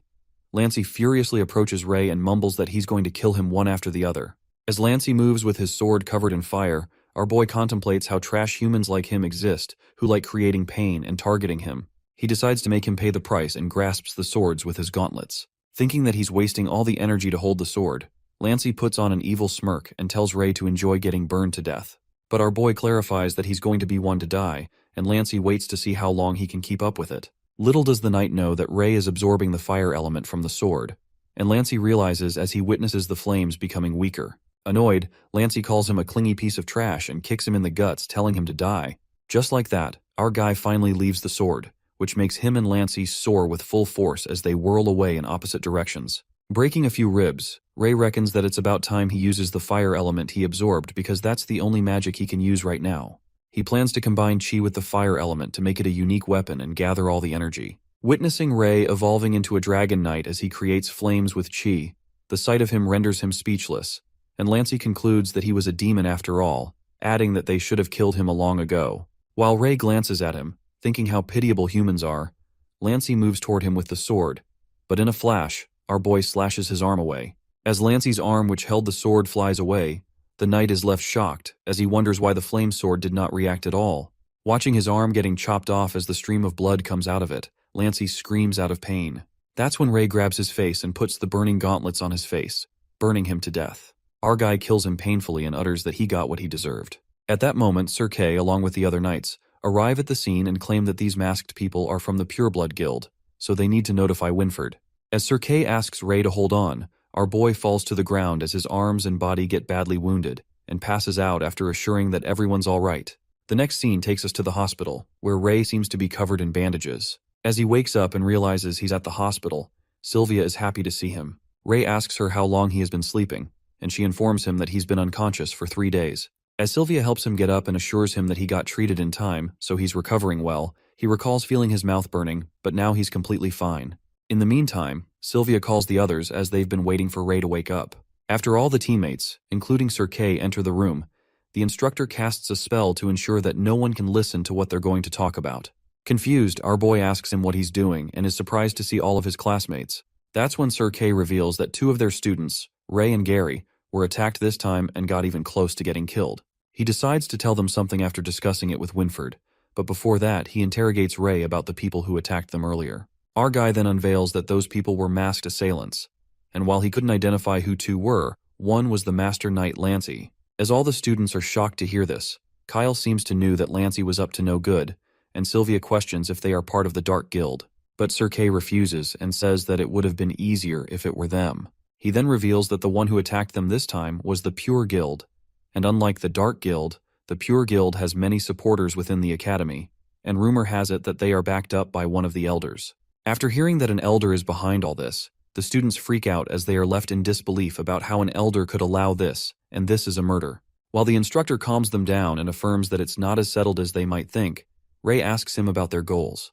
Believing that Ray already has his guesses, Sir Kay lets out that he has called the red-haired kids along with the victims of the incident. That's when our boy sums it up and utters they want to eliminate them. Upon hearing this, the twins seem to chill about this. Ian freaks out, and Kyle, who seems panic-stricken, says that it doesn't make sense because, according to the prophecy, one of them is supposed to be a savior of the world. Thinking what good it would do to kill them, the instructor informs them about the second part of the prophecy. The teacher then narrates that 11 years ago, the prophecy was that the red-haired child could either become the world's savior or the cause of its destruction. With prophecy being contradictory, there always have been knights that value birthright and bloodline above all. They couldn't accept that what they have been safeguarding for generations would be taken by common kids, and there are many people that follow this thought. He further reveals the war happening on the borders of Allure, and that they need to defend against the Shadows as well as other countries and maintain the academy. However, under these circumstances, the higher-ups can't afford to expose the Pure Blood Guild, as if the Allure Kingdom breaks from within, the peace will no longer be maintained. After listening to this, Kyle asks him if they should let them attack, and Dan seems kinda relieved as he assumes that this doesn't have to do anything with others, as they're not the ones who are gonna save the world. While Sylvia lashes out at him for saying such a thing about their friends, Sir Kay clarifies that they are all together in this mess. He warns the students to be on constant alert as the guild is becoming more daring. Sir Kay then assures them that he's arranged lurkers to be by their side, and the knights themselves are going to keep tabs on them. But he reminds them that there are only a few people that they can trust, and instructs them to rely on themselves. At that moment, Gary mutters that there's no other way than to work hard and become stronger. Tapping on poor Gary's broken arm, Sir Kay tries to lighten up the mood, saying that most people who rely on others to protect them are the first ones to die. While the students think he is trying to comfort them, the instructor seems to have enough of the talk, and instructs them to leave as he has to talk with Ray. 1 week later, Ray leaves the infirmary and feels happy as he almost got mad in the hospital. He reckons about the things that have happened earlier, like this gauntlets given by Old Man were badly managed, so he needs to fix them. He also thinks about his wolf Noir who was wounded, and he used some intermediate beast crystals to heal it up, manifesting that he needs to hunt too. However, our boy gets reminded of what Sir Kay had told him, and now he can't even relax. That's when we are taken back to Ray's flashback at the hospital, where he seems to freak out after knowing that he is most likely the one the prophecy talks about. Sir Kay elucidates that he has the most different qualities than others, and his body has been able to recover rapidly even when he was on the brink of death. Knowing that Ray is trying to hide it most, the teacher anticipates that he has also managed to use magic. While the teacher looks at him dubiously, our boy gets flustered and ponders how he should explain it to him. He thinks of confessing to him about his past life as a dragon and having black hair as a kid, because he still had some dragon qualities left over. Meanwhile, our boy is lost in the thought about that strange dragon system. Sir Kay clarifies that the Pureblood Guild believes he can use magic and warns him to be careful as Ray seems to be their main target. Snapping out his flashback, he ruminates how Lancey was a tough opponent to deal with and predicts that they will send someone stronger this time. The next scene takes us to Elder Gibby, who seems to be hopping mad after failing in their mission. Thinking that Lancey would be this useless, the Elder gets disappointed and says he couldn't even deal with the kid with all the high-grade equipment they gave him. While Gibby is satisfied that Lancey died upright, so he wouldn't be able to say anything, his assistant informs him that Kay and Winford have already figured out their objective. The night assistant also reports that they won't be able to do anything to Ray for a while. Elder Gibby assures him that they can give him some time, but in the meantime, he tells him to call Delbert as they've ignored him for a while. Elder plans to have Delbert pluck a few nails to test his loyalty and leave. After that, Ray arrives at the academy, and Monk and Gary welcome him. Asking why he's hurt again, Ray lets out that he fought with the old man at the martial arts club. Dan wonders what kind of scary club it is. At that moment, Martha and Sylvia enter the dorm, informing Gary there's a letter for him. While Sylvia gets happy to see him, and Martha suggests that he should probably groom his hair, Dan suggests that he should shave off half of his just like him. As our boy gets annoyed as he doesn't want to look like Dan, Kyle jumps in and advises him to go bald like him. Seeing Kyle in their dorm, Ray asks him why he is here, and Monk tells him that Kyle always wanted to come here, and they also had an empty space, so Sir Kay agreed to this, as he thought it would be better to take care of each other. But our guy objects and tells the other classmates how noisy this guy is. He then points at Gary and notices something is wrong with him. At that moment, Gary storms out of the room, and Sylvia assumes it might be because of the letter. While Dan jokes around and guesses that he must have gotten dumped by someone, Ray anxiously runs after him. He activates his dragon eye and finds that Gary is headed to the roof. Our boy immediately runs to the roof and witnesses Gary sitting there. As our boy asks him the matter, Gary confesses that the letter he got just now was about her sister Amy. Worried, Ray asks him what happened to her, and that's when Gary reveals that she died.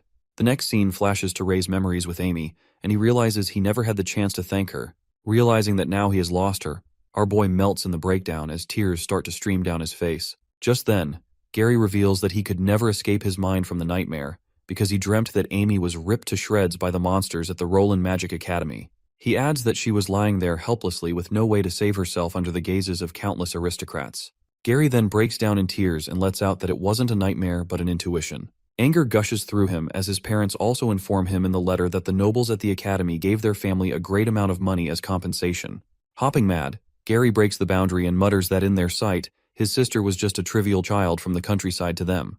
While Ray grows hushed as he listens, the blonde-haired boy starts yelling that he won't forgive them and will find the person who killed her sister. As tears keep falling down Gary's face, he makes it clear that he will kill them. Hearing this, Ray assures him to count him in his plan. Overwhelmed with emotions, Gary grabs him and says that he's aware that Ray has awakened the power of magic and can summon a beast and use flames.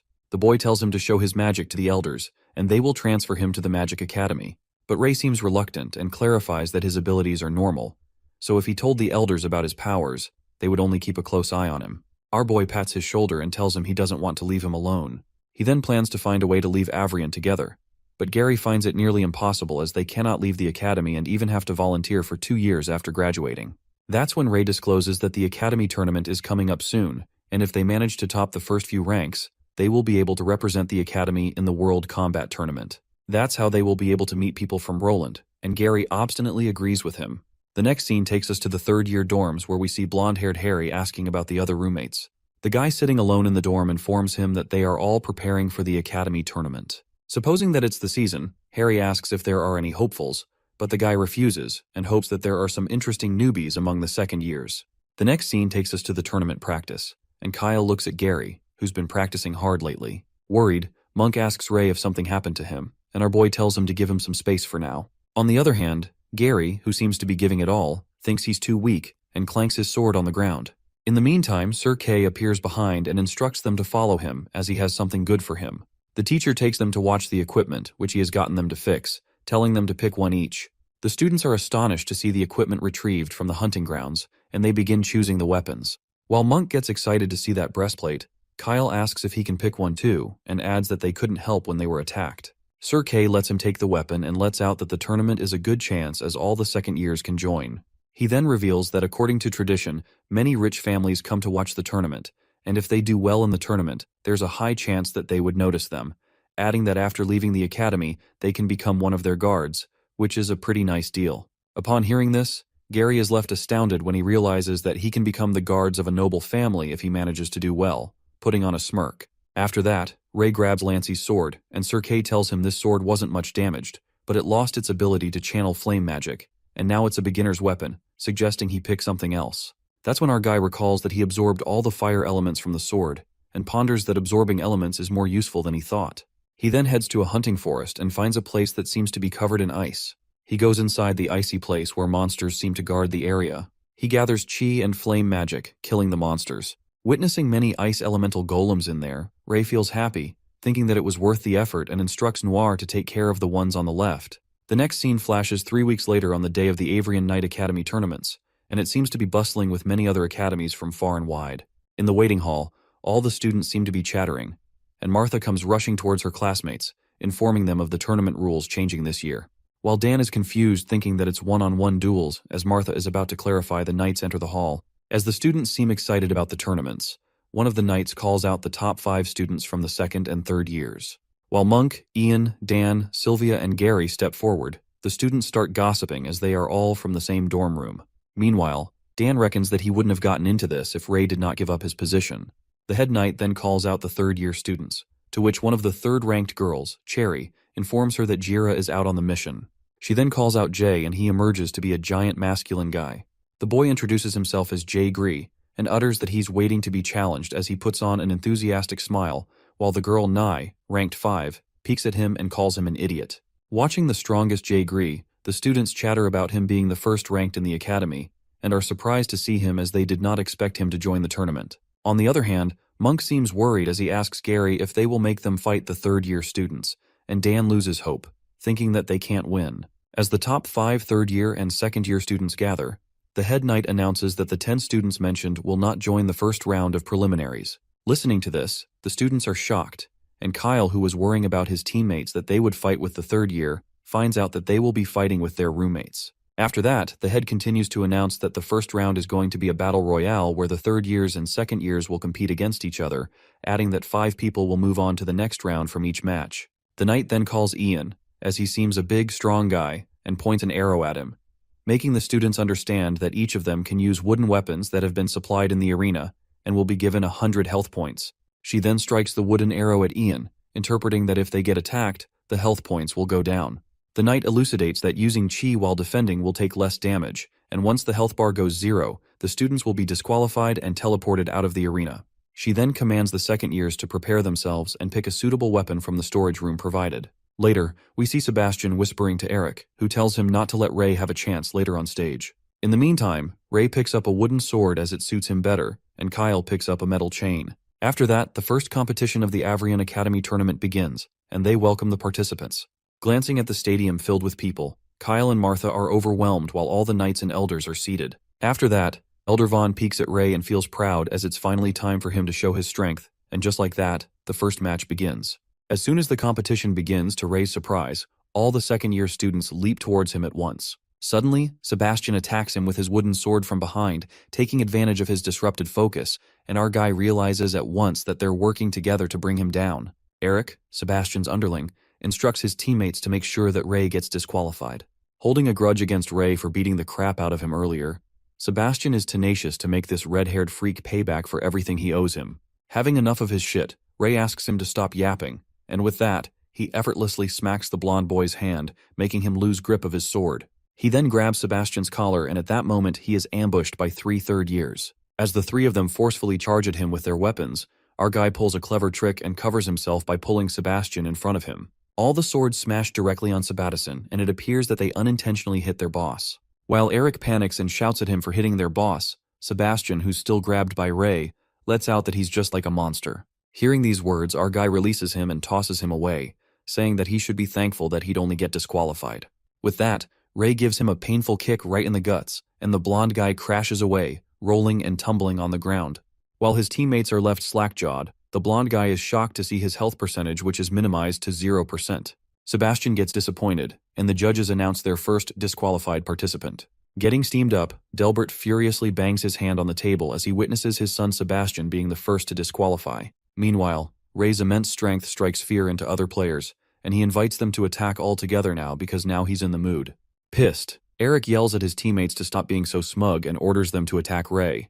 The fear instills inside Eric himself as he's not initiating to fight the red-haired boy. However, Ray himself jumps towards him to deal with him. Scared to death, Eric shouts at him to stay away from him as he's bawling his eyes out of fear, while our guy twists his arm, which makes his sword topple to the ground and cracks his feet. Witnessing Ray beating the crap out of the players, third-year student Jay Gree is quite impressed by the red-haired kid's power, but Nye thinks that he's pretty ruthless. Nye further lets out that this competition was held to observe the techniques of the students, but it ended up giving Ray a chance to be ruthless. Well, they don't seem to know that the second years schemed to gang up on our main character to bring him down, but now he's fighting fairly and beating the hell out of them. Nye notices that every time that red-haired kid attacks the players, it only reduces about 20 health points from the enemy, believing that if this goes on, someone might lose their life. On the other hand, Sylvia and Ian are concerned as the players are hurt, but Gary, crossing his arms, utters that it serves them right. Thinking that could gang up on Ray, Gary, with an intense gaze, ascertains that there's no way they could win against him by pulling his pathetic plan. Meanwhile, Ray continues to smack the players and crack their arms, which reduces their health points by 20. As it seems like our guy is inevitable, Dan is staggered and wonders if none of the players know how to use chi. Sylvia tells him that they're using chi, But Ray is far too strong that he's unaffected by it. In the crowd, the people begin to gossip about Ray and wonder why he's being so ruthless, and blabbering that he's so uncultured and doesn't look like a knight at all. One of them suggests that they wouldn't have allowed someone like him to participate in the first place. As soon as they utter this bullshit stuff about the red-haired kid, Ray's eyes get fixed on them as he gives them a deadly stare, deadly enough to eat them alive. With his stare fixated on them, the people who blabbered about him could sense the killing intent in his gaze, and found it impossible to think that he could hear him, low-key supposing that he was a monster. On the contrary, one of the elders suggests that they should stop the red-haired kid, but Elder Vaughn interrupts and finds no valid reason to stop Ray, affirming that no one stopped them when they started ganging up on him. Well, at least someone used their brain for once. The elder gets concerned that Ray might kill other students, but Elder Vaughn seems pretty confident and thinks that based on his opinion, the red-haired kid is making a smart choice to ensure that they don't gang up on him again. Revealing that Ray is his student, Vaughn also decides to take responsibility if anything happens. Listening to this, the elders are left quite speechless. However, deep down, Vaughn is worried about Ray getting a bit out of control. In the third-year audience, third-ranked Knight Cherry assumes that the top 5 have already been confirmed. She then kinda mocks Harry Delbury, saying that's a shame that his brother was the first one to get disqualified. Laughing it off, Harry lets out that it's a good thing, covering it up by saying that his father dotes on his younger brother too much. On the other hand, the roommate gang, the second year including Martha, Kyle, the twins, and Ray, seems to be taking the lead in the competition as they incredibly disarm the enemy. While the players are screaming out of pain, Eric, the underling, calls Ray a dirty mongrel and asks him to wait until he kills him. Pissed, Eric warns the red-haired boy that he should better watch out because if he gets the chance, he'll get both him and his parents. Mentioning his parents, the guy knew that he fucked up the moment he badmouthed Ray's parents. At that moment, Ray loses his nerves as he angrily approaches him, while the broken and helpless Eric asks him to stop right there as he can't even escape with his broken limbs. With that, our guy grabs his head, and the elder is now certain that he'll definitely kill the silver-haired boy. Glaring at him with dagger eyes, Ray deciphers not to even think to become a knight, and with that, he activates his mana. It appears that our guy is absorbing Eric's mana as the guy eventually gets drained. Meanwhile, Eric is freaking out as his mana is completely exhausted, and just then, Ray strikes a powerful punch at him, making his health point reduced to 0. As poor Eric is lifelessly lying on the ground after getting a good smacking, the elders are convinced that Elder Vaughn was right about Ray, as he didn't continue to hurt other students. At that moment, Elder Vaughn takes a sigh of relief as he was worried sick about Ray and his violent moments. Nonetheless, he laughs it off and is assured that our boy at least stopped breaking their limbs. In a flash of a moment, an arrow glides towards Ray when he dodges it without flinching, and it appears to be a girl knight who warns him to let go of the boy as he's grabbed by Ray. While he smacks the boy and tosses him on the ground, the girl keeps shooting arrows at him. However, Ray keeps on dodging them like it's a breeze and remains unfazed. This makes the girl low-key panicked as she finds it impossible that the red-haired guy dodges all her attacks. Eventually, she runs out of arrows and our guy takes the chance, grabbing hold of her by the neck. As he drains her mana, someone from the crowd shrieks at him to stop it. Calling him a monster, the man asks him to get his hands off his daughter, while the others try to make him understand that he goes up now and Sarah is going to get disqualified. Knowing that the man in the crowd is her father, Ray gets flashbacks of his dad and wonders what about him. His father contributed so much to the country and saved so many people, but the most unfortunate thing happened to him. As all the painful memories flood his mind, he recalls his father's only wish was for his mother to kill him as the plague of shadows took over him. Snapping it out, Ray grits his teeth in anger and chokes her harder when suddenly someone halts him with a chain. It turns out to be Kyle who stops Ray by grasping his arm with the metal chain. With a menacing look in his eyes, he asks Kyle and Martha why they are stopping him. With their health points decreasing, Kyle tries to reason with him that Sarah is an innocent girl, so he doesn't need to be harsh, and Martha lets out that she didn't hurt anyone. Meanwhile, the twins, Sloth and Badger, step in to save the girl and tell Ray that he's crossing the line here, asserting that those bastards have been punished who were trying to gang up on him. The other twin asks him to be a gentleman, and at that moment, our guy takes a step back. He recalls all the times when his roommates had his back when he was at his lowest. Holding his head, he asks himself why it is always like this, and with so much pain engraved inside him, he lets out a scream and questions what they even know about him. While his scream creates a whirl, suddenly, Ray begins to lose control when rage takes the best of him, and he challenges them to fight him if they want to stop him. Driving insane, Ray tugs Kyle's metal chain towards him, dragging him close to him. Without reluctance, our boy strikes a punch right into Kyle's guts and smashes him hard on the ground, making his health points lose. Not in his right mind, he advises Kyle to practice focusing on his chi if he wishes to defeat him. Just then, Martha shoots 3 arrows at him, enfolded in chi. However, he dodges them like a walk in a park and grabs the arrows. Witnessing, Martha is left flabbergasted to watch him catching arrows with his bare hands. At that moment, Ray flings the blazed arrows towards Martha as they soar at an incredible speed.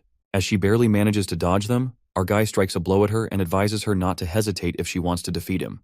Well, it looks like our main character's got time to school his roommates while beating them senseless.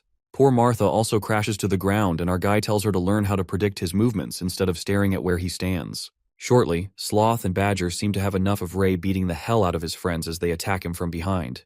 As the fire emerges from within, Ray's crazy power breaks the ground and the twins stumble back as they are blown away by a powerful force. While the twins appear to be fine, our guy advises them to plan their moves, and as the twins lean in for another attack, he asks them not to waste their time and ambush them. He smacks both of them and appears to be in pain, lying on the ground. Watching this terrifying sight, Sarah is frightened to death as she turns pale and concludes that Ray is terrifyingly strong. On the other hand, as the crowd seems to be watching all this, they are amazed by how strong he is. They think that the red-haired kid is completely unmatched, just like a monster. On the other side, the third-year knight. Nye ponders that even if that red-haired kid Ray didn't make it into the top 5, then the ones in the top 5 must be really something else. Meanwhile, Ian and Dan Loki feel defeated already. After that, the only player left to defeat is Sarah and Ray promptly approaches her. Trembling with fear and her feet quivering, she already gives up and knows that she certainly won't be able to beat him. In the meantime, his hand is covered in chi, and Sarah's father seems to be screaming, asking the judges to stop him as he assumes that the guy is going to kill her daughter. To everyone's surprise, our guy finally comes to his senses and pokes Sarah's head lightly, making her health points decrease, and even apologizes to her. Sarah is left confused as she leaves, and her father along with other people in the crowd can't believe their eyes that the competition ended just like that, and the boy didn't do any harm. After that, the results of the competition are announced with 5 qualifying students being the winners, including Martha, Ray, Sloth, Badger, and Kyle. Moments later, our boy leaves the arena, and the judges announce to everyone to get rest, as they will continue the battle royale for the third years later in the afternoon. The elders are impressed by Ray's performance, and one of them believes that if he were to go on a rampage someday, not many people will be able to stop that kid. But Elder Vaughn speaks in his defense and anticipates that Ray will be able to save many people. During this, Knight Gilbert whispers to the Master Elder, informing him that they checked on students and it was mana deficiency. It appears that the students won't be able to use chi in the short term, and they aren't sure if they will be able to recover. Upon hearing this, the Master Elder decides to speak of this any further and thinks that there's enough he needs to worry about, referring to Ray. Inside the training room, the sound of sword clacking echoes through the room, and the students chat about the second years going hard at the training in the afternoon. It appears to be Gary who's fiercely fighting with the puppet, and after numerous hits, he manages to pass the 12 level and defeats the puppet. Catching his breath, Gary is not satisfied with his training as he needs to reach the level to get as strong as Ray. He then gets reminded of Sir Kay, who told them about the affluent families that come to watch the tournament, and if they do in the tournament, they will notice the knight students. And once they leave the academy, the knights can become one of their guards, and it will be a pretty nice deal. Thinking about this, Gary decides to step up as this isn't enough of what he wants. Watching the blonde kid fighting with such fierce determination, Cherry recognizes Gary as he's the first place among the second years and asks Harry what he thinks of him. Harry lets out that the other one suits him better, referring to the puppet, while Cherry obsesses over Gary, saying that the boy has a good face though and reminds her of Harry. While she corroborates with Harry that the boy can do better, Harry strides towards the puppet and with a bright smile on his face, he activates level 12. Without much movement, he fights off the puppet standing in one position and jerks his sword just once. As he strikes the sword, his attacks seem more powerful. While Harry impressively defeats the puppet and passes level 12, Gary notices that he copied all his movements. After that, Harry lets out that it doesn't look that hard, and Gary grasps that he wants to fight. Cherry gets excited to have a show on their hands, and the students are surprised to see a cross-grade fighting. At that moment, Sylvia rushes in to find Gary and asks to get a good place since the competition is about to begin, dragging him by the hand. As poor Gary is being dragged away by her, he asks her to stop while Harry lets out a little laugh. Pulling him outside, Gary asks her why she stopped him, and Sylvia, calling him stupid, knocks some sense into him, saying that his right to participate might have been cancelled if he fought outside the ring. Gary realizes that she's right, and the girl affirms that she knows that he can win and has the ability to, but he just has to stay calm for now. As the afternoon round is about to begin, Sylvia asks him if he's seen Ray, but Gary refuses and utters that he disappeared right after the first round. Suddenly, they hear someone talking and approach to see who it is. To their surprise, it turns out to be Ray who's talking with Sir Winford. Meanwhile, Gary wonders what they are doing together. At that moment, Our guy confesses that he doesn't want to compete any longer, leaving his friends shocked. The story proceeds with Winford asking Ray if he's serious about quitting the competition, and he says yes. Upon asking the reason, our guy can't seem to tell him. Sighing, he decides to talk about this later since he has to supervise the competition, and lets Ray know that he's going to respect him regardless of the choices he makes, leaving him in awe. Walking down the stairs, Ray encounters Sylvia and Gary, and they both explain themselves that they didn't mean to eavesdrop. He asks them if they heard everything, and Sylvia says just a little bit. Gary interrupts, spilling the truth that they heard everything. They accept the truth while our guy assures them it's nothing important. As he's leaving, Gary stops him, asking if he's going to break their promise and if his sister's death going to be covered up as if it's not important. This makes Sylvia understand why Gary has been stressed out lately. Ray responds he can never forget that since she was a human and his first friend, adding that he does really want to take revenge for her. Sylvia affirms that she knows that Ray might feel afraid and that he's hurting. His heart is filled with rage towards the people who ganged up against him, and he must feel bad for attacking their friends and innocent people. Consoling him, she lets him know that none of this is his fault. They just want to let him know that no one is upset with him, and then she remembers how Kyle, Martha, and everyone else look up to him as an example of someone who's strong and how they were arguing about beating him next time. Gary agrees with her and reassures him that he knows Ray wasn't treated fairly in the past, but now he isn't alone. He has them and they will always be his family. The blonde-haired guy is sure of his friend and won't leave him here all alone by himself. With that, they all proceed to the ground where Martha tells him that the competitors are almost here, and it took them long enough to come. Watching Ray and Sylvia come together, Dan blabbers they would rather want to be with each other than watch the competition, but then he spots Gary third-wheeling in the back, who's not that happy about it either. Sylvia asks Martha if there's someone of note, and she replies that the 3 years are all pretty strong and have their own strength. Harry, who's an elegant fighter and the only one who hasn't got hurt the entire time. Then there's Gio. He's a big guy who's strong and explosive, and he can compete with the first-place Jay. Sumir and Mizuiro are experts at using fans and have nice coordination with each other to defect and attack, and she feels even Sloth and Badger do not have that high level of coordination with each other. As they were looking for the other player, Ray found Molly practicing, and he seemed to be impressed by her skills since she was in the top 5. With that, the judges congratulate the 5 winners of the third-year bracket. The main events start now. Winford announces the results after 2 rounds of the competition, which shortens the players up to the final 20. While announcing the second year's performance, which had been much better than expected, he glances at Ray, wondering if he will participate, and he nods his head, which makes him smile. And he lets everyone know about the new rules that have been implemented for the competition. On the screen, everyone's new matchups are displayed. The second years are up against third years, which makes them think it's unfair to them, because no matter how strong they are, they've been trained for 1 year less. It is shown that Gary is up against Harry, and he finds it to his liking, while Sylvia is up against the strongest in the academy, Jay Gree, making her wonder if she's capable enough. But Jay thinks it's a shame he's not up against Ray, and Harry also expresses that he wants to fight him ever since he has grown more, assuring Jay that he'll get a chance to fight the red-haired boy. Sylvia's brothers are seeing everything from above and find it a shame that they won't be able to see the youngest sister's performance today. The other one says they don't come to Avrian often, so they should let the sister bring them around. But Marsh, the older brother, suggests going later since he has to meet up with the elder. After that, Winford lets everyone know that the finals will be held a day later, and they should be prepared because the contestants should not be limited on their weapons and equipment. The second years know that they have to compete in equipment with the third years too, and Dan mumbles that it's going to be skewed in their favor, so it's easy for him to say while Ian thinks that they should treat it like one of their special trainings. Looking stressed, Monk is concerned about the fact that he has to go up against Molly in order to improve, although she's his senior in black belt. Our guy is up against Jira, who has not shown up yet, and he thinks it's fine since he will be able to relax more fighting against someone who's not a second year. As the sun is about to set, Ray asks Gary and the others if he's not going back, but Gary lets him know that they're going to do some more training. Watching him training with alacrity, our guy knows this fight is the one he can't lose since Harry's very strong, so he hopes for his friend to win. The story proceeds with a flashback of a conversation between Ray and Winford, who is glad that he changed his mind and is relieved. He says it's nothing, and it's just because his friends were nagging him for it.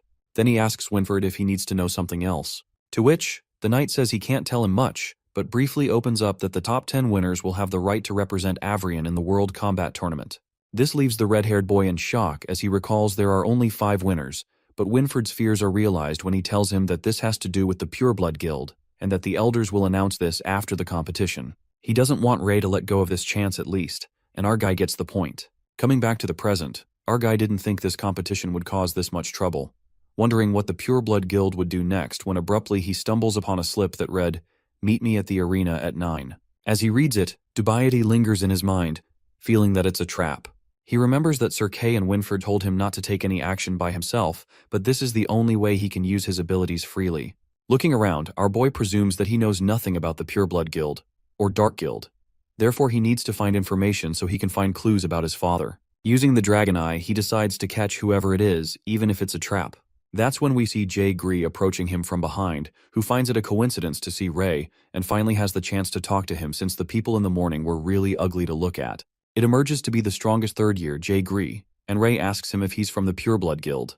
Appearing confused, Jae reveals his true intentions, and says that he just wants to fight with him since they don't have a chance to fight in the competition. While Jae insists that they should combat right now, our guy respectfully passes as he doesn't feel like fighting, making Jae pissed.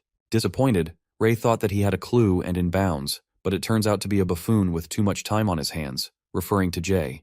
Our guy standing in the opposite direction is suddenly attacked by Jae, who slams his big-ass sword with a clang. However, to his surprise, Ray halts the attack as he grabs the weapon with the help of his dragon turtle gauntlets. Freaked out by the sudden ambush, he asks Jae if he's mad and clarifies that he doesn't want to fight. That's when Jae realizes that his suspicions are correct and Ray's strength is nothing to laugh at. As Jae excitedly lets out that no one could take this attack from him like that, and our boy doesn't seem to give a damn about it. However, Jae strikes the sword for the second time, which makes Ray crash away with force. Our guy clings to the ground as his gauntlets brush against it and he is taken aback, thinking that Jae is as strong as a Minotaurus. While it looks like Ray has no other choice but to fight him as he's not going to let him go unless he defeats him, suddenly, his eyes catch a hold of someone standing behind Jae. Meanwhile, Jae insists on coming at him. Our guy instantly realizes that the guy with a mask is from the Pureblood Guild. As soon as the realization dawns on him, a spark of rage runs through Ray, and with his glare fixated on him, he abruptly uses chi and throws Jae out of the way as he strikes a punch at him. After that, Ray leaps towards the masked man and blows a blazing attack on him. However, his attack vanishes as soon as it clashes with the masked guy's lance. Seeing his attack disappearing in thin air, our boy speculates that there's something with that lance. Shortly, they are interrupted by the big guy Jae, who is pissed and asks the masked man where he'd come from, teaching him not to step in on a spar. Thinking that this big guy is such a nuisance, Jae proves to be one as he challenges the masked man to fight, and at that moment, the guy signals as he waves his hand, making his other henchman enter the scene. The masked henchman surrounds Ray while Jae fights off with the leader and thinks that it's quite unprofessional to bring buddies, but he likes it. Meanwhile, our boy seems done with Jae and concludes that he's more annoying than flies. Ray then draws out his sword, and one of the masked guys takes the chance, leaping towards the red-haired kid with the sword. However, Ray dodges it as he springs upward, and in a flash, he disappears in thin air. While the henchmen are left staggered to see where he'd go, one of them warns them not to let their guard down as Ray is a black belt knight. As the henchman gets apprehensive, a few seconds later, he is ambushed by Ray when he charges the sword at him. He strikes the sword at the guy's head with a clang. However, another henchman makes Ray's sword fling away by using chi, making him disarm. Plunging to take the chance, the henchmen leap towards him, hurling their swords at him all at once at them. They simultaneously charge their swords at him, while Ray manages to dodge all of them with the turtle gauntlets as he stumbles away with force. He then realizes that all the assassins are pretty capable. The weapons they're using are quite strong too. Getting lucky, if Ray hadn't used the ice golem's ice elemental protection, he'd have had to fix his gauntlets again. Freezing up his gauntlets to save from damage, Ray presumes that regular close combat doesn't stand a chance now. On the other hand, the masked leader and Jae seem to be having a fierce combat. While Jae calls the masked guy a slippery eel, the leader flings the lance with such force, enveloped in chi. But the most unexpected thing happens when Jae grabs hold of that lance with his bare hands. Holding that spear, he asks the masked man if he thought he could hurt him. As the deep rumbling of his attack scatters dust everywhere, Jae confesses that he's not good at controlling it, but in the field, he realizes that he doesn't need to. Holding his sword, the big guy proudly claims that he has several times more chi than the regular person, and to them, it might be poison. But to him, it's fine wine. With a menacing sneer on his face, Jae leaps towards him with his sword set ablaze and binds his chi. Going berserk, he slams the sword with unmatched strength while the masked guy barely manages to hold it with his chi. Just then, Jae finally gets hold of his mask and whacks a fierce blow, making that guy fling in midair as he crashes away with force. At that moment, the after effects of that mind-blowing attack results in a big explosion that even Ray is quite shocked to see, wondering if that is really a power humans can have. Meanwhile, Jae, holding the guy's mask, lets out that his weapon is pretty good that it was able to take an attack from him. Throwing away the mask, Jae mocks the guy for not being strong enough, while the guy who got his ass beaten by him is still able to stand up. To his surprise, the guy turns out to be Gira. Laughing, Jay doesn't seem much surprised to see his classmate Jira, who's also a third year, and taunts him that he's been hiding many things these years. Jira looks quite pissed at him, and now that he's exposed, the anger boils in him as he leaps towards Jay to attack him. However, the big guy blocks it with his sword with a clang. On the other hand, our guy seems to be struggling to fight the 5 henchmen who are annoying enough to deal with, but he feels reassured that at least Jay is helping him keep the leader occupied, thinking that he owes him one for this. While he freezes one of the enemy's arms, another one leans in to attack him. However, Ray disappears once again. Hiding, our guy needs to drag out time for his mana to recover so that he can easily deal with him and climb to the top so that no one can spot him. The henchmen warn each other not to let Ray ambush them, and they call him out, saying that they know he can't hold on anymore, so if he comes out now, they can make things quick and painless for them. On the other hand, Jay again strikes a blow with immense strength, but Jira dodges it as he leans back. After that, Jay asks him how much longer he's going to hide, and at that moment, Jira tosses something out of his armor which seems like a potion bottle. As he pops it open, Jay Gree is confused to see what he's doing, and Ray, watching this all from above, realizes what it is as his eyes are left wide open. It appears to be a plague of shadows, and Jira gulps down that purple potion and a peculiar purple aura surrounds him. Jay could sense that there was something wrong with his chi, and a tense moment unfolded when a purple aura emerges from within and Jira lost control, transforming into a terrifying monster. Suddenly Ray screams and warns Jay to watch out. Getting unexpectedly strong, Jira, who's now turned into a plague of shadows, leaps toward Jay Gree, charging the spear at him. Noticing that he's oddly strong, Jay Loki freaks out and feels the need to dodge. However, before he can take action, Jira stabs the lance in his chest. Bleeding, Jay is left flabbergasted as he presumes that his speed and damage are at least 10 times stronger than he was just now. He realizes that if he doesn't dodge another attack from Jira, things are going to get messy. Concerned, Ray senses the trouble down there and reckons if he doesn't deal with these henchmen soon, the tables are going to turn. During this, one of the henchmen spots the red-haired brat and springs towards him to kill him. However, our guy makes it clear that he doesn't have time to play with him anymore and beats the crap out of him as he strikes him with his blazing gauntlets. Meanwhile, Jira constantly keeps attacking Jay and mocks him by saying that he's not as strong as everyone says he is. As he gets hit, Jay gets a hold of himself, and he clings his sword to the ground to stop himself from crashing away. Quivering, Jay lets out that he's not used to being on the defensive side and still has some strength left in him. Jira concludes that this is where his story ends. Telling him to die, the shadow monster soars towards him with his spear charged at him. Feeling helpless, Jay's body gets stiff as he's unable to dodge or even move. While it looks like it's the end of the big guy, Jira slams the lance with immense power. However, Ray appears at the right time as he grabs the spear with his frozen gauntlets that halt it. Thinking how's this possible, Jira peeks over at his henchmen and witnesses that they are knocked out, which makes him even more stunned that the red-haired kid dealt with 5 elites all by himself. Taking the chance, Ray tries to freeze the fear by using flash freeze. However, Jira releases his lance and jumps back. Just then, Jay Gree, who's severely injured and bleeding, thanks Ray for saving him while our boy assures him to leave the rest to him. Jay then warns him to be careful of his weapon, which is made from the carapace of a crab spider demon, adding that it's not only tough and reflects damage, but also has neurotoxin which can paralyze him once he gets hurt from it. Taking this into account, Ray thinks of dealing with Jira quickly, and with that, he releases chi, which sets him ablaze. The fight continues and our boy keeps dodging his rapid attacks. In a flash of a moment, Jira finally gets Ray, and it appears that his weapon tilts a bit, slashing the spear at him and smashing him away. Being thrown with force, Jira seems very powerful to fight with as Ray decides that his weapon can even change form, plus his chest plate has shattered too, and his gauntlets had enough blocking attacks that they can't do anything now. Panting, he thinks that he needs to go on the passive once he gets hit again as he needs to pick his sword back up. That's when Jay Gree calls him out, and knowing that he's looking for a weapon, he hurls his sword at Ray, permitting him to use his baby, referring to his weapon. As soon as our guy grabs the hold of the big-ass sword, he low-key freaks out because of how heavy it is. Not being able to bear the weight, Ray begins to sweat as the sword topples to the ground.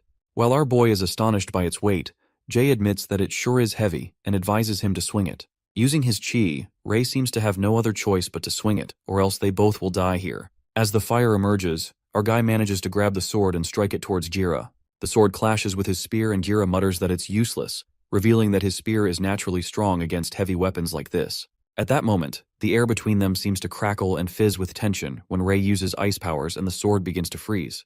Meanwhile, it scares the hell out of Jira as to what is even happening with the sword as the edge of the spear begins to freeze. Using the ice elemental powers, Jira's spear that is gripped against the sword also freezes that it shatters to pieces. Panic bubbles with him as he witnesses his weapon breaking to pieces, but the worst is yet to come when Rei slashes the sword last time and stabs him as the blood splatters. While Jira reaches his unfortunate end, Jay appreciates Rei for his impressive attack. After that, the sword edge covered with ice crashes as our boy bangs it on the ground. Feeling fortunate, he pants heavily and surmises that almost used all his strength in this one hit, and if it didn't work, he would have lost the fight. With that, Rei uses mana siphoning to absorb Jira's mana. However, the system informs him that he can't absorb it since the target is infected. That's when it hits him that Jira is infected with the Plague of Shadows. More like he infected himself on purpose after he drank from the vial, and his chi became purplish-black. Suspicion flickers in his mind as Rei contemplates that it's just like people from the Dark Guild. Knowing that the Pureblood Guild and Dark Guild are different organizations, he speculates that the Pureblood managed to get that suspicious potion, making him wonder if they are related in some way. Nonetheless, the dragon system notifies him about the new ability Rei has unlocked known as Glamour. Thinking it over, our guy always unlocks abilities when he gets into life or death situations and thinks of obtaining a new skill. Anyway, he first decides to deal with the corpses and searches Jira to find something suspicious. Our guy gets his hands on the purple potion bottle, and at that moment, his suspicions turn into a fact when he ascertains that they did not obtain this potion accidentally. Instead, someone's creating these as a group. Grasping that potion bottle, Rei gets the feeling that there's danger and trouble everywhere in the academy. Even though he can trust Winford and Sir Kay, he needs to walk with caution and not trust those around them. He assumes that this potion might have been created in the academy as well, which itself is fraught with peril. The shadows seem to have infiltrated the academy, yet the students don't have the slightest clue that it could put their lives at risk. As he burns Jira's body to remove the evidence, Rei leads to suspect that this can only be that the higher-ups are hiding it on purpose. It could be head knights or even the 6 elders. After that, Rei approaches Jay and thanks him for landing the sword, asking if he's doing okay. Assuring that he's fine, Jay lets out that his baby, the sword, suits Rei well and asks if he's actually a mage. Our guy admits that he knows some magic while Jay Gree compliments him and thinks that it's freaking awesome as he's never seen a mage that could fight like he does. Rei then hopes that he can keep his strength a secret and promises to explain it to him when he gets the chance. Jay assures him that he will after all. Rei saved his life. With determination in his eyes, the big guy attributes his life to him and asks the red-haired kid to say the word whenever he needs help, affirming that he will jump into the pits of hell for him. But our guy clarifies that there's no need for that and suggests that he better deal with his wounds before the competition. Summoning his wolf, he informs Jay that Noir, the wolf, will carry him to the infirmary. Witnessing this, Gree freaks out and is left slack-jawed when he discovers that Rei can even summon beasts and is bummed out by the fact that he was thinking that he could defeat Rei. Riding on Noir, Jay asks him if he doesn't need healing, but our boy seems to be chill about it and ensures that his constitution's kinda special, so he'll be fine by tomorrow. Leaving, he instructs Noir to use a more discreet path and not let people see him, leaving Jay speechless that the beast even follows his orders. The next day, Rei visits the weapon shop for his armor to be repaired, which will be patched by sundown. As he's passing, the people start gossiping as they recognize Rei, the same red-haired kid who joined the competition, but they keep it down and not to cause any trouble, remembering how ruthless he was. Listening to them, Rei overlooks them and thinks how ignorant these humans are. After that, he gets inside a room and stands in front of a mirror. With that, our boy decides to try out his new glamour skill. To his surprise, the skill transforms into a new person with black hair and gray eyes. Some girls walk towards the tournament ground, debating if they should watch the competition because they haven't finished their hunting mission yet. They're aware of the fact that the second years are pretty strong this year, which means that the finals will be on another level this year, and they also have to see the type of knights that are most favored by nobles so they can work towards it too. As they are talking, a black-haired guy walks past them, and they admire his beauty, getting smitten by his sight. It turns out to be Rei, and he ponders that needs to spend 5 points of mana every hour while he's under glamour, and with his current mana, he can maintain it for the next 8 hours as long as he doesn't fight. People walk past him, admiring him while he thinks about how easy it's going to be as he's working solo. With that being said, he remembers how someone was offering him a healing potion for fewer silver coins since he's an adventurer, while the other was offering him an inn with splendid view of the tournament at a fair price. Being this handsome, our boy realizes that it's not as simple as he thought it would be, and thinks it's absurd how people are treating him differently just because he changed his appearance. In his perspective, this world has a sadly pathetic mentality. Just then, he spots Sylvia, and as he calls out her name, making his way through the crowd, she gives him a baffled look, and at that moment, Rei gets it that he's not the red-haired boy anymore. In order to handle the situation, he clarifies to her that he knows she's one of the competitors that passed the prelims, and she's from the Hart family. He's glad to meet her here and is looking forward to her competition tomorrow. Trying not to sound rude, Sylvia asks him his name since he knows her family. That's when Ray travels back to his past as a red dragon, remembering how people used to be so terrified of him and hide wherever he came. Back then he was called Sen. Immersed in this contemplation, he snaps out of it when he sees Sylvia waving her hand in front of him, and he apologizes, introducing himself as Ness. With that, he asks her where she's headed, and Sylvia informs him that she has to change the weight of her single-handed sword at the blacksmith. The thought then crosses his mind that he wouldn't stand out if he went with her since he was going to go there anyway. So he asks her if he can come along since he was thinking of buying a new breastplate. He asks her if her sword is crafted with advanced beast crystals, and the silver-haired states that it's from the beast crystal of Finn Tiger, and her family sent it to her last night for the competition. While she admires the sword, deep down Ray realizes what it's like for nobles and children from normal families would only be able to get something like that after years of hard work. Knowing that he's an adventurer, Sylvia then questions if he goes to dangerous places often, and Ness responds that he does go to places near the border for missions, which makes her wonder if her family would ever allow that because it's too dangerous. Knowing that she'll hardly get the chance to get out, Sylvia lets out that she will have to go back to her family as soon as she leaves the academy, so she feels envious of the freedom adventurers. But these words force Ray to get reminded of a painful memory where his father, who was an adventurer, lies lifelessly after risking his life. Disappointingly, he tells her no one has complete freedom here. With that, they hear an explosion and get concerned about what has happened as people run past them, shouting that there's fire, and they both rush inside. At the place where the explosion occurred, the man whose building is burning down in flames is left devastated. Our guy disguised as Nez and Sylvia gets through the crowd when they get to know that a merchant's carriage stopped close to the inn earlier, and it seemed to be carrying beast crystals. Adding up, a few moments later the explosion happened.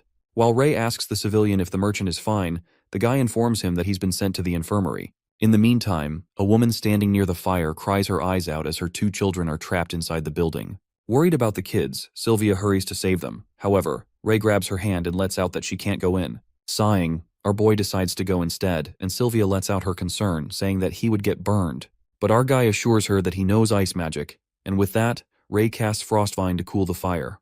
While Sylvia is surprised to see that he's a mage, the fire gets berserk, and Ray makes his way inside the building as he protects himself with a layer of ice. Running out of time, he presumes that he needs to do it faster as he's going to run out of his mana at this point with the continuous use of ice powers, and his real identity will be exposed. He immediately activates the Dragon Eye and spots the kids on the top floor, hoping they won't run away. Meanwhile, the fire spreads at crazy speed outside as the rocks begin to topple over the people standing nearby. As that rock is about to tumble right on a guy's head, at that very moment, someone casts a water snake to put out the fire. Just then, Sylvia notices that it's her big brother in a soldier uniform and she is delighted to see him. Using his water powers, he lets out that it's been a while. Controlling the fire to such an extent, Ray safely rescues the children and manages to come out of the building. The mother rushes to her children and Sylvia asks Ray if he's alright, addressing him as Nez. Our guy made sure that there was no one left inside. After that, Sylvia's big brother calls out the others and asks if they aren't going to help. To her surprise, it turns out to be 3 more brothers, and one of them asks their bro to stop nagging as they're not as fast as him.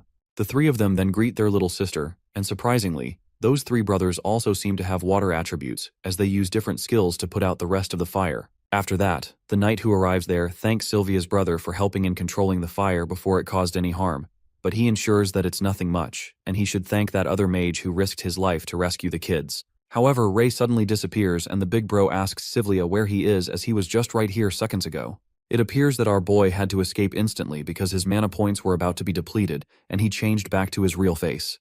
Panting heavily, Ray thinks it was a close call but he scampered at the right time. Nonetheless, he gets to know one thing and corroborates it when the system shows him 2 new skills he obtains, concluding that he gets new abilities by putting his life in danger. His new skill. Endless Void is a spell that allows him to create space, where he can store and retrieve items. Ray plans to use this skill when he's not disguised as Nez, so he can place all the equipment related to him in there. As for another spell, the Mana Sharing, our guy reminisces about the time as a dragon when he used to save multiple comrades who were on the brink of death, but he had limitless mana back then. Admitting that this spell won't be able to help out much now, our guy is certain that it will be invaluable in the future. Striding, Ray ponders that no matter what future the prophecy leads to, he feels the need to have an army of his own to change this world, and Mana Sharing spell will become a catalyst for his troops to become stronger. He anticipates that if he has enough mana, everyone who follows him will get stronger. Nonetheless, now that he saved those 2 children from the fire, Ray comes to realize that the system doesn't give him abilities after he defeats strong enemies, but when he saves lives. Strangely enough, The fact that he obtained 2 new skills this time makes him wonder if it's because he saved 2 people. He then remembers back then when he fought the Minotaurus and multiple people were in danger, yet he ended up getting only 1. Getting baffled, he thinks of the determining factor of how many spells get unlocked.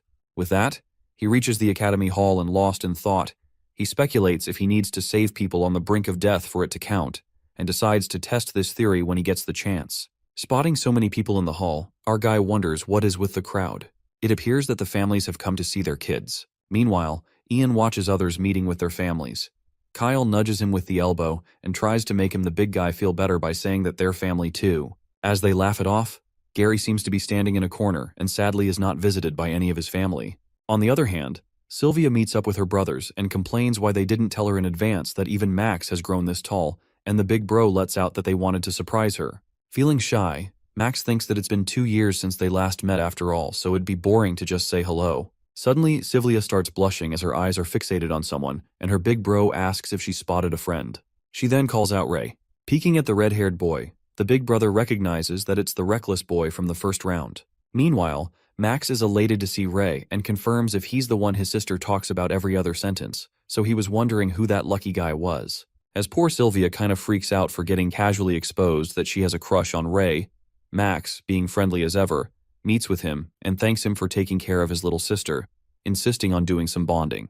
While our guy appears kinda pissed, Sylvia apologizes to him on her brother's behalf and embarrassingly lets out that Max can be a little rough sometimes and reveals that they're her big brothers. On the other hand, the big brother deep down didn't like how Ray acted, but he shakes that feeling off as he's the person his little sister cares about, so he better be polite. Just then, the big brother introduces himself as Marsh and asks the red-haired boy to take care of his sister from now on. Turning red, Sylvia interrupts that she can take care of herself. Shaking hands with Marsh, our boy could sense how strong he is, and that mana he has is almost endless. Ray compliments Sylvia that she's a natural leader and has been taking care of them most of the time, which makes his 2 other big brothers giggle. That's when she introduces her 2 big brothers, Johan and Jekyll, adding they both are in the military just like Marsh. She then reveals that her brother Max studies at Roland Magic Academy, and Max delightedly informs Ray they'd be able to meet at the World Combat Tournaments if he wins. But our guy's reaction is totally unexpected when he corroborates with him in disbelief that he goes to Roland. Asking what's wrong, Max questions if he has a friend who studies at Roland, and Ray gets impatient, frantically asking him if he knows a girl named Amy. Upon hearing the name, Max tries to recall, but he's not quite sure since Roland is a large city just like Avrion.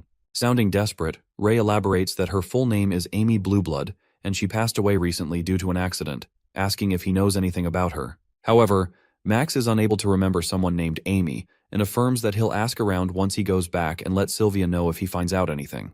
Listening to this, Ray's face breaks into disappointment, and appreciates Max for his efforts. At that moment, a peculiar vibe lingers in the air, and Marsh immediately informs his brothers that there's not much time left, and the head knight still needs their help. He asks Ray and Sylvia to get some rest, and Sylvia waves them goodbye, adding that she'll show them around the academy once the tournament ends. As the 2 walk away, Marsh gazes at them intently and asks Max if he just lied now. Appearing apprehensive, Max confesses that he lied to Ray about Amy and says that he doesn't know what to do regarding that girl, asking him what he thinks. That's when Marsh assures him that he did the right thing, mentioning that Ray is strong and a dangerous kid and completely unafraid of them at that. Moreover, he can't tell what's going on inside his head. After that, Max asks his brother if they should avoid getting involved with Ray, to which Marsh affirms that they should keep their distance for now and notice how things go. The scene then takes us to the finals, where the contestants seem to be in the waiting room. While Kyle and Monk are kinda nervous, Sylvia is freaked out as he's going up against Jay in the first match. Being constantly on tenterhooks, Sylvia feels really nervous and asks Ray if it shows on her face. But our guy calms her down and tells her to fight as she usually does, advising her not to worry about the results too much. That's when Sylvia expresses that she really wants to join the World Combat Tournament. Being born in a family of mages, she's the only one who is not gifted with magic, unlike all her brothers. Having a sense of trepidation, she couldn't forget how embarrassed her parents were. Peeking at her with concern, Ray asks her if she really wants to win, and she immediately agrees, as she needs to prove her worth. Feeling like she's truly at the end of her tether, the determination in her eyes is apparent, and she adds that she wants to prove that she can be as excellent as her brothers even as a knight. At that moment, our guy holds her hand and takes her somewhere. Meanwhile, Kyle informs them that the match is about to begin, and Dan blabbers that they're getting lovey-dovey before the match. Going somewhere secretive, Ray offers to lend his strength to her temporarily. With fire emerging from his hand, Sylvia looks at his glowing hand. Helping a friend in need, our guy hopes that she can lend him her strength when he needs it too, and Sylvia, blushing, affirms that she wants to become his strength. Just then, our guy uses his new spell, mana sharing, and transfers his mana to her. He tells her to use his chi when she needs it, but warns that it should be utmost for 10 minutes, or else if she goes past this time, it will damage her body. Meanwhile, the flares emerge from Sylvia with the help of Ray's chi. With her eyes snapped open in shock, she presumes that Ray can absorb people's strength and absorb it too. Come to think of it, she'd never seen anyone use a technique like this before, or even heard of this spell before. Feeling dubious, Sylvia wonders how many secrets he has that keep unraveling one by one. On the other hand, the final competition is about to begin.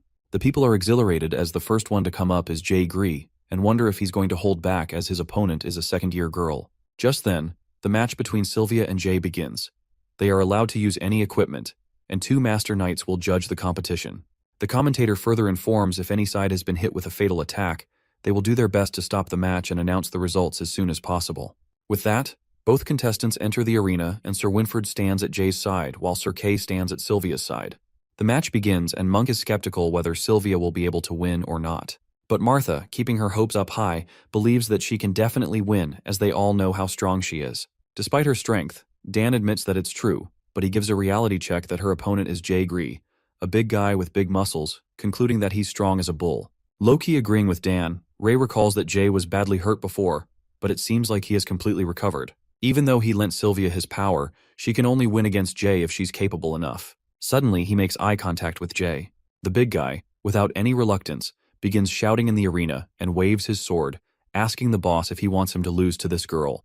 While our guy is kind of flustered to think what that idiot is doing, Jae keeps calling out the boss, and while Ray tries his best to ignore him and tune out Dan, guesses that he's really pointing towards Ray. The people in the crowd are confused about who Jae is even talking to and wonder why he's calling a second year his boss. That's when the moment of truth unravels when the big guy screams out Ray's name and our boy, feeling utterly embarrassed, lashes out at him to stop shouting and fighting already. As Dan realizes that he was right, Jae assures his boss that he'll do his best, and pointing his sword towards Sylvia, he justifies that he mistook her as the boss's girlfriend, so he was thinking of going easy on her. Making her jaw drop, Sylvia turns red and clarifies that she's not Ray's girlfriend, rather they're just good friends, and tells him to bring it on as she doesn't need her opponent to go easy on her. With that, Jae, without wasting a second, leaps for an attack and slashes the sword.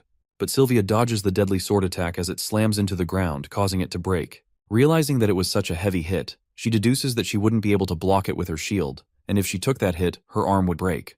While Jae moves in for the second attack, Sylvia springs up, dodging the strike. She agrees that the guy does have a lot of strength, but he also has a lot of openings. Planning to give it a try, she emerges from behind and stabs her sword in his back. To her surprise, her Fin Tiger sword doesn't pierce the big guy's skin, which truly exudes that his muscles are no joke. As Sylvia fails miserably to even scratch him, Jae clangs his sword and she blocks it with her shield, barely holding on against his immense strength. Just then, Sylvia decides to use Ray's power that he had lent him. She bounces when her shield breaks to pieces, unable to withstand Jae's sword strike. Stumbling, she grabs a hold of herself, clinging her feet to the ground, and at that moment, she uses Ray's power. She decides to make it quick within 10 minutes. As fire emerges from within her, Jae is quite surprised to see her aura that is completely different, and gets thrilled as things start to spice up. Tossing her shield away, Sylvia's strength seems to rise in a flash, and she leaps towards Jae at such a crazy speed that even the guy is unable to catch up with her. However, Jae underestimates and thinks that her speed is not enough to land a hit. Abruptly, he loses focus as Sylvia seems to be moving too fast, and his excitement is short-lived when she emerges from behind and manages to stab her sword in his stomach, making it bleed. Flabbergasted, his eyes snap open in shock and he wonders what's going on lately, muttering about his lucky streak as he's getting surprised one after another. On the contrary, Jae's classmate Cherry is also stunned to see that Sylvia managed to hurt the big guy, and Harry Delbert, who didn't expect her to be this strong, believed that Ray was the only second year who could do it, but it seems like he underestimated them. Meanwhile, the people in the crowd are going crazy over Sylvia after witnessing her iconic fighting moves and even claiming that she's a goddess. Her brothers, who are also in the crowd, watch her proudly while Max, being funky as always, shouts to her to beat that guy up. His brothers, Johan and Jekyll, tell him not to get excited as the match has just begun and Sylvia's opponent hasn't gone all out yet. But Marsh peeks at her with pride and affirms that his sister is performing better than he'd expected. Plus, with her fighting style being so clean and efficient, he anticipates that she's really suited to be a knight. Well, they all seem too proud of her without knowing that she's using Ray's power at the moment, and that's not even her real strength, which is a shame. On the other hand, her classmate Dan comments that it was such a beautiful hit, but it only scratched Jay, and Kyle nervously lets out that his body must be made of metal. Still using Ray's chi, Sylvia thinks it over and conjectures that Jay's body is strong enough that she can barely hurt him with Ray's chi. That being said, she observes that the big guy is overly reliant on his natural constitution, so he isn't good at concentrating his chi to defend his weak spots, and concludes that there are many openings that she can take advantage of. She plans to continue to hit him at the same spot that might give her a chance to win. Following her plan, Sylvia with her fast movements slashes her sword at Jay's wounded spot, making him hurt again. In the meantime, Jay slams his sword and breaks the ground while Sylvia bounces to dodge. Dashing towards Gree, she certainly thinks of targeting the wound on his lower abdomen, but suddenly she feels her energy dissipating. Her luck leaves at the crucial moment when Ray realizes that she's sadly run out of time. Trembling, Sylvia holds onto her hold and thinks of holding on a little bit more. As she's zoned out, in a flash, Jay strikes, making her sword tumble and leaving her disarmed. Taking the chance, he fiercely slashes the sword at her while her classmates are freaking out as she's going to get hurt. At that time, Winfred casually halts the sword and says that it's enough while Sir Kay grabs Sylvia into his arms. Apologizing, Jay justifies that he got a bit too excited because he hadn't met a girl who could fight this well in a while. After that, the judges announce the winner, Jay Gree, while the crowd applauds for him. After the match, Monk is surprised to see that Sylvia became so strong before they even knew it, and thinks that it's a shame that she lost to Jay. Even though she lost, Martha believes that she'll be able to surpass Jay by the time their third year. Nonetheless, the match proceeds between Ray and Jira. His friends wish him luck, and our guy walking to his position is aware that Jira won't come since he burned him to death, but he needs to go there to keep up appearances. Encountering Ray, Jay praises his friend Sylvia that she's pretty strong, addressing him as boss while our guy thinks the same. While Ray stands in his position, the commentators call out for Jira to step into the arena immediately. It creates a buzz in the crowd as people begin to wonder if Jira slept in or what, guessing that maybe chickened out and called it an embarrassment. Jira's classmate Cherry asks Harry if he has seen him lately because she didn't happen to see him since the tournament started, but Harry also refuses, saying that he didn't see him either. Well, it looks like Jira had disappeared in thin air, but in reality, he has met his unfateful end at the hands of our main character. Meanwhile, the head knights seem to be discussing the absence of Jira. The crowd seems to be going berserk over it, thinking who the hell Jira is that everyone is waiting for him. Just then, the announcements notify that seeing Jira not showing up at the competition, he has been disqualified, making Ray the winner by default. Listening to this, the crowd is left in disappointment and assumes that it's all rigged. On the other hand, Marsh also seems to have his hopes dashed, knowing they won't be able to watch Ray fight while Max, letting out a sigh of disappointment, is bored to death as he really wanted to see him fight, since they might go up against each other in the future. After that, the next contestants, Badger and Samir, are called up for the match. However, Badger doesn't seem to feel much confidence without his twin Sloth, as he's fought separately without him before. They've always been together, and the fact they use the same toothbrush shows how strongly bonded they are. While Dan, who is trying to comfort Badger, is disgusted by him, Ray lets out that he's going to check on Sylvia. Taking it the wrong way, Martha asks him to wish her well from her side, and Kyle is jealous of him, saying that bro is winning at life and he want to fall in love too. Heading to the infirmary, our guy ponders that Sylvia wasn't hurt badly and also has to take his chi back. Asking if she's okay, Sylvia hides her face in the blanket and apologizes to Ray for losing, even though she had his power. He assures her that she did her best, but Sylvia, looking crestfallen, utters that she is too useless, and tears start streaming down her face. Our guy tries to make her feel better and convinces her that Jay is just a monster with all those muscles. Disgruntled, Sylvia knows that he's trying to comfort her, but she expresses that it's not an excuse for her loss and predicts if they meet a strong beast in the wild, there's no point if she fails to protect everyone. Hearing this, inside his mind, a vision unfolds when Ray recalls his life as a dragon and how he failed to protect his own kind. Yanking out of his sad memory, with his eyes glistening with the pain of his past, he concludes that they can't protect everyone no matter how strong they become. Sobbing, Sylvia responds that she wants to protect their team and Ray. Hearing these words, Ray realizes that Sylvia doesn't have even half his strength yet. She still wants to protect everyone. He's been keeping his distance from his friends because he hoped that they didn't need his protection, but it seems that it's the other way around. Nevertheless, he takes his power back from Sylvia as he absorbs his chi back. The thought lingers in his mind that he's already failed once as a dragon and doesn't feel that way again. After that, he asks Sylvia to get some rest and informs her that Martha and others are worried about her. As he is about to leave, Ray assures her with tenacity that she doesn't need to protect everyone because that's his job. With that, he leaves and Sylvia is flustered as she blushes. On the other hand, at the arena, the crowd seems to be fixated on the results as they get to know that a second year won the match and think that it's the first proper win. Curious, Ray wonders who won, and that's when he witnesses that Kyle won against Nye, the third-year girl knight. As Winford declares that Kyle is the winner, the guy with a cheeky smile reminds Nye not to forget about their date. With the metal chain wrapped around her, poor Nye, feeling abashed, agrees to him and asks him to let her go. Witnessing this, Ray is not quite surprised to see that Kyle won, but our guy is kinda left in disbelief after seeing that red-haired baldy securing a date. After that, the next match proceeds versus Gary and Harry. Meanwhile, Gary steps into the arena. The people anticipate if the red-headed guy won it should be a breeze, plus he's the first ranker. Assuming that Harry is not a flashy one of them reveals that he's Knight Master Delbert's son, which leaves the other shocked as they thought Delbert's only son was that snob Sebastian. Ray meets up with his friends and informs Martha that Sylvia is fine, but feeling a little upset, asking how the fights go. That's when Monk unveils that Sloth and Badger lost as expected. They can't even walk straight when they're not together, but luckily, Kyle managed to win, and even got the girl to agree to go on a date with him. Listening to his, Dan is freaking out to know that even that baldy rizzed up the girl, wondering if that's the power of love. Monk then affirms that Ray just came in time as Gary is up next, and everyone is looking forward to it. Uncertain, Monk asks him if he thinks that Gary is going to win, but our guy doesn't have an answer to that. Deep down, our boy contemplates that he hasn't had the chance to fight Harry again since he lost him when he was in his first year. He remembers that Harry called himself a 50th place back then, but he's certain that he wasn't showing his full powers. Ray then low-key yearns that Gary needs to win for him. Meanwhile, Gary, with fierce determination etched in his eyes, gets adamant to win this thing. With that, the battle begins and they both scamper at a crazy speed. Their swords clang against each other as they clash, and Harry chuckles, mocking Gary by asking if he's using any of his strength as he can't feel it at all.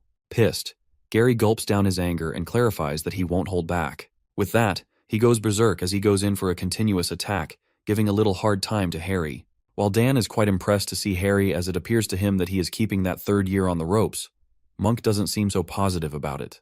Watching them combat, Ray comments that Harry hasn't even got started yet, and his assumption turns out to be true when Harry hits his sword with a clang, making it fly far away. As Gary's eyes snap open in shock, Harry provokes him as he utters that the fight is boring, asking if this is all he's got. Low-key panicking, Gary presumes that it feels like none of his attacks are connecting well, as his attack definitely hit his sword. With that, he leaps in for an attack at a fast speed, however. In a flash, Harry parries the thrust of his sword like it's a breeze. Dodging the attack, Harry pisses him off, uttering if he's really the strongest in his year and believes the silver-haired girl is stronger than him. But Gary doesn't even get the time to get mad as Harry bounces and strikes a hit with a forceful thrust. As Gary gets smashed away, he holds the grip with the help of his sword. At that moment, Harry, if he can't even sense sword chi, he's clearly wasting his time while Gary is left baffled as to what the hell he's going on about sword chi. The scene then flips to Gary's flashback where Sir Kay teaches them about the sword chi that is actually just used so that people can visualize the concept. It's more of a feeling. The instructor demonstrates how the sword chi works by testing their cognitive abilities and tricks them as he asks which candle he's targeting when he swings his sword at the candles. Grasping the trick, Ray conjectures that it's to predict the enemy's attack before it happens, and Sir Kay agrees. He elucidates that if they continue to train their skills and hone their senses, adding a bit of talent to that, they'll be able to feel it too. Skeptical, Kyle asks if they're not guaranteed to be able to feel it, and Sir Kay admits because they've never perceived it. He further reveals that not many believe that sword chi exists and thinks that it's a made-up concept. While it's true that everyone perceives swords differently, the way they describe varies too, and for this reason, its existence is hard to prove. Meanwhile, Kyle is kind of convinced that it's a superstition. Gary asks Kay when people usually start sensing sword chi, assuming there would be some sort of common factor. That's when Sir Kay answers that it's different for everyone, but it's usually when they're on the brink of death. Yanking out his flashback, Gary gets whacked in the face with a force that drips blood from his mouth. It appears that Gary is testing Sir Kay's theory as he continues to take the hits from Harry to reach the point of death. Witnessing Gary getting beaten brutally without any counterattack, Elder Humphrey gets concerned and assumes that it doesn't look good as it's a fight between knights, not barbarians. But the other elder ensures him the elder knights are there so it won't cause any trouble for his hospital. On the other hand, Dan is freaking out, watching his friend getting beaten ruthlessly, and believes that Harry is trying to get Gary to forfeit. Sounding pretty confident, Ray lets out that he will never forfeit, and that's when we see Gary with a piercing stare that exudes that he's up to something with a hint of menace. Admitting that he can take a hit, Harry asks if he's not going to forfeit, and Gary refuses to give up. Not wasting time, Harry leaps towards him to end things once and for all. Just as he gets closer to him, Gary remains glued to his position and closes his eyes as he tries to sense the sword chi with mad focus. The people are freaking out at him as they wonder if he's calling his death himself, coming to the conclusion that he is disqualified. The intensity of the moment seems very high as everyone's gaze is fixated on them, keeping at the edge of their seats as to what is going to happen. As the distance shortens with an inch of Harry's sword hits him, at that moment, Gary makes his move and jaw-droppingly blocks that attack with his sword. Meanwhile, Sir Kay breathes a sigh of relief as it was a close one. He thinks that there's no need to stop the fight now. Feeling the moves, Gary is now able to see and manifest his attacks, realizing that this is sword chi. With that, the guy effortlessly dodges the hits, and a moment later, Gary manages to aim his sword right at Harry's neck. Harry, looking a bit panicked, lets out that he's starting to like him. But Gary clarifies that he still hates him. Just then, the judges announce Gary Blueblood as the winner, and his friends cheer for him in excitement, while Ray seems more than proud of him. After defeating Harry, Gary asks him if he purposely fought like that so he'd be able to sense sword chi. Acting clueless, Harry doesn't seem to know what he's talking about, but he admits that he likes fighting strong opponents, adding the more strong people there are, the better. As Gary thinks what a strange guy he is, suddenly, he blacks out and stumbles to the ground as he goes weak. Just then, Monk freaks out as he rushes to Gary, who's lying unconscious, but Ray assures him not to worry as he probably used too much chi at once, and he spreads his chi out over a large area to sense Harry's attacks. He adds if Gary's last attack didn't work, he would have lost. Our guy then reminds him that they have more to worry about and asks him to look at the next matchup. The next match is between Martha and Cherry. Trying not to act nervous, Martha believes in herself that she can do it, while Cherry, who's surprised to see an archer, asks someone to lend her a bow and some arrows because she doesn't want anyone saying that she's bullying a junior. At that moment, Monk warns to be careful as that third year looks really strong, and Martha assures him not to worry about it. Watching Monk doing this, Dan starts teasing him, saying it's the tooth-rotting scent of love in the air that he can feel, while Monk panics and justifies that it's nothing like that. At the arena, Cherry lets out that she's heard about her opponent as Night Rose said that she was special. While Martha is baffled to see Cherry using the bow and arrow even though she's a white belt, she doesn't feel flattered. Rather, she responds that she feels she's just a dime a dozen. Having had enough of the chit-chat, the fight begins, and Martha strikes first as she shoots an arrow to test things real quick. Not amused at all, Cherry notices that it's a simple trick and she shoots an arrow with great strength that soars towards Martha's arrow, breaking it rapidly. Witnessing this, Martha did expect this from her, who's among the top 5 of the third years, given that she dealt with it easily. The people are amazed at Cherry's shot as she managed to hit that arrow while it was flying and think that it's common for people of their level. But they debate about Cherry, who doesn't seem to be an archer, and she's not a green belt either. They assume that she just got lucky. Nonetheless, Martha shoots 2 arrows at once for size, but Cherry catches them with her bare hands and utters that she's really nothing special, disgruntled that Night Rose raised her expectations for nothing. Pissed at the big woman, Martha then shoots a large arrow to see if she can strike this one down. Thinking that Martha's underestimating her, Cherry shoots the arrow with a thrust. Ablaze, the arrow clashes with hers, making it break again. Thunderstruck, Martha's eyes snap open in shock as she tries to process that her arrow got shot through. Zoned out, Cherry's arrow is about to hit her while the knight screams at Martha to dodge the attack. Snapping out of it, Martha immediately bounces to save herself, and fortunately, the arrow hits the wall with a bang, creating cracks in it. Realizing it was a close call, she gets lucky to get past that deadly attack that was an inch close to hitting her. Meanwhile, Dan is freaking out as he is terrified of Cherry's power, thinking that it's a cannon rather than an arrow, believing that if they get shot by something like that, they would certainly drop dead. Noticing that he almost couldn't keep up with the path of the arrow because of its crazy speed, Monk concerningly asks Ray about his opinion, asking if he thinks the Master Knight can block an arrow like that. Our guy couldn't really answer that and expressed his opinion that Martha should forfeit, because if she doesn't, she's going to get hurt. Upon hearing this, Monk seems to be aware deep down that Martha won't give up until the very last second. On the contrary, Martha tries to get her act together, thinking that she needs to clear her head and focus. That's when Martha executes her ultimate plan, and she keeps running in circles while continuously striking the arrows at her and keeps dodging arrows that Cherry hits at her. While Cherry thinks that she's a nimble one, Martha finds her perfect blind spot as she aims the arrow at her from behind. However, Cherry manifests her attack beforehand and lets out a smirk, muttering that this is exactly what she was waiting for. At that moment, she prepares her arrow, sets it on fire, and decides to end the fun and games here. Putting things to an end, Cherry strikes her last arrow, which soars at unmatched speed. Knowing that Martha won't be able to stop the hit, Ray shouts at Monk to stop her, and Monk, in a state of panic, dashes into the arena. While the judges, Sir Kay and Winford, also rush to them in haste, the arrow travels at light speed.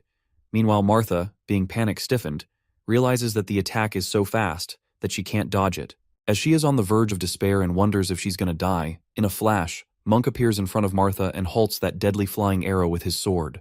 Meanwhile, Dan is left slack-jawed to think how Monk got there so fast, and Sir Kay immediately calls for emergency treatment. Sobbing, Martha holds Monk and asks why he leaped in front of her so carelessly. The arrow seems to have run through his chest as Monk starts bleeding at the mouth, thinking if he will die. After that, Sir Kay assures Martha not to worry as he luckily managed to avoid getting hit at any vital points. At that moment, Knight Winford announces the winner of the match to be Cherry, and she thinks that it's all so boring.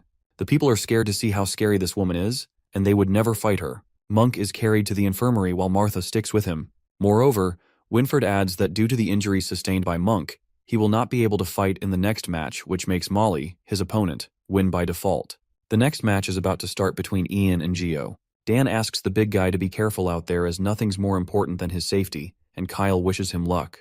While Ian leaves, Kyle notices that the big guy who's Ian's opponent uses double axes too, just like him. He conjectures that all the matchups were similar, like swordsmen against swordsmen and archers against archers. That's when Ray lets out that they did it on purpose. Since the World Combat Tournament involves team battles, they want to ensure they have diverse teams so that they can deal with different situations. As the match is about to begin, Dan asks Ray if he thinks that Ian would be able to win, but our boy tells him to watch the match as he's got a feeling that Ian's going to surprise them. With that, the match begins, and Ian leans in for the first attack with his double axes, making Geo think that he's straight into his range. Geo then uses a double axe storm that creates a whirlwind, and Ian dodges it at the last minute.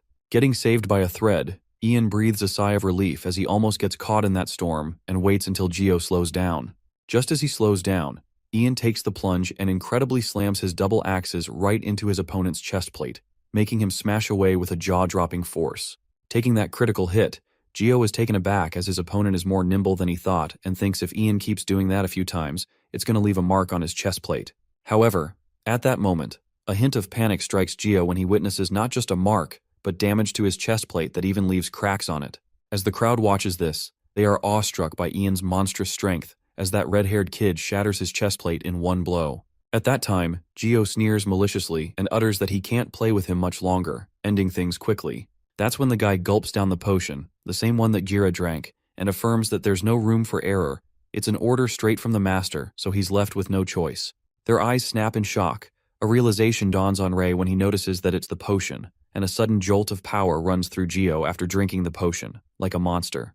Watching his classmate drink the potion, a suspicion flickers in Jay's mind, but Harry interrupts that they're allowed to use anything in their matches, asserting that what Geo did might not be the most honorable thing, but doesn't go against the rules. However, deep down Jay seems to know that it's something dangerous and similar to what he encountered earlier. Something about Geo unsettles him. At that moment, Jay's eyes land on Ray and his friends, and he asks himself what the boss is going to do now. Meanwhile, our guy is concerned about what he should do because if he acts now, he'll expose his current abilities. He decides to wait until Winford and others notice. But he pauses for a moment and ascertains that if they haven't stopped it now, that means they have no idea how dangerous it is. With a grimacing grin on his face, Geo's power uplifts real quick as he hits Ian and goes ballistic when he slams his double axes to attack Ian, while the red-haired kid bounces to save himself.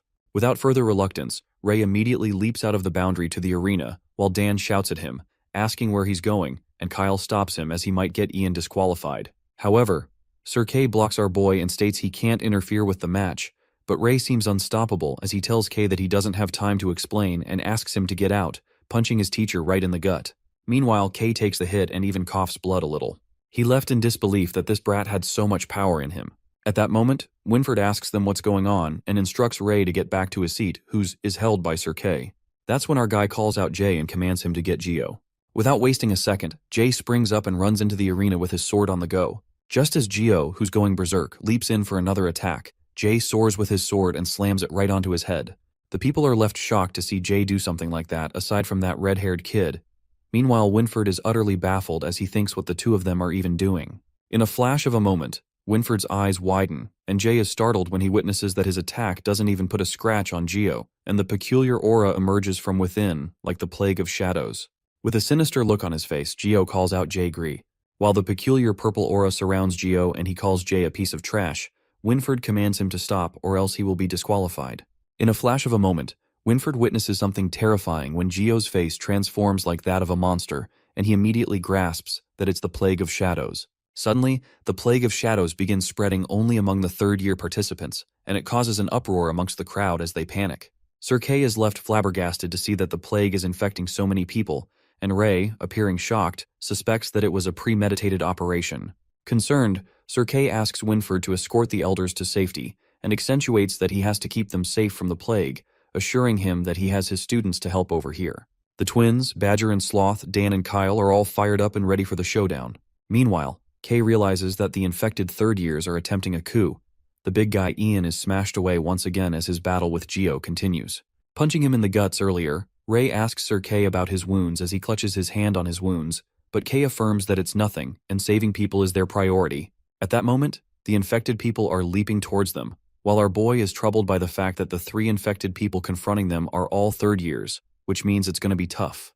With that, the twins ask him to go and help Ian defeat Geo, while Dan also assures him to leave the 3 third years to them because his match isn't happening, so he's planning to hash it out here. Counting on his friends, Ray leaves and Asher, one of the infected third years, flings her sword towards Ray, but Dan emerges with his spear, asking where are her manners when her opponent is right in front of her. On the other hand, the 2 infected twins confront Sloth and Badger, calling them losers. However, this time Sloth and Badger are amenable to fighting them, because they were separated back then, but it's different now that they're together. Geo, who's now turned into a terrifying shadow, threatens to slaughter all the red-headed mongrels.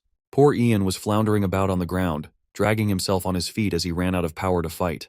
At that moment, the shadow monster Geo aims his axe to strike at Ian, who's helplessly crawling to save himself. Fortunately, Ray makes a well-timed intervention and clangs his sword, piercing it through Geo's armor, and unexpectedly, Harry emerges and stabs his sword from the back, which penetrates the armor as well. As Geo is ambushed from both sides and his blood starts splattering, Harry compliments Ray that he's pretty quick on his feet, and our guy responds that he's not too shabby himself. Our guy then asks Ian if he's okay, and just then, Knight Winford makes a shocking announcement, as he reveals that they are attacked by the Dark Guild, and the arena has been infiltrated. Well, it looks like the teachers and big families are sitting back and watching the second years fighting the biggest threat the kingdom has is kinda ironic. The loud rumblings and explosions reverberate through the arena, and while the academy seems to be in ruins, Winford calls out all the knights in arms and asks them to protect their families, friends, and the wounded. He announces that it's time to fight to the death to protect their honor. Meanwhile, Dan and the twins are impressively combating the infected third years. Helping Ian, who's severely injured, Harry concludes that the academy is in a predicament, while our guy is rest assured to know that Harry wasn't the one causing trouble. While Geo stands at the back, our guy asks Harry what he's thinking, and he answers that he wants to make sure his comrades are safe. To their surprise, the monster is barely damaged by the previous attack, and Geo leaps towards them, slamming his axe at them. Dodging the deadly attack, Harry is left astounded and thinks that the guy is unkillable, and that's when Ray informs him that the past few times he came across these guys, they had to burn them to a crisp, unveiling that this plague makes them fight until they can't anymore. Thinking how despicable it is, Harry tells Ray to find his friends while he deals with the big guy Geo. While exhausted, Ian is resting against the wall. Our guy leaves Harry in charge to wipe out Geo, and Jay shouts at his boss to take him along. But our boy tells Jay to go and help Sir Kay because he needs more help, and with that, Ray leaves. Climbing to the top to observe the situation, Ray activates his dragon eye and witnesses the critical situation as the people are fighting off the Dark Guild enemies. He witnesses the infirmary being surrounded by the enemy and notices that there are so many people with the plague of shadows there. Dashing to the infirmary, he hopes Gary and Sylvia are okay. On the contrary, Sylvia's 4 brothers are also confronting the Dark Guild, and Marsh bluntly says that he didn't know these guys would stoop to working together with purebloods. The intruder from the Dark Guild shamelessly confesses that as long as they reach their goal, the means don't matter. Just then, Marsh commands his brothers to scatter and strikes with water while the guy from the Dark Guild states that he's delaying the inevitable. With that, Marsh instructs Max to go find Sylvia and to make sure she doesn't get dragged into this. On the contrary, Winford speaks bluntly of the situation and lets the head elder know everything, plus he also informs that he has alerted the entire city as requested. The elder, without showing much concern, asks Winford to leave. However, it appears that Knight Winford has so much to say, and he is trying to get it off his chest. Taking it all in, the knight chooses silence and takes the leave. Gary seems to be lying down in the medical station infirmary when a man dressed up like a conductor shows up with a syringe. As he asks him what he's doing, the guy tells him that this is going to help relieve his pain, and as he is about to inject it in his hand, Sylvia and Martha arrive at the spot and stop that man. While Martha attacks the guy, he dodges it and shows his real self, as he turns out to be infected by the shadows. Sylvia rushes to the boy who has just been injected by the potion, asking him if he's okay, but it's of no use since it's too late. That's when numerous infected people emerge, and one of them gives them a choice to become one of them or die. but Gary decides to go with the third option, which is to fight them. Sylvia tries to stop Gary, telling him that these people could still be saved, and warns him not to kill them. Gary kicks one of them on the leg, while the shadows manipulate Gary and trick his emotion by reminding him that these are his comrades and he can't kill them. One of the infected people offers him to join them, and moments later, Martha shoots that guy with her arrow, letting him know that others might be their comrades, but he isn't. While Sylvia compliments Martha, they notice that the infected people have started to lose control, and Gary suggests not to care about hurting them right now. But Sylvia tells him to restrict their movements without causing lethal damage to them, but to break their bones if he has to. Struggling to fight them, Gary asks about the matter and Martha doesn't seem to know either, besides that they have started to go berserk. Sylvia suspects that maybe someone is trying to cause a scene, therefore they should just get out of there. Worried, Martha stresses that they should find Monk since he's in the operating room, and as they reach there, they see the window splattered with blood. Rushing inside, they witness Monk, holding something sharp in his hands, and looking traumatized, he admits that he has killed people and taken lives. But Martha consoles him, assuring him that it's not his fault, while Gary and Sylvia are having trouble keeping the doors closed as the infected ones are trying to barge in. They can't seem to keep up much longer, and Gary freaks out, interrupting Martha's and Monk's romantic moment, telling them to hurry it up. It seems like many people had been infected by the plague, and Nye suspects that the third years did this on purpose to betray them. Knowing the fact that they've got an obsession with bloodlines, she didn't imagine that they stoop this low and become pawns of the Dark Guild, which didn't feel right. Suddenly a shadow appears behind her, but Nye gets saved by Kyle as he strikes a blow at him. Kyle asks her if she needs help, calling her a charming lady, when suddenly he's attacked by another shadow, and this time Nye protects him by smacking the zombie, leaving him astonished. With that, she tells Kyle to take care of himself before anyone else, and he feels the urge to protect her even more now. The red-headed guy taunts the third years by saying that they're just making things more difficult, and Nye says she doesn't know if they were forced or did this voluntarily, but this is a pre-planned operation.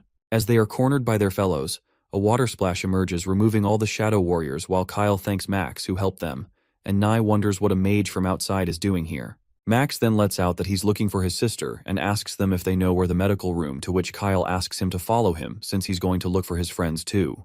Meanwhile, Sylvia and the others are struggling to get out of the infirmary, being surrounded by so many shadows. Martha wonders why it is getting more crowded, and Sylvia replies that it's because they're targeting the uninfected. As they're about to reach the exit, they hear Kyle, and strangely, Sylvia hears his brother's Max voice. They let them know their location, waiting for them to arrive. They find them, and Kyle seems to be intimidated by the amount of people inside the medical station, but Nye tells him not to just stand there and move. Following the plan, Kyle and Nye throw their chain and dart rope towards Gary and Monk, telling them to grab it. Holding onto the ropes, they use it to kick the zombies aside while Max uses the Sylph's wall of water to clear the path, and everybody rushes through it since he can't hold it much longer. As everyone is running, Sylvia asks his brother about others, and Max informs her that they're at the arena. The academy is attacked by the Dark Guild, and many of their goons are there, so he has to go and help them now. While she insists on going along with her brother, Martha asks about the condition of others from Kyle, to which he says that everyone was fine until he left except for the big guy Ian, who was hurt really badly. Gary asks him about Ray, and Kyle informs him that he is coming here too, anticipating that Ray would be here before him. This leaves Gary to wonder if something happened to him. In the castle, we see Winfred trying to convince the head elder that the students need to be rescued immediately, and the elder tells him to calm down since the attack on the arena might just be a trap. Sending their forces there might be dangerous for the safety of the castle. He then asks for permission to let him go there on his own since Sir Delbert and Bernardo are here, but the elder interrupts him, reminding him of the importance of guarding the palace. He terrifyingly admits the amount of people that will be sacrificed, and the elder thinks that as a knight he should know better that sometimes it's better to sacrifice the minority to save the majority. Ray, who has been listening to the whole conversation outside the castle, is left shaken over the fact that they're throwing students to death. The head elder makes himself clear about the mission, and Winfred agrees to him. Our boy, who seems to be eavesdropping on their conversation, gets ticked off when he hears this. Enraged, he ponders that to them, the lives of the students are nothing compared to the secret of the academy, and concludes that it's a foolish decision made by foolish humans. Well, it looks like our guy is playing his cards right when he uses his glamour power and transforms himself, as now he will fight his own way. On the other hand, Harry is still fighting off the enemies and asks Jay Gree if the reinforcements are here yet. However, big guy Jay, with a bright smile on his face, lets out that they don't need any reinforcements, and he usually doesn't get the chance to fight to my heart's content like this, adding that he feels like beating up 10 at once. Meanwhile, Sir Kay is backed up by Marsh, and guessing from his uniform, he states that Marsh must be a general from the Allure Kingdom's army. Agreeing that Kay is right, Marsh bluntly lets out that they better make this quick as it would become more difficult for them once they progress to the second stage of the plague. Slashing the enemy, Kay seems to have the same thought. The scene then switches to Asher, who's infected by the plague and fights Dan, calling him weak. While Dan struggles as he's attacked by Asher, Dan accentuates that this is as far as she can go by boosting her strength with power that is not her own. At that moment, someone straightly shoots an arrow that pierces through Asher's neck, and she screams in agony. It turns out to be Cherry who shoots her and apologizes for killing her classmate while Dan compliments her that it was a good shot. But Cherry thanks him for distracting her so that she could shoot the arrow. The scene then takes us to the infected twin third years who are defeated by Sloth and Badger. They are left in disbelief as they both were so weak in the competition. The twin boys say that they were separated back then, so there was nothing they could do, but once they fight together, they never lose. After that, Sylvia and the others come rushing outside and find her brother Marsh. While Marsh is delighted to see his sister is safe, Dan is glad to see that Monk and Gary are okay. Suddenly, they are again attacked by the infected enemy. The large number of infected people come rushing their way, and Dan freaks out as they just managed to beat all of them, but now they're back. Marsh commands everyone who's hurt to stand back, and Sir Kay instructs his students to get in a row and not let the enemy get past them. Overwhelmed with concern, Sylvia frantically lets out not to kill them as they're all infected students, and they can still be saved. That's when a suspicion flickers in Sir Kay's mind as he contemplates that it might be a plan of the Dark Guild all along. With so many people here, they wouldn't be able to avoid accidentally hurting some of them. Nonetheless, Marsh takes the lead and asks his twin brothers to use water pulsing, telling them to hand the control of their power to him. Using the water pulse, Marsh converges the power and the water pulse hits every infected person, making the potion inside them dissipate. It appears that the potion they were injected with is being extracted from them with Marsh's powers. While most of the infected people stop moving, Marsh holds on a bit longer to extract the potion from the remaining students. Just then, Marsh stumbles on the ground as he goes weak, and while all these siblings rush to him, Sir Kay is amazed by Marsh's strength, as having a lot of mana is not enough to be able to perform such precise operations on so many people at once, concluding that he's terrifyingly strong. Meanwhile, Sylvia holds her big brother. Marsh affirms that he's fine. It's just that he used too much mana at once, assuring he will be fine after a few days of rest. After that, Sir Kay commands Kyle and Monk to lead a team and gather the wounded, while he asks Gary to check on those who were infected and see how they're recovering. Deep down, Kay feels grateful for these mages that the casualties are within acceptable amounts and thinks that once everything settles down, the Academy will have to thank them properly. When things are finally settling down, suddenly, black clouds form and a strike of lightning occurs, which frightens everyone to death as their eyes snap open in shock. It appears that something forceful bangs on the ground, creating a rumbling crash. While everyone gapes with bewilderment to see what it is, to their surprise, someone emerges from the dust and makes quite a destructive entry draped in full armor. Eyes widened, Gary asks Kay if he knows who this is, and that's when the powerful armor guy calls out Kay by his real name, Caden, as it is delightful to see him after a long time. Enraged, Kay clarifies that he has no right to call him by that name while Marsh recognizes Mothram and is surprised as he didn't know he'd come personally. Well, it appears that he's the previous elder of the Avrian Knight Academy and the leader of the Dark Guild, Mothram. At that moment, Marsh nods to his brother, signaling them to attack, and all of them strike with a water slice that seems to pierce across Mothram. Sneering at their futile attacks, Mothram is not having any impact of the silver-haired mage's powers as he remains unaffected. Meanwhile, Marsh is appalled to see that his powers went unnoticed. Mothram threatens them, saying if this is how they want to play, then it's the end. Using magic, Mothram emerges, lighting from his hands as it forms into a ball of lighting, and ruthlessly strikes the lighting at the silver-haired twins, Johann and Jekyll, as they scream in pain. Left in disbelief, Marsh is shocked to see that the armor elder can use the power of the lighting while his two brothers lie unconscious on the ground after getting hit by the jolt of lighting. A chilling thought crosses Caden's mind when he presumes that they've never seen a human using lighting magic before, as it's a strong element that only legendary monsters can use. Even back then, he never heard of him having an ability like this. While Kay tries to figure out the situation, Mothram apologizes for not being here sooner, but he believes that none of the elders are willing to appear, not even if he kills everyone here. Just then, Cherry steps in and shoots the arrow at the armor guy with unmatched force, but Mothram thinks that it's too slow and breaks her arrow like a flying bee. Jay Gree then ambushes Mothram from behind and is about to slam the sword on his face, but the armor guy, mocking his futile attempt, calls him a foolish child and strikes lightning at Jay, smashing him away with a force that he bangs in the wall. After that, Mothram seems to have a personal beef with Caden, and he asks him if students call him Kay. Exasperated, Kay cuts to the chase and asks what he wants. That's when the armor guy states that he will give Kay a chance to make a choice. Baffled, Caden wonders what choice this is going to be, and then a tense moment unfolds when Mortham utters that he will let him leave to seek aid from the elders. However, he will kill one person for every minute Kay is gone, adding that it's up to him how many people he can save. Putting him in a life-or-death situation, Caden asks what's the other option while signaling Gary, Kyle, and Monk to attack. While Mortham reveals the other option, which is to watch him kill all one by one, Kyle and Monk furtively prepare for an ambush. In a second, Kay, Monk, and Kyle leap toward him, aiming their weapons at him. Watching himself getting surrounded, Mothram realizes that this is Caden's choice. As they all attack him, in a flash, Mothram disappears like a bolt of lightning, leaving everyone to wonder where he'd go. A few moments later, Kay spots him as the dust settles, and the armor guy seems to be choking Cherry as she appears in pain, struggling to release herself. While the armor guy reminds Kay that he is going to kill them all one by one, Nye rushes toward him and commands to let go of Cherry, calling him a bastard. Throwing Cherry away, the armor guy sneers at Nye's foolish idea and grabs her rope dart, releasing lighting through the rope that strikes Nye, making a loud crackle. In the meantime, Caden arrives and cuts off the rope, saving Nye from being electrocuted. Fortunately, Monk catches her and asks if she's okay, and Nye seems to be fine. As this happens, Kyle takes advantage of his distraction and wraps the armor guy with his metal chain.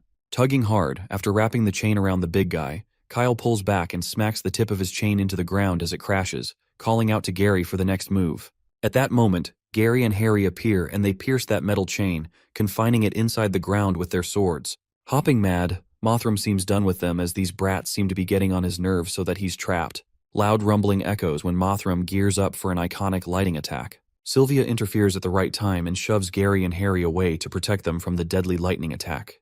Watching this, Mortham is taken aback as Sylvia predicts his attack, which triggers him a bit. Taking the only chance she has, Martha aims her arrow and hopes that the big woman's technique works, referring to Cherry. As she releases the arrow, it soars to hit Mortham. However, the armor guy disappears once again and unshackles himself like it's a breeze. Tripping to the ground, Martha is left in a state of fright as she realizes that they can't keep him in one place when abruptly Sylvia shouts her name, alerting her about the incoming attack. While Martha is saved by a thread, Mortham corroborates that Sylvia can predict his attacks, which means it wasn't a fluke. Dealing with her first, the armor guy dashes towards her, but he is halted by Marsh and Max, who cast water slash at him while the rumble of attacks grows louder. At that moment, Dan scampers with his spear and frantically leaps toward Mothram, striking his spear at him. Witnessing the armor guy didn't even get a scratch, slack-jawed, Dan is left in disbelief as put almost all of his power into that one hit. Sneering, Mothram mumbles that he's grown bored of this fight, and now it's time for him to die, emerging a big orb of lighting with his magic with such force that it makes the ground crack.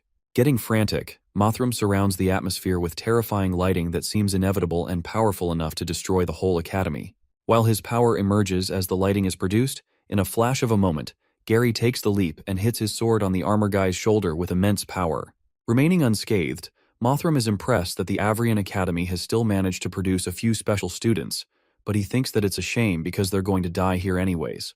With that, he casts his lighting to hit Gary, who crashes away, and the armor guy surrounds himself with lighting that keeps emitting, creating such a force that could fling anyone away. Kay, who's barely standing his ground, tries to move closer to Mortham and wonders how he became so terrifyingly strong, surmising that now only the 6 elders can stop him. He manages to walk closer to the armor guy, clutching his chest because it's nearly impossible to move through.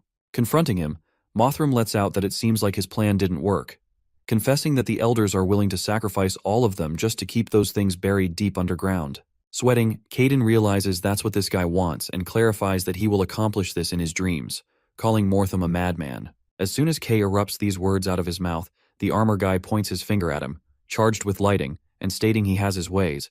He stresses that he can't go home empty-handed today. Just as he's about to bid Caden farewell, something screeches in the back, and someone strikes a powerful blow at Mortham that he somehow dodges.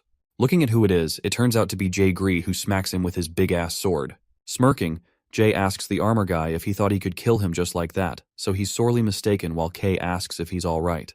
The armor is shocked to the core to see Jay alive as he smacked him real hard earlier, but the big guy confidently responds that he won't die from a scratch like this. Feeling that some of them still have some fight left in them, Mothram picks up the spear and thinks that it's a shame they think that they can stand against him. Bolting at a crazy speed, the rocks begin to tumble while Mothram tells Jay not to overestimate himself and stabs the spear into his body, penetrating across him. As the blood begins dripping, the armor guy mocks Jay, saying that he's the only one who can still move, and the big guy appears to be in pain. While that spear is pierced into Jay's body and he's unable to counterattack, Mortham is about to walk towards Caden, who's also injured, and lets out that he's going to send them to the afterlife one by one. Suddenly, the armor guy turns back, feeling dubious, and Jay, trembling with pain, utters that it's not over yet and he can never beat them, adding that his boss is going to beat his ass. Just then, Mothram asks him where his boss really is, and at that moment, someone appears and kicks him with a thrust that Mortham forcefully crashes into the wall. Finally, our guy is back with a bang, and Sylvia recognizes him as Ness because of his glamour ability. Approaching Jay, Ray asks him to prepare himself as it's going to hurt a bit to pull that spear out of him. Believing that he can take it, Jay assures him to do it, and our guy immediately yanks the spear out as the blood splatters. Jay then thanks him, and our guy affirms not to mention it as he already owes him for saving his life once, and now he owes him again. His eyes widen with shock. Jay realizes that it's his boss Ray, and our guy asks him to keep it a secret. Suddenly, big rocks come flying towards them, and Ray halts those rocks that are about to hit Jay. It appears that bastard Mothram is back, and he's really furious as all of them seem to take turns wasting his time. He threatens Ray that he's going to pay for their mistakes, but our guy is in a fighting mode and replies that he's already pissed off today, so he came just in time for a beating. Bracing himself, our boy activates his dragon eye, and with a fierce look in his eyes, he challenges him to bring it on. As Ness fights the enemy, Sylvia tells him to watch out for its lightning attacks, and is shocked over the fact even Jay, who's the strongest among them, can't keep up the fight and loses immediately. But Ness is completely okay. As our guy dodges the lightning attack, he's glad that he prepared for this fight beforehand. Meanwhile, a knight rushes to Winford to inform him one of the squads stationed at the mansion of the Elder had been attacked. As he interrogates about the casualties, it is told to him that there were no casualties, but more than 50 people lost their consciousness, and those who woke up couldn't remember what happened and couldn't see the enemy, but they did say that it was a single person.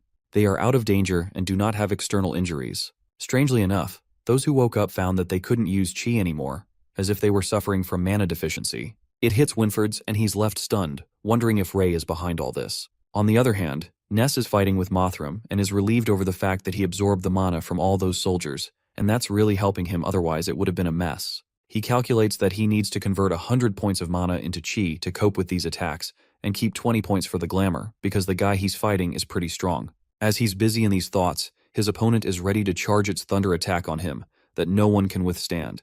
His lighting attack is dodged by Ness, and when Kay witnesses his movements, his eyes snap open in shock, wondering who's that young man, because the stunt he just pulled is a stealth technique only taught to black belt knights. Mothram seems to be cocky of himself as he wonders how long he can hide by playing tricks. Our guy knows he can't take the attacks head on since they're way too strong, and if he gets hit a few times, then things might turn bad. Suddenly, he is hit by lightning, and to block it further, he casts an ice element. At that moment, Mothram realizes that he's a mage, and decides to show the difference between mages, while our guy has a plan, and utilizes the Endless Void. The armored guy is sure he won't be able to avoid it, and charges his attack as Sylvia calls out Ness, but the attack is somehow reversed as he escapes from that spot. Ray leaps toward him to strike a blow at him with his spear, but the armor guy dodges the attack again. As the lighting emerges, Mothram compliments his spear, saying that it's a pretty good weapon, adding that it deserves to be added to his collection. Struggling to blow an attack on him, our boy ponders if the armor guy keeps dodging like this, he can't hit him like this at all. Just then, Ray responds that his armor with that big eye is pretty cool, asking if he want to trade. At that moment, the armor guy moves again like a bolt of lightning that even Ray fails to catch up to him.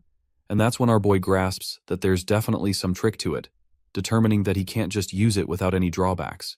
While he's lost in thought, Sylvia shouts at Ray to watch behind him, alerting him about the incoming lighting attack, and our boy escapes the precarious position and dodges by an inch. It occurs that our guy uses the technique the way black belt knights perform stealth by becoming one with an environment, coupled with a special footwork that allows them to slip between blind spots in the enemy's vision. He further deduces that if Mothram uses magic, it must operate similarly, and he might be able to find a blind spot to attack him.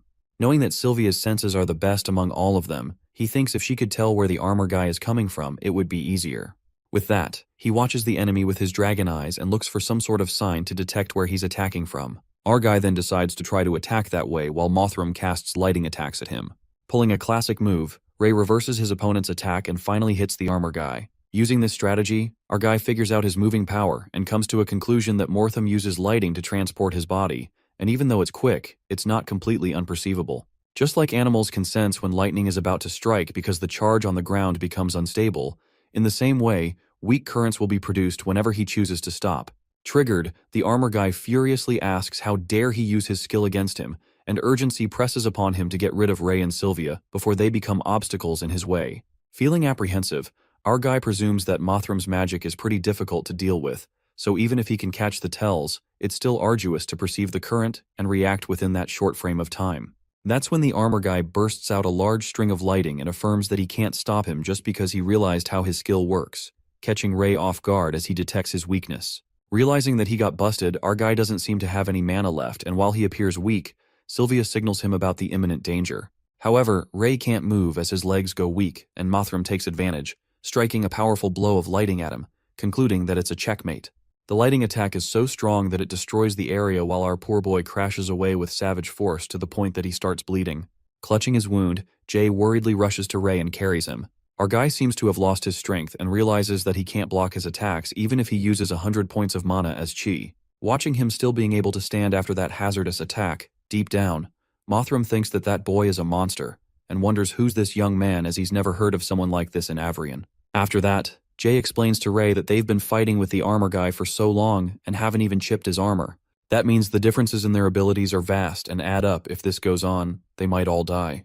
That's when our guy asks for Jay's help and pleads with him to lend him his strength, while Jay without any reluctance agrees, saying that he'd even die for him. In the meantime, Ray absorbs the big guy's mana, and Mortham is bothered that it's been silent, wondering what they're up to. He surprises our guy with an attack. Fortunately, Ray seems to have his strength back by absorbing the strongest guy's power and asks Jay to rest as he lies unconscious on the ground.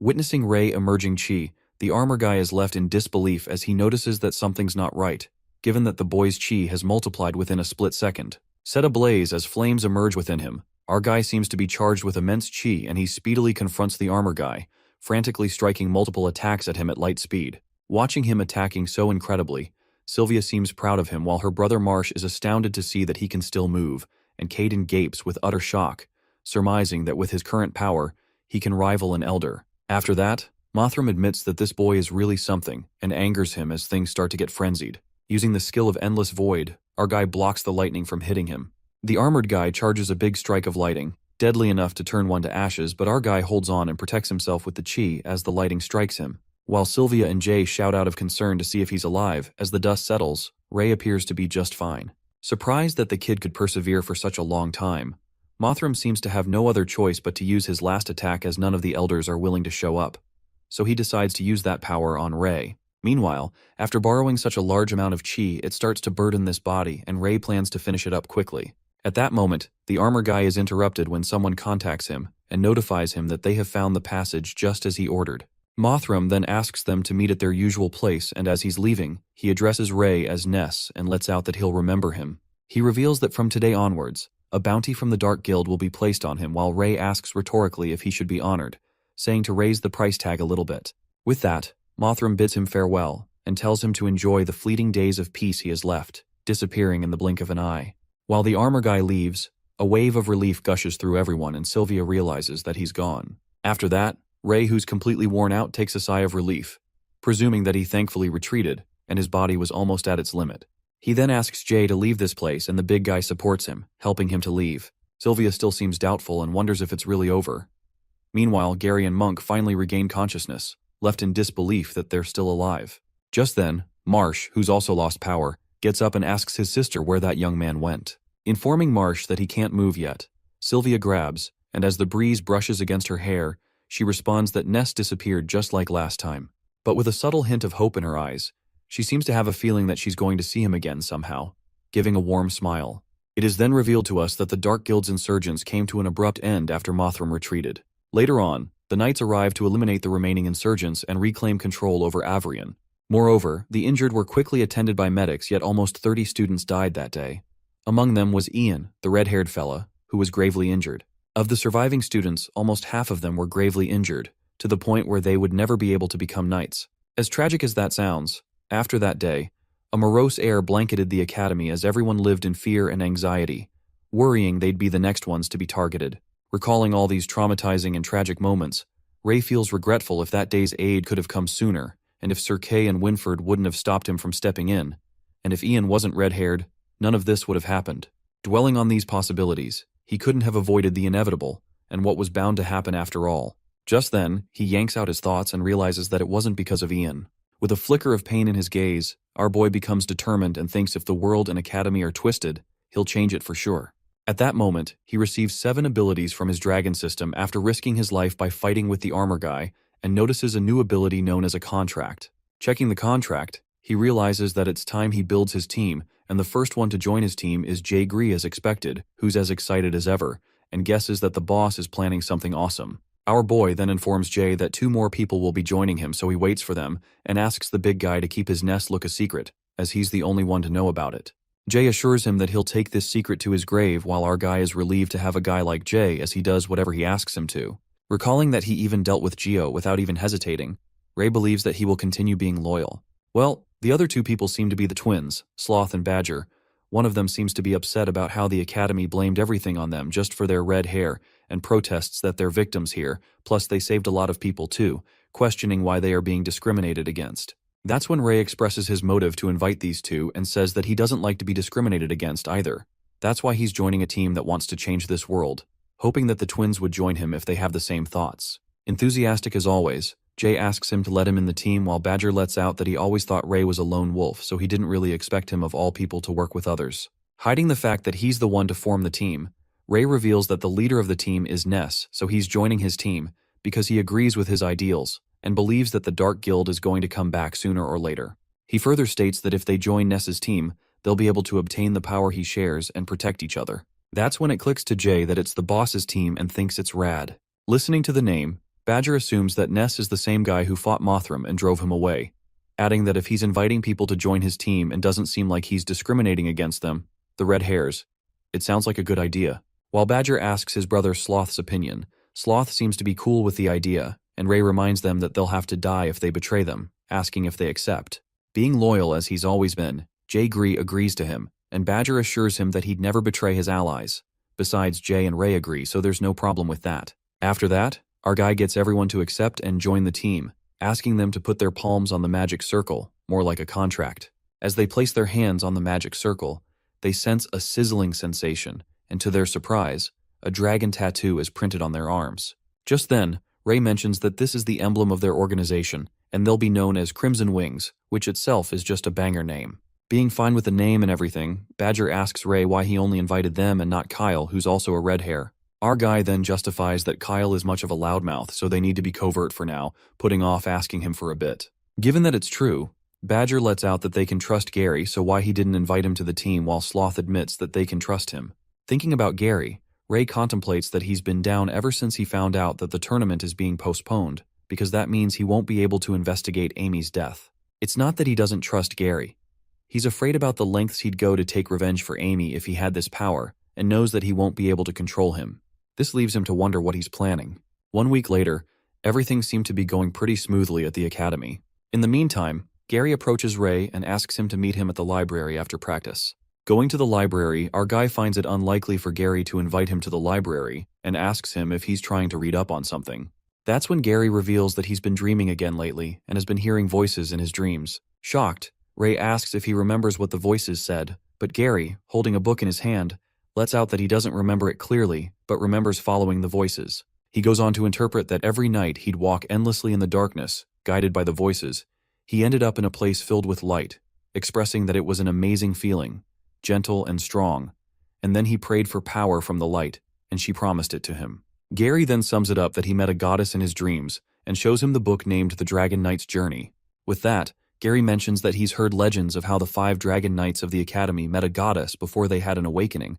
That's where they obtained their power. As Gary's face breaks into a smile of excitement, he seems to grasp something and shows Ray the records of what led up to the awakening of the Dragon Knights, showing that almost every one of them experienced something similar. It is then revealed to us that one of the Dragon Knights expresses his experience, disclosing that for a few nights in a row, he heard voices calling them from the darkness. Guided by them, he arrives at the source and finally meets the goddess who dispelled the evils in her heart and blessed him with power. Then, she showed him the future as well as the role he'd play in it. After reading it, Gary says that he's talking about the dungeon behind the red door, plus everyone says that there's a goddess at Roland, and she might actually be hidden beneath Avrian.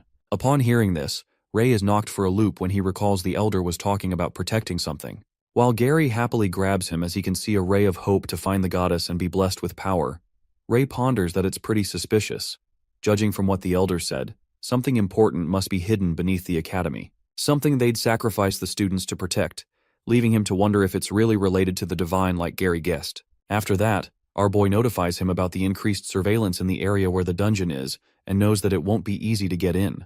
Nonetheless, Gary seems to have forgotten to tell Ray something and lets out Molly came to see him a few days ago and said that she's been having a lot of strange dreams lately, which sounded pretty similar to his situation. However, what was different in her dream was that she remembered how to get there, and trying to follow the traces in her dreams, Molly ended up on a path just outside the city that leads underground.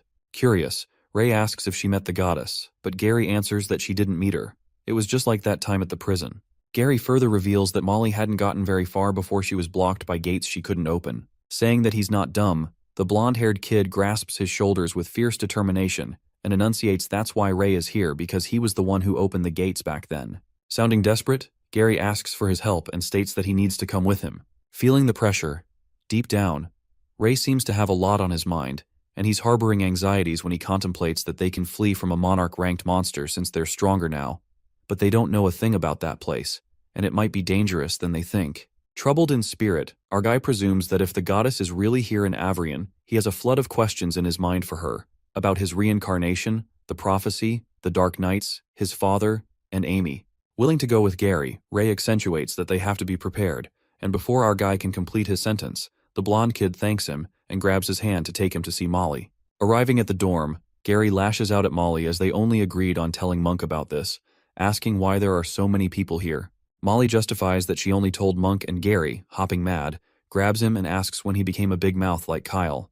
While Kyle asks him to stop with the friendly fire, Monk clears himself and lets out that he couldn't do it, confessing that Martha told him that lovers should not have secrets. Upon hearing this, Ray and Gary freaks out as they get to know about them being a couple while Dan is left slack-jawed as he didn't expect Monk to just admit it like that. After that, Sylvia speaks up and mutters that they already know everything, and promises to keep it a secret, insisting to take them with him. She further lets out that things have been strange around here in the academy, and sudden pain flashes across her face when she confesses that she doesn't want to lose any more friends. Suddenly, Ray asks all of them to keep quiet as he senses that someone is outside. Discreetly stepping near the door, our guy assumes that they've been followed, wondering if the Dark Guild's goons are still in the city. Shaking it off, he immediately bursts open the door and witnesses that there's nobody. Thinking if it was just a mistake, Monk can't see anyone either, supposing it might be an animal or something. Our guy then warns everybody that it's been tense around the academy lately, so they should be careful and head inside to hear what Molly has to say so that they can curate a proper plan.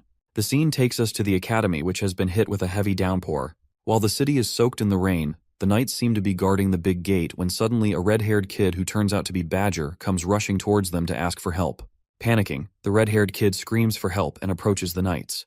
With a fearful look on his face, Badger begs them to save his brother from a monster, and points to the other side where his brother seems to be attacked by a wolf monster, who is Noir, Ray's summoned beast. The knights witness Noir attacking his brother and freak out. One of them tells Badger not to worry as it can't be far while carrying someone, and commands his fellow knights to notify the sentries and tell them to be prepared to intercept that monster so they'll flank it. As the knights rush to deal with the wolf monsters, Ray and the others, hiding behind the bushes, wait until the knights go a bit further. Taking the chance, Ray and Jay open the bridge gate as they pull the chains. Meanwhile, all of them stealthily scamper inside the gate, and our guy instructs Jay to draw the bridge back up and close the gates, telling him to contact him immediately if anything happens. Jay nods to whatever his boss has said while Ray joins the others inside, and Gary gets the reason why he invited the twins, to distract the knights, which was smoothly accomplished. After that, Ray asks Molly to lead the way, and while striding, she reveals that the entry is near the foot of the mountain, which means it's some distance away, telling everyone to keep up. While it's raining, Monk feels like it's getting colder and asks Martha if she's okay too, which she assures him that she's fine. But Dan seems to have a problem and expresses he's not okay, being fed up with third-wheeling with these two. Suddenly, their way is blocked by what looks like snow, but Martha senses imminent danger as she aims her arrow, uttering that snow doesn't move. Well, it appears to be numerous ice golems rumbling their way towards them, and Saliva shrieks that they've got some unexpected visitors. To their surprise, the rabid rabbits also pop out from the forest, and Sylvia is grossed by them. Fighting off the ice golems, Ray ponders that there are so many monsters in these woods, but to think that Molly gets through this all by herself leads him to suspect that she is hiding something from them. While Dan deals with the rabid rabbits and is delighted to acquire an intermediate-grade crystal, Kyle is shocked and asks how he got so lucky as he didn't even get a single crystal from both of the monsters he killed. On the other hand, our guy proudly looks at his dragon system and presumes that he's at 79 points for intermediate crystals, which means he's close to leveling up. After that, Molly asks everyone to get going if they're all done, reminding them that they've to get back before dawn. Moments later, they reach the entrance of the cave, which exudes a peculiar aura. Meanwhile, our guy hears a sound from inside the cave, and Gary proceeds to go in. Walking inside, their footsteps echo and Molly lets out that they're here, adding this is the farthest she got last time. They are halted by a big tall gate, and Dan is surprised, wondering when they built this and whether they're capable of opening it. Glancing at Ray, Gary counts on him to open the door like he did last time, and our guy presses his hand against the colossal gate when the dragon system appears, asking if he will open the door or not. Choosing yes, the big door pulls open with a creak like magic, leaving everyone astonished. Curious, Dan questions why he's able to open it just with a touch, and Kyle, being the loudmouth he is, utters that Ray may be the kid in the prophecy. Upon hearing this, Sylvia asks Kyle about what prophecy he's talking about, and the red-haired dumbass agrees to tell her everything. However, Ray interrupts at the right time and tells Kyle that's enough. While Loudmouth embarrassingly holds his mouth, our guy says, don't listen to Kyle as he just has a hero complex. Meanwhile, Ray seems to be regretting bringing this Loudmouth along with him. Our guy then opens the door. Deep down, Sylvia feels like she's getting further away from Ray. After that, it appears that they still have a long way to go when they are welcomed by an endless staircase. Descending the stairs, Monk is clueless about the path as they don't know where it will lead them, and wonders even if they will end up under the school. While Molly thinks that it seems possible, Kyle curiously asks what the goddess looks like, and asks everyone what they will ask her once they meet her. Martha expresses that she manifests the goddess to be gentle and beautiful, wishing she could be like that too. Hearing this, Dan sarcastically asks her if she knows that it's the goddess anyway, and justifies his statement by saying that the god not only protected the continent and eradicated the mages, but also gave the power to the knights, leading him to question how a strong and omnipotent being could be a girl. Bickering, Martha makes a stronger comeback that destroys Dan's male ego, responding that he's never won any of the battles against Sylvia even though he's such a big, strong man. While Dan is pissed, Sylvia asks them to stop as they are almost at the exit. Trudging down the stairs, they finally arrive at the palace kind of place and they're astonished, wondering if this place was underground the whole time. Barging through another door, they are flooded with questions about the ominous place and what it's made of. Assuming it's a cathedral, Ray's eyes land on a mage statue in the middle and feels like he's this person before. Searching for another way, Molly and Dan find no other exit while Monk thinks that it's the dead end. Just then, Sylvia catches Ray's eyes fixated on the statue and cracks a joke saying that she's beautiful, but it's just a statue. Our guy then asks Sylvia if she knows who this is, and she guesses that it's the goddess. Thinking hard, Ray presumes that it's strange because he has definitely seen her before, but he couldn't remember where. A few moments later, Martha informs everybody that it's hollow under the statue, and Gary supposes it might be a secret passage. While Dan decides to push the statue and see, he is taken aback by how heavy that thing is, and asks others to lend him a hand. Kyle and Gary lean in to help and push the statue. However, it doesn't even move an inch. At that moment, in a surprising turn of events, Ray places his hand on the statue and is left speechless when the dragon system asks him to open the gate or not. Our guy seems to know that would happen, and with that, the secret passage cracks open. Entering the passage, everyone is amazed to see how beautiful the place is, while Monk is excited that they're really going to meet the goddess. Surrounded by the glittering walls, Sylvia asks in wonder if those are magic crystals embedded in the walls. That's when Gary looks up and witnesses a big shining crystal emitting light up ahead. It's when it clicks them, and the realization dawns on them that it's the god. As the blinding light emerges from the colossal crystal, they all believe that's God while Dan didn't expect anything like this, feeling kinda disappointed, as he can't even tell if it's a guy or a girl. Martha shrieks at Dan, scolding him for disrespecting the god. Monk finally believes that it was really under Avrian while Gary gapes with astonishment, realizing it was true all along. Suddenly, the ground beneath them begins to rumble as they are shaken, stumbling, tossing, and turning. A strike of fear gushes through them as they assume they made the god angry, and Kyle blames it on Dan for blabbering nonsense, and poor Dan apologizes. Only Ray stands his ground, and while he's withstanding the forceful thrust, he witnesses the power of God, and he feels like his chi is being sucked out of him. At that moment, it appears that Ray's chi is being pulled out of his body, and he realizes that the entity is trying to show him something as it takes him to another realm, or maybe his subconscious. Our guy then prepares himself to see what it's got, and his past self as the red dragon also appears. That's when Ray foresees the world in its darkest time. Presuming that it's the future, he watches so many people who got infected with the plague of shadows, and the world seems to fall into ruins. Suddenly, He witnesses Molly in his revelation, where she also seems to be infected by the shadows, and he also sees himself being stabbed by her in the back. In a flash, Ray falls to the ground, and it turns out that he's been stabbed in real life while Gary peeks at him and asks him if he's okay. Meanwhile, our guy appears to be in severe pain. Possessed by the shadows, it turns out that Molly stabs Ray in real, and with a vicious smirk on her face, she mutters that it finally worked, and now she's going to get rewarded greatly. With that, Molly goes berserk, as she is about to stab our boy once again. However, Gary appears at the right time and knocks her out with his sword. Later, Ray wakes up to many voices echoing around, and all his vitals are within normal ranges and his body seems to be recovering. The doctor himself is astonished to see, as he's never seen anyone survive this type of neurotoxin before. He admits that it wasn't his doing. This red-haired kid is as strong as a beast. The doctor assumes that he's going to awaken soon enough, and a few moments later, Ray opens his eyes worriedly, asking how long he was unconscious for and if everyone's okay. The director of the hospital informs him that he's blacked out for a few days, assuring him that all his friends are okay except the girl Molly. Upon hearing this, our guy realizes that it wasn't a hallucination after all, and Molly actually stabbed him. After that, the doctor warns him that Ray and his friends are in big trouble, saying that he should know better than to step into forbidden territory. While our boy is harboring anxieties, the doctor further reveals that the head elder has called an emergency meeting to discuss his punishment. Curious, Ray asks him about the decision of the elders, but the doctor affirms that he doesn't know yet and tells him to rest, as whatever comes next will only be after he recovers. As the doctor leaves, our boy gets reminded how close he was to knowing the truth, plus that God has something to tell him which he seems very certain about, regretting because this chance won't come again. The next scene takes us to the elders' meeting, where they seem to be discussing how they should be more alert and keep a close eye on all the red-haired students from the beginning. Winfred then lashes out that more and more signs are showing that the prophecy is to be trusted, and if they let things continue to unfold, there will be dire consequences. Upon hearing this, one of the elders, Gibby, asks Winfred to stop making mountains out of molehills, elucidating that those students slipped past the guards into the forbidden territory, so the guards should be punished along with the students. Knight Delbert seems to agree with Elder Gibby, however, he also admits that Winfred has a point. But then he explains what he truly meant, muttering those redheads could possibly bring ruin, suggesting that they should execute them so that they can avoid dire consequences, staring callously at Winfred. Furious, Winfred shrieks at him for twisting his words and accentuates that they should protect the children of prophecy rather than punish them.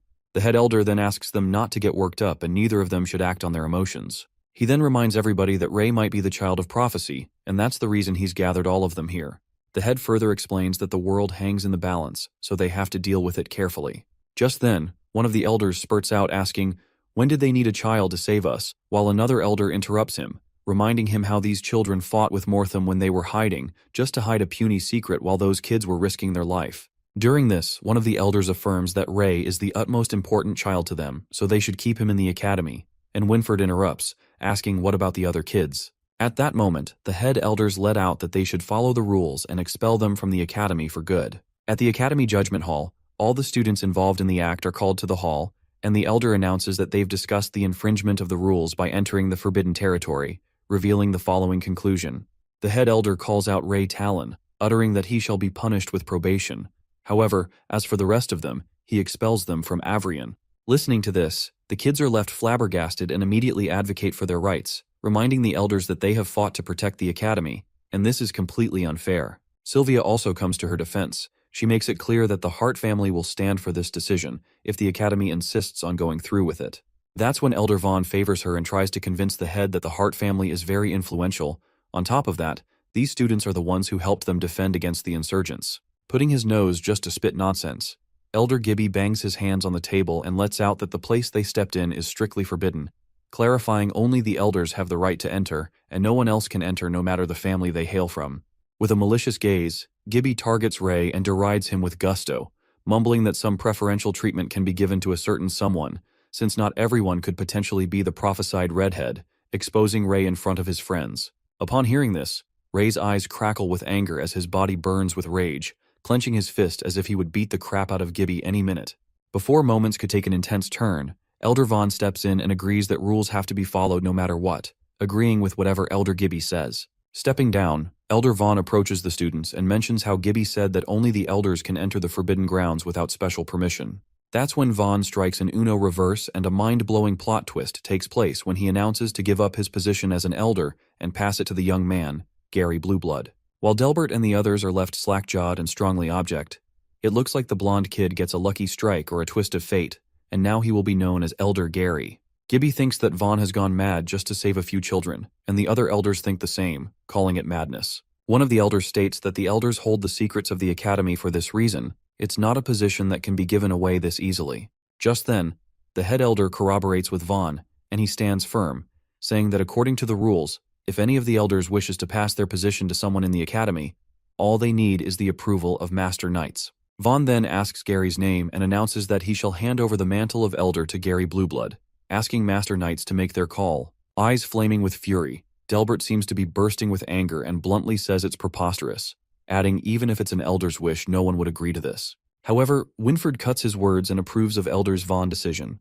While Delbert bickers with Winford about how he could let a countryside peasant become an elder, Sir Kay adds fuel to the fire and agrees as well. Giving a death stare, Delbert doesn't take this well, and that's when the woman head knight refuses to approve this, justifying that becoming an elder is not something he can decide on a whim, apologizing to Vaughn as she can't allow it. Then, Delbert asks the last Master Knight Bernard, hoping that he would disagree, but then Winford approaches him and reminds him that these children helped them in their darkest hours. So many of their friends died in the battle, yet they could do nothing. Getting emotional, Winford says that all they need to do is repay what they owe them. A tense moment unfolds as everyone waits for Bernard to speak, and the guy finally speaks in favor of Vaughn's decision. Delbert twists his head out of frustration, blabbering that it's utter foolishness. After that, the head elder states that since Vaughn has passed down the position to Gary Blueblood, he will not be punished, but the others will. That's when Gary raises his hand and passes his elder's seat to Dan, asking the Master Knights if they agree. The three Master Knights, Caden, Winford, and Bernard, without any reluctance, agree to this, making Delbert and the woman knight grit their teeth in anger. Now since Gary has passed his position to Dan, the head announces that he won't be punished either. Just like that, Dan passes his seat to Monk, and this continues until it comes to Sylvia. Meanwhile, a suspicion flickers in Ray's mind as he peeks at Elder Gibby, wondering why that old coot settles down after the old man Vaughn passes over his seat and creates absolutely no drama, which leads him to think about what is going on in his head. After Martha Woodwork passes her seat to Sylvia Hart, this way no one is punished, and since things have ended this way, the head elder is left with no option, concluding that this is all as the rules pertain and end this ridiculously dramatic situation here. In haste, Sylvia is about to pass the elder's seat to Gary again. Elder Vaughn tells her to let it pass, revealing that once the seat of an elder is passed to someone else, the same person cannot obtain it once more. Hereby, the elder announces Sylvia as one of the 6 elders of the Avrian Academy, and the poor girl turns red, freaking out by the sudden yet shocking turn of events. In the dorm, everyone seems to be creating a fuss about what just happened earlier and how Elder Vob made this choice too casually. Martha argues with Dan, asking if he doesn't agree that Sylvia is a better fit for an elder and thinks she'll be just fine. But Dan responds that those old coots look 10 times older than Sylvia and continue to fight with her. That's when Sylvia comes to stop them, and Martha stands her ground, justifying that they were all exempt from expulsion, and now that Sylvia's an elder, things can go in a better direction. Objecting, Gary interrupts and expresses his opinion, saying that a single elder's seat is not bound to change that much, but he admits that if Elder Vaughn wouldn't have stood up for them, they all would have been expelled from the academy. Gary then makes them recall how Molly was infected by the plague, believing that there's something wrong with the academy, which also leads him to suspect that there even might be members of the Pure Blood Guild or the Dark Blood Guild amongst the elders. At that moment, Monk lets them know that everyone is keeping an eye on them, so he advises them not to act rashly, inferring that if things are really as Gary anticipated, then Sylvia is in the most danger. Lying in bed, Ray lets out that now that old man Vaughn is out of the picture, there aren't any elders who are partial to protesting against students. At most, they're neutral and believe that as an outsider, Sylvia is certainly going to get targeted. Meanwhile, Dan and Martha worry about this situation. Our guy turns to the other side and makes it clear that they can't do anything about today and leaves the worries for tomorrow.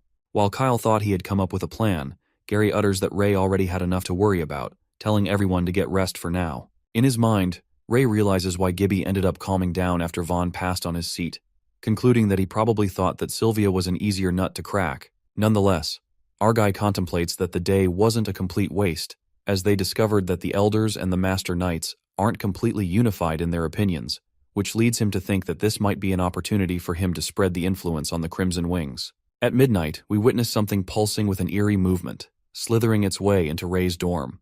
The thing appears to be a dark shadow that creeps up on Ray as he falls asleep.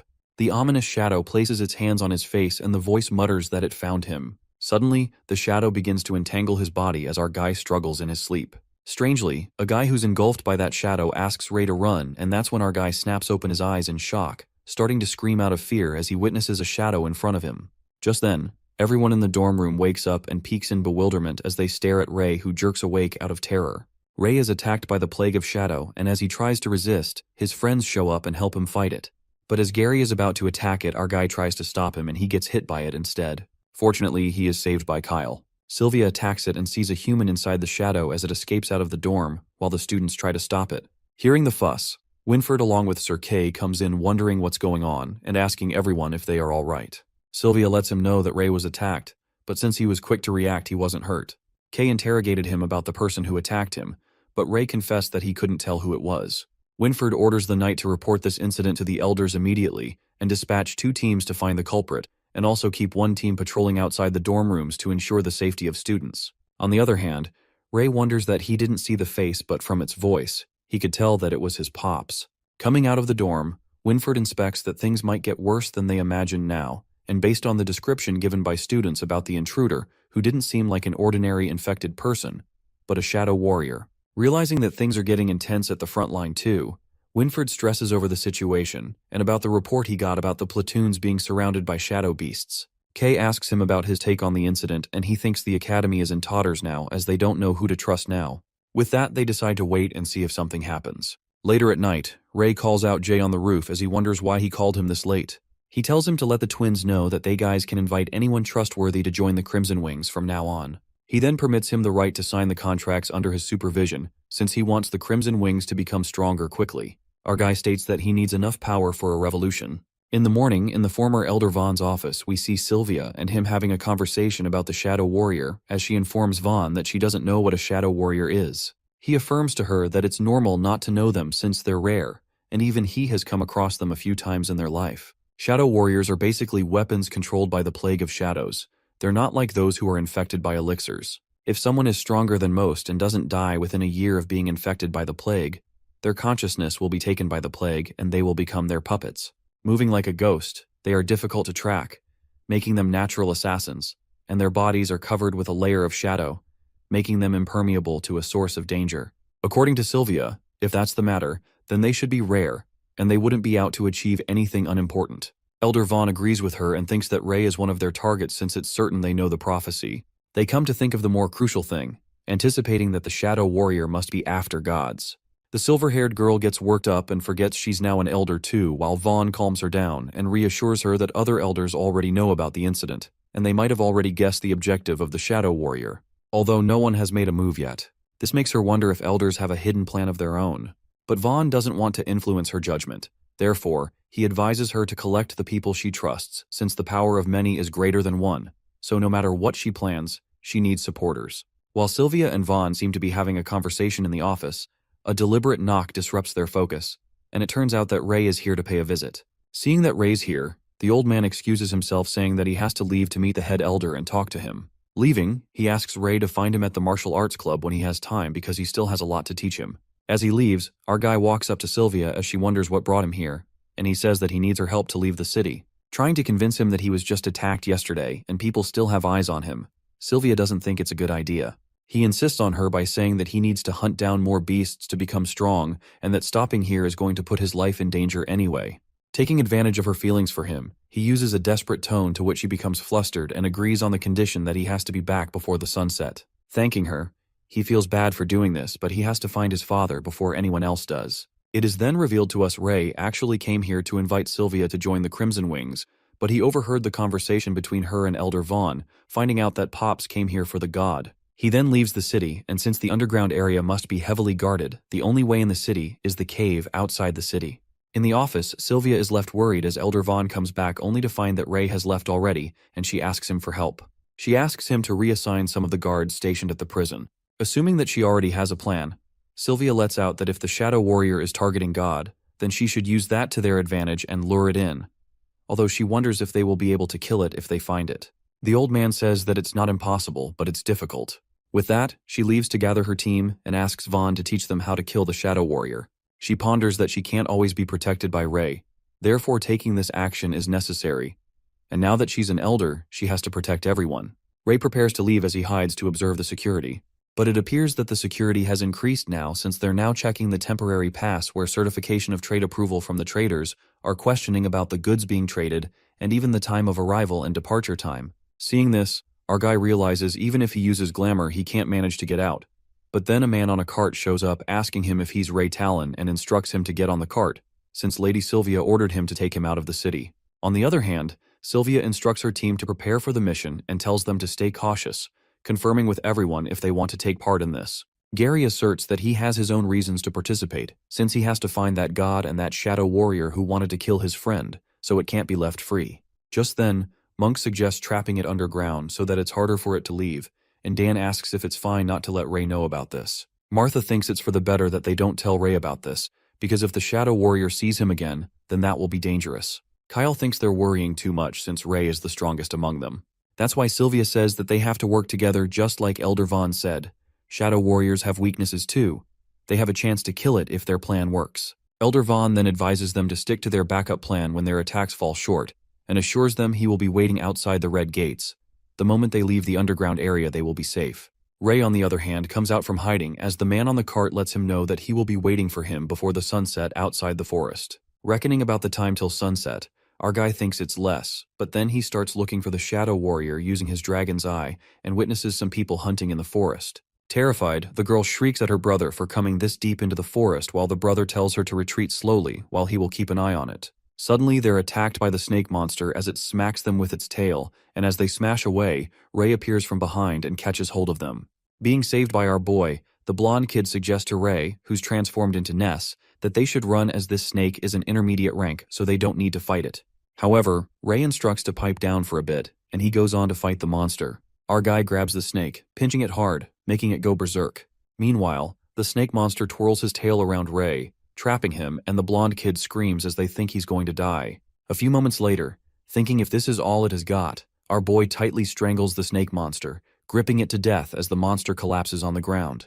While the kids are amazed by his powers and assume that he must be a high-ranking adventurer, Ray asks their names, and the boy introduces himself as Taffy and his little sister Candy, revealing that they're adventurers. Taffy further lets out that they live in a village not far from Avrion, and they were hunting out here in the forest.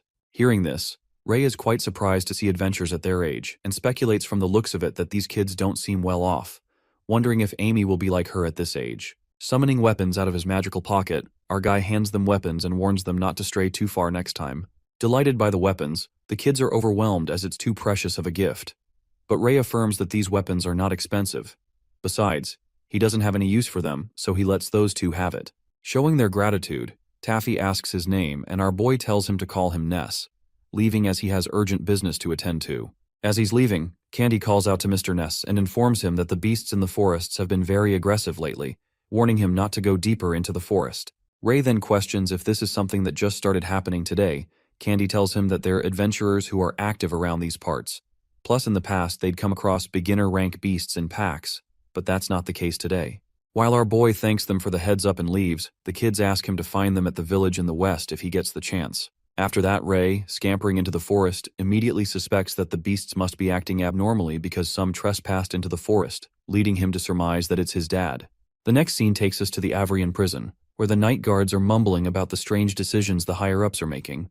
One moment they want to tighten the security, and the next they're reducing it. At that moment, we witness the shadow warrior sneaking and discreetly slithering on the walls of the prison. Meanwhile, the knight plans to do what's told.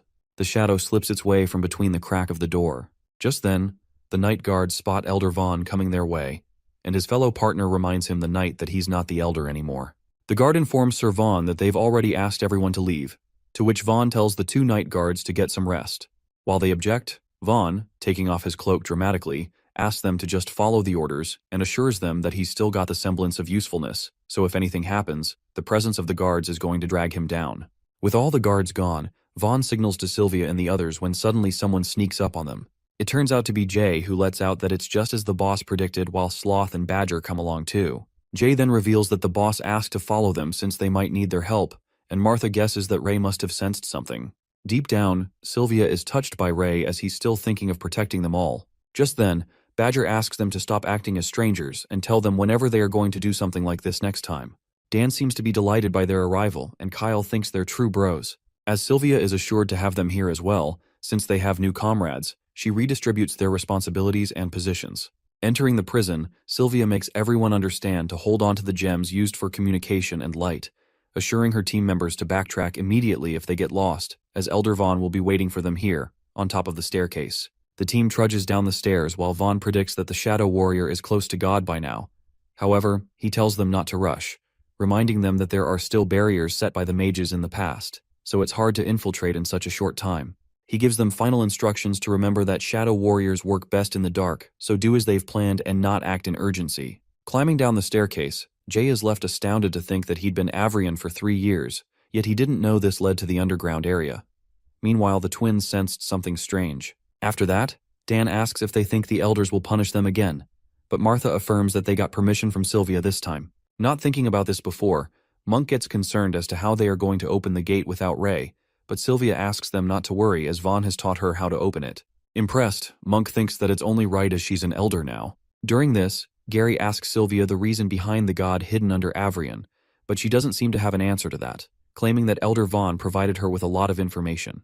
She infers that she'll confirm it with the elder once she goes back. In the next moment, the most peculiar thing happens when the gate has already been opened. Freaking out, Monk assumes that Ray did it, but Sylvia knows that it can't happen since Ray already left the city, concluding that it must be someone else. Sylvia ponders that it's strange as according to Vaughn only elders know how to open the gates, leaving her who it could really be.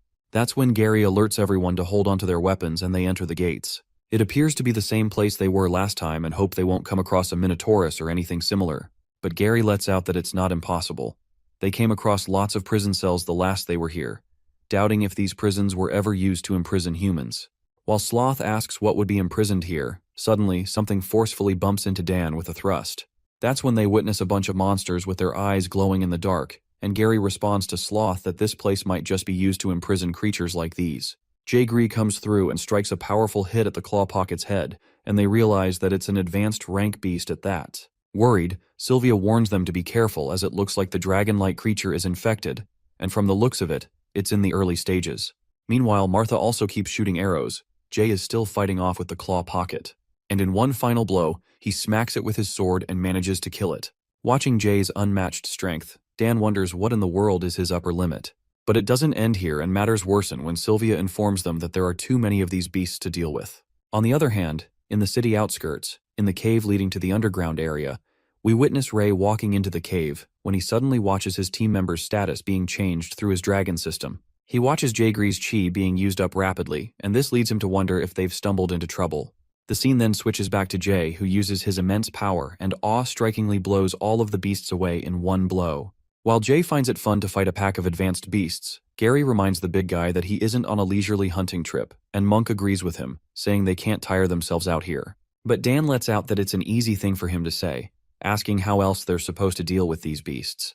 Martha and Sylvia seem to be working together to bring down the Clawpockets. As Sylvia's sword is held by the monster's claw, she witnesses that all the monsters are chained up, and Martha assumes that they were brought and trapped here. As Badger wonders what the reason is, Sloth answers to stop the disturbance. At that moment, the Crimson Wings members are contacted by Ray through the screen, and he asks them if they are in trouble. Badger is quite impressed to know that Ness detects their status while Sloth spills that they're in trouble. Without further ado, Ness lends them his strength as chi begins pouring into their bodies, and they can feel the endless power while Jay is more than delighted as he realizes that it's Ray, thanking him for looking out for them. But Ray clarifies that he's not done yet when he activates the Dragon Roar, and Monk feels that something stronger is here. As Gary slashes one of the beasts, his eyes land on Jay and he's left stunned. Firing up with power, Jay seems to be gushing with utter excitement, thinking that it's freaking awesome when he gets even more power, and fur begins to appear on his back as he soars with his sword to hit the beast. With the power pumped up in him, Jay fiercely fights off the beasts as his sword clashes with a clang, while Sylvia and Martha are left slack-jawed, seeing him fighting like a beast. Kyle suddenly feels that beasts are weaker, and Badger agrees as it's much easier to deal with them now. Killing most of the Clawpockets, they assume that there's going to be a lot of advanced cores left, so they'll consider this payment for their troubles. But it's not the time for them to be excited, and they recall that this isn't their objective. Suddenly, the Shadow Warrior emerges out of the beast and glides towards them. The shadow moves at breakneck speed towards Jay, and it collides with him, making him stumble on the ground. Taking the shape of Jay Gree, the shadow puts on a wicked grimace and peeks at Jay, muttering that this youthful flesh is just what he needs. Just then, Sylvia tells everyone to move ahead with the plan while the shadow gives Jay a gift. But Badger shrieks at the shadow, clarifying they don't need its disgusting gifts. With a malicious smirk on its face, the shadow challenges them to try and kill it. That's when Kyle and Monk leap towards it to trap it while Gary sneak attacks from behind. As Kyle and Monk fail to trap the shadow, Sloth and Badger go next and attempt to slash it with their edgy weapon. However, it is also not effective, and Sylvia deduces that it's just as they predicted. But she counts on Dan as he's next to make the move. Now it seems to be Dan's turn, and he braces himself with his spear topped off with a crystal. In the next scene, it is revealed to us that Elder Vaughn unveils a very secret on how to kill that shadow warrior to Sylvia and the others. He reveals that to kill a shadow warrior, they must kill the human who is being controlled. It occurs that the shadow warrior's body is covered with an armor of shadow so regular weapons can't pierce it easily. Even if they did, it'd recover easily. For this reason, Elder Vaughn lets out that they need Heaven's Light, which appears to be blue crystal. We are then revealed that Heaven's Light, the natural enemy of the Plague of Shadows, can help them momentarily break the defenses of the Shadow Warrior, and that's the only chance to strike. First, he instructs them to attack it all at once, and not to give it any chances to catch a breath, adding to let the Shadow Warrior focus on defending. In the present scene, they all attack the Shadow at once, not giving it a chance to relax with relentless attacks. Following the old man's plan, when the Shadow Warrior is being attacked from all fronts, it uses its shadows to defend passively. When any part of its defense gets thinner, the team knows that that's their chance to strike. While the team is keeping the shadow distracted, Dan appears from behind and pierces the Heaven's Light in the shadow's body with his spear. For a few seconds, the face of the guy is revealed who's covered by the shadow, and shrieks loudly out of pain. Suddenly, the guy goes berserk, and Dan flings away with a thrust with his spear, realizing that the Heaven's Light didn't penetrate through its body. Recalling what the old man Vaughn said, if Heaven's Light can't slay the Shadow Warrior, someone will have to follow up immediately, concluding that will be their final chance. That's when Sylvia makes her move, and all her teammates seem to be counting on her as their eyes are fixated on her move. Soaring from above, Sylvia with great force strikes her sword at the shadow. While Kyle asks in a desperate voice if her attack worked, Sylvia, with her eyes filled with terror, reveals that she failed miserably. The Shadow Warrior somehow seems more frantic and terrifying. Flabbergasted, they all decide to go with the backup plan, and Gary shouts at everyone to run away now. Getting reminded that Elder Vaughn said if everything fails, flee, they'll have to count on him for the rest. With that, the Shadow Warrior asks where they're going, and casts something at them that makes all of their moments come to a halt as they stumble on the ground. Feeling such a strong pressure, they all seem to be struggling, and Monk assumes that the shadow can control their actions. Casting such a strong force, the Shadow Warrior reminds them that they haven't received its gift yet. Feeling guilt, Sylvia in her head apologizes to Ray as this is all she can do for him, and closes her eyes shut with fear as she's about to get attacked by the shadow. However, things take a 360 turn degrees when our guy arrives at the scene and heads straight for the Shadow Warrior. Left in disbelief, Sylvia shouts and asks what he's doing here since he left the city, but Ray does not listen to anything. Meanwhile, Ray smacks his sword. The Shadow Warrior seems to be waiting for him. The thrilling counterattack continues while Gary shouts at Ray, warning him not to engage with it head-on. Without a flinch, our guy effortlessly dodges the attack and gets to know that the shadow's weakness is its back. As Ray without a thought is about to attack its back, the beast's claw pockets await him, and the Shadow Warrior makes it clear that if he doesn't join them, he will perish. With that, the warrior grabs the hold of Ray's sword, leaving him defenseless, and his friend Gary shrieks loudly, calling him out as they're worried sick about him. The Shadow Warrior then aims the sword at our guy, and as it is about to strike him, the sword halts. That's when the Shadow Warrior is caught off guard, and something begins appearing on his body, more like symbols. Looking a bit strange, Ray seems to be wearing a blue locket, and the light beams through it, affecting the warrior's shadow. The lights disperse when suddenly the Shadow Warrior spits out black blood. Just then, in a dramatic turn of events, Ness emerges behind the shadow out of nowhere and pierces the heart out of the man who's covered by the shadow. While Sylvia recognizes that it's Ness, Dan and Kyle are left in utter shock to see that clenching the heart out of the shadow is working. Jay is excited to see his boss while the Shadow Warrior is left bewildered when Ness appears out of the blue. With tears streaming down his face, Ness apologizes to his dad, thinking that he'd taken his father's heart out, and affirms that he won't have to suffer anymore.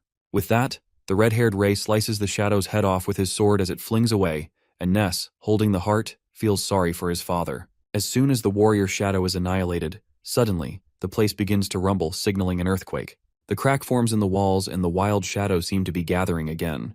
The twins alert everyone to get out of here, and while everyone is leaving, Gary calls out to Ray to retreat quickly. Ray joins them, but Sylvia screams at Ness to escape with them. However, Ness tells her to go ahead, mentioning that he has something to take care of, and instructs Jay to take them away. Taking his orders, Jay grabs Sylvia's hand and scampers away, assuring her that Ness is stronger than them so he'll be fine. On the other hand, our guy with a heavy heart burns his father's body to ashes and cries. He then recalls the time when his mother Scarlet gave him the blue locket.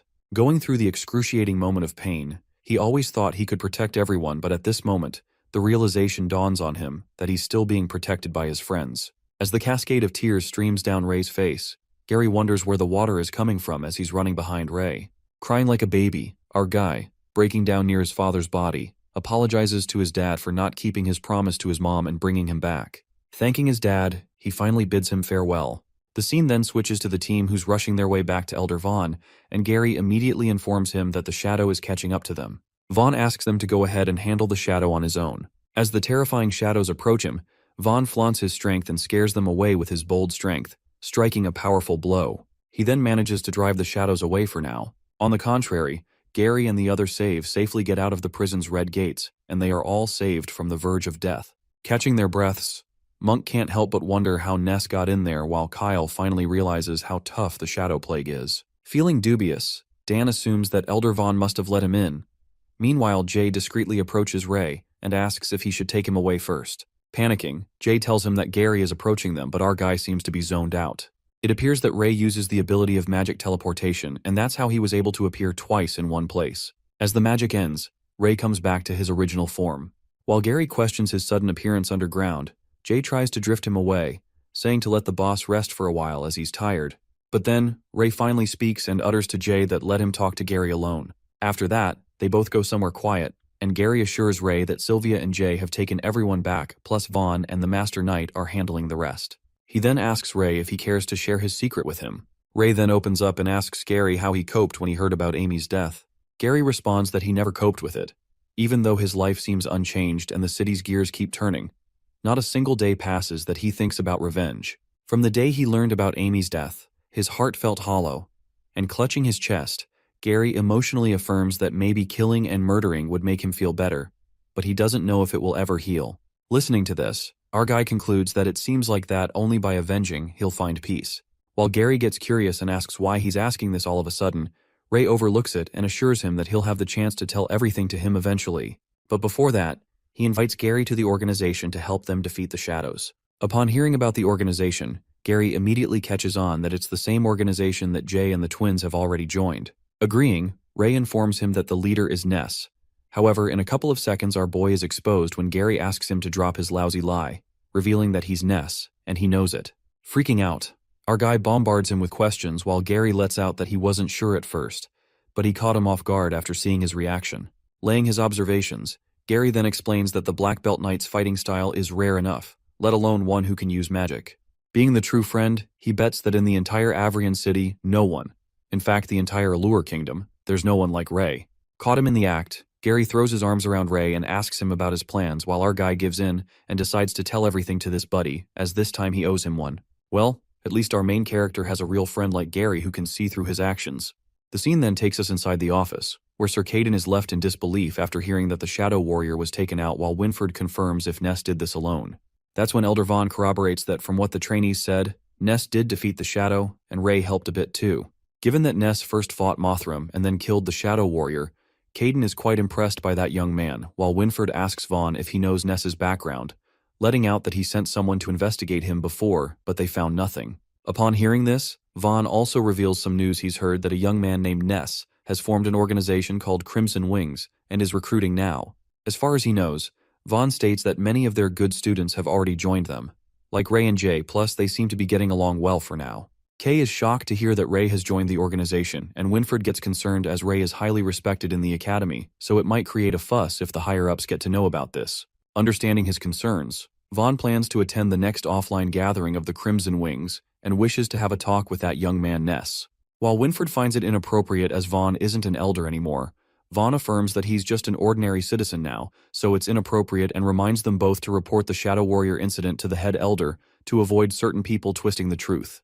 The next scene takes us to the suburbs, where Bernard, the Master Knight, seems to be walking towards a house. As he creaks the door open, Bernard asks why they called him here so urgently and asks them the matter. It turns out to be Master Knight Delbert along with Knight Rose. Appearing worried, Delbert informs Bernard that they're in trouble and asks if his night squad is guarding the Dragon Knight's tomb tonight. Bernard asks what's going on, and Rose reveals that they received a tip-off that the city will be attacked by Dark Guild again tonight, and Delbert adds that the Dragon Knight's tomb will be the first target. Freaking out, Bernard questions what they are waiting for and shrieks that they should alert the entire city. Trying to leave, Night Rose blocks his way and asks Bernardo to wait, which strikes a suspicion into him. That's when Delbert lets out that their forces are scattered across the front lines, villages and passes. Plus, they don't have enough troops to fight the Dark Guild, not to mention that they still have to follow the Elder's orders, accentuating that they can't protect the entire academy due to what happened in the last attack. At that moment, Delbert exposes his true self and confesses that he's dealt with the Dark Guild. In addition, Delbert mumbles that he'll let the Dark Guild into the city and give them 2 seats on the Council of Elders, so as long as they integrate into Avrion, they won't harm anyone else. Having enough of his blabbering shit, Bernard lashes out at him and asks if he's gone crazy to make a deal with those beasts. Hopping mad, Bernard anticipates the consequences, uttering that if they get into the city, they'll slaughter them all, and once the gates open, it'll be an open bloodbath. Asking Delbert if he's blind enough to see this simple truth. The old man seems to have enough of his madness, and as he's moving towards the door, Delbert brutally stabs him in the back with his sword. As the blood splatters, Bernard, on the brink of his death, realizes that he's been fooled by this monster, while with a malicious grin on his face, Delbert erupts that war means bloodshed, but it won't be his. While the female knight thought he'd hesitate a bit, Delbert, without a single trace of guilt on his face, justifies that he isn't happy to kill his old friend, but he didn't listen to him. As the poor old guy mercilessly lies on the ground, the blonde knight asserts that Bernardo should be happy that his men didn't die in vain, and informs Ross that Bernardo's men are now under her commands. He then heads back to report to Elder Gibby, and it turns out his son Harry Delbert witnesses this horrific incident, seeing Lord Bernardo dead, and wonders what his father is up to. The scene then switches to Ray and Gary, who are walking back to the academy. Gary asks him if he didn't encounter God this time as he came in from outside the city, and Ray agrees, finding it strange unless the god moved ahead of time. Judging from the time of Gary's battle, Ray assumes that his father, the infected one, must have sneaked in from the prison side. However, when he entered the cave, our guy noticed that both the iron gate and the entrance to that church were open. Finding it mysterious, Gary freaks out when he tells Ray that the entrance on the prison side was open too, and the door was open when they went down, so he thought it was done by the Shadow Warrior. That's when our guy reveals that before going into the cave, he met 2 adventurers who said that the beasts in the forest were restless, as if there were signs of intruders. As our guy is getting onto something, Gary asks what he saw under the church this time, and our guy states that the place where the god was kept was empty, so he walked further and found countless cave entrances in that hall, guessing the god might have moved into another cave. Ray then describes that underground place as a huge ant nest that is hard to navigate without a map, disclosing that there are countless interconnected passages inside with the protection of magical barriers.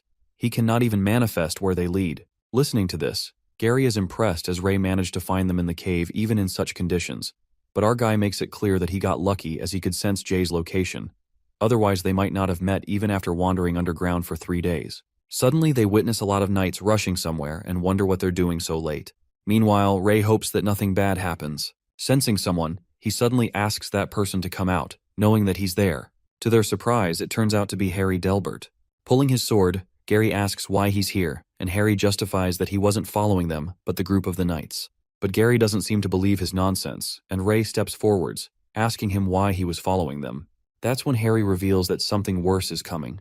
The scene then switches to the Dragon Knight's tomb, where the Master Knight Rose announces that they have received orders from Lord Bernardo that the Dragon Knight's tomb is under their guard tonight, so they can return to camps. But the knights don't believe such orders, stating that before Lord Bernardo left, he made it clear that without his orders, they are not supposed to leave their posts. The knights suggest to Lord Rose that they should wait for Bernardo to come personally, but Lord Rose asks him if he's defying military orders. The knight clarifies that unless Lord Bernardo gives an order himself, he cannot comply. Thinking that it's a waste of Bernardo's good intentions, Rose pierces her sword through the knight's body, killing him on the spot. Witnessing their comrade's death, the other knights warn Lord Rose that Bernardo won't let this slide, and at that moment, Lord Rose's knights begin shooting arrows at them, eventually wiping out all of Bernardo's men. After that, the knight asks Lord Rose what they should do with their bodies, but Rose affirms that they don't need to bother as it will be the same by morning, commanding him to get to work. The knights then slide the colossal tomb that unravels a secret passage and a staircase. It appears that Lord Rose has just helped the Dark Guild infiltrate into the city through this passageway, and as the members emerge from the secret path, they thank Lord Rose. However, It turns out that not only does the Dark Guild appear, but they also seem to bring something terrifying with them, as they let out that dragging these big guys through the dark underground took quite an effort, and assures Rose that Lord Mothram will reward her. That's when 2 chained Minotauruses and 2 Claw Pockets beasts infected with the Plague of Shadows are dragged out of the passageway, and the Dark Guild members affirm that they will enjoy their freedom soon. The scene then flips to Gary, who kicks the door open with a burst, scaring the life out of his roommates who seem to be relaxing and ask everyone to get up. While Dan and Monk's soul nearly leave their bodies, Sylvia freaks out and asks if something happened to Ray, but our guy emerges from behind and thanks her for the concern. After that, Gary, in a state of panic, confesses that they're about to have trouble and Ray backs him up, revealing that Lord Bernardo was killed, asking everyone to grab their weapons and put on their armor. With a serious look on his face, our guy mentions that the Dark Guild is back, evoking terror in everyone as this news stirs up a storm of fear into them. At dawn, the 2 knights guarding the academy are ambushed by the shadows, and it instantly annihilates them as the blood splatters all over the wall. The Dark Guild members then rush into the academy. Inside the head elder's office, the knight tries to warn the old man, but the head seems to know what's coming. In a few seconds, the Dark Guild people barge into the head elder's room, and one of them lets out that he didn't expect him to be such a light sleeper, asking what keeps him up all night. Laughing, the old man responds that they'll understand when they get his age. Sleep slips away from him every day just like life, advising the young ones to take the chance to sleep in more often. Putting the paper down, the head asks, what's the reason they've come to him this early in the morning? One of the guild members assumes that the old man already knows what they're here for. Not beating around the bush, he lets out that the god has been moved, believing that the head would know where she is. The old man utters, of course, they're here for the god. Putting up an act, the head elder tries to remember where he sent the goddess and thinks being old is such a hassle. He then apologizes to the young man as he can't help him with the matter. Holding the weapon behind him, the guild member threatens the old man, saying that in that case, they'll just have to help him remember. The knight protecting the head elder draws out his sword, and the head concludes that the Dark Guild is well prepared this time. That's when more of the Dark Guild guys burst into his room, crashing through the glass windows, and the head elders give an eerie stare, saying that the young folks, it's a tough mission. The scene then takes us to somewhere underground where Winfred seems to be burning a map, adding that now no one can say where the god is hidden. Sir Caden, who's also along with him, agrees that no one can find out unless they personally bring the elders here, but at least they need to remember the way back. As they're walking, Kay asks Winfred what he thinks will happen next, and Winfred mumbles that it's hard to say since Mothram invaded the academy. He won't leave easily without achieving his goal, that's for sure. He recalls that Mothram clearly had the chance to kill everyone, but it seemed like something more important distracted him.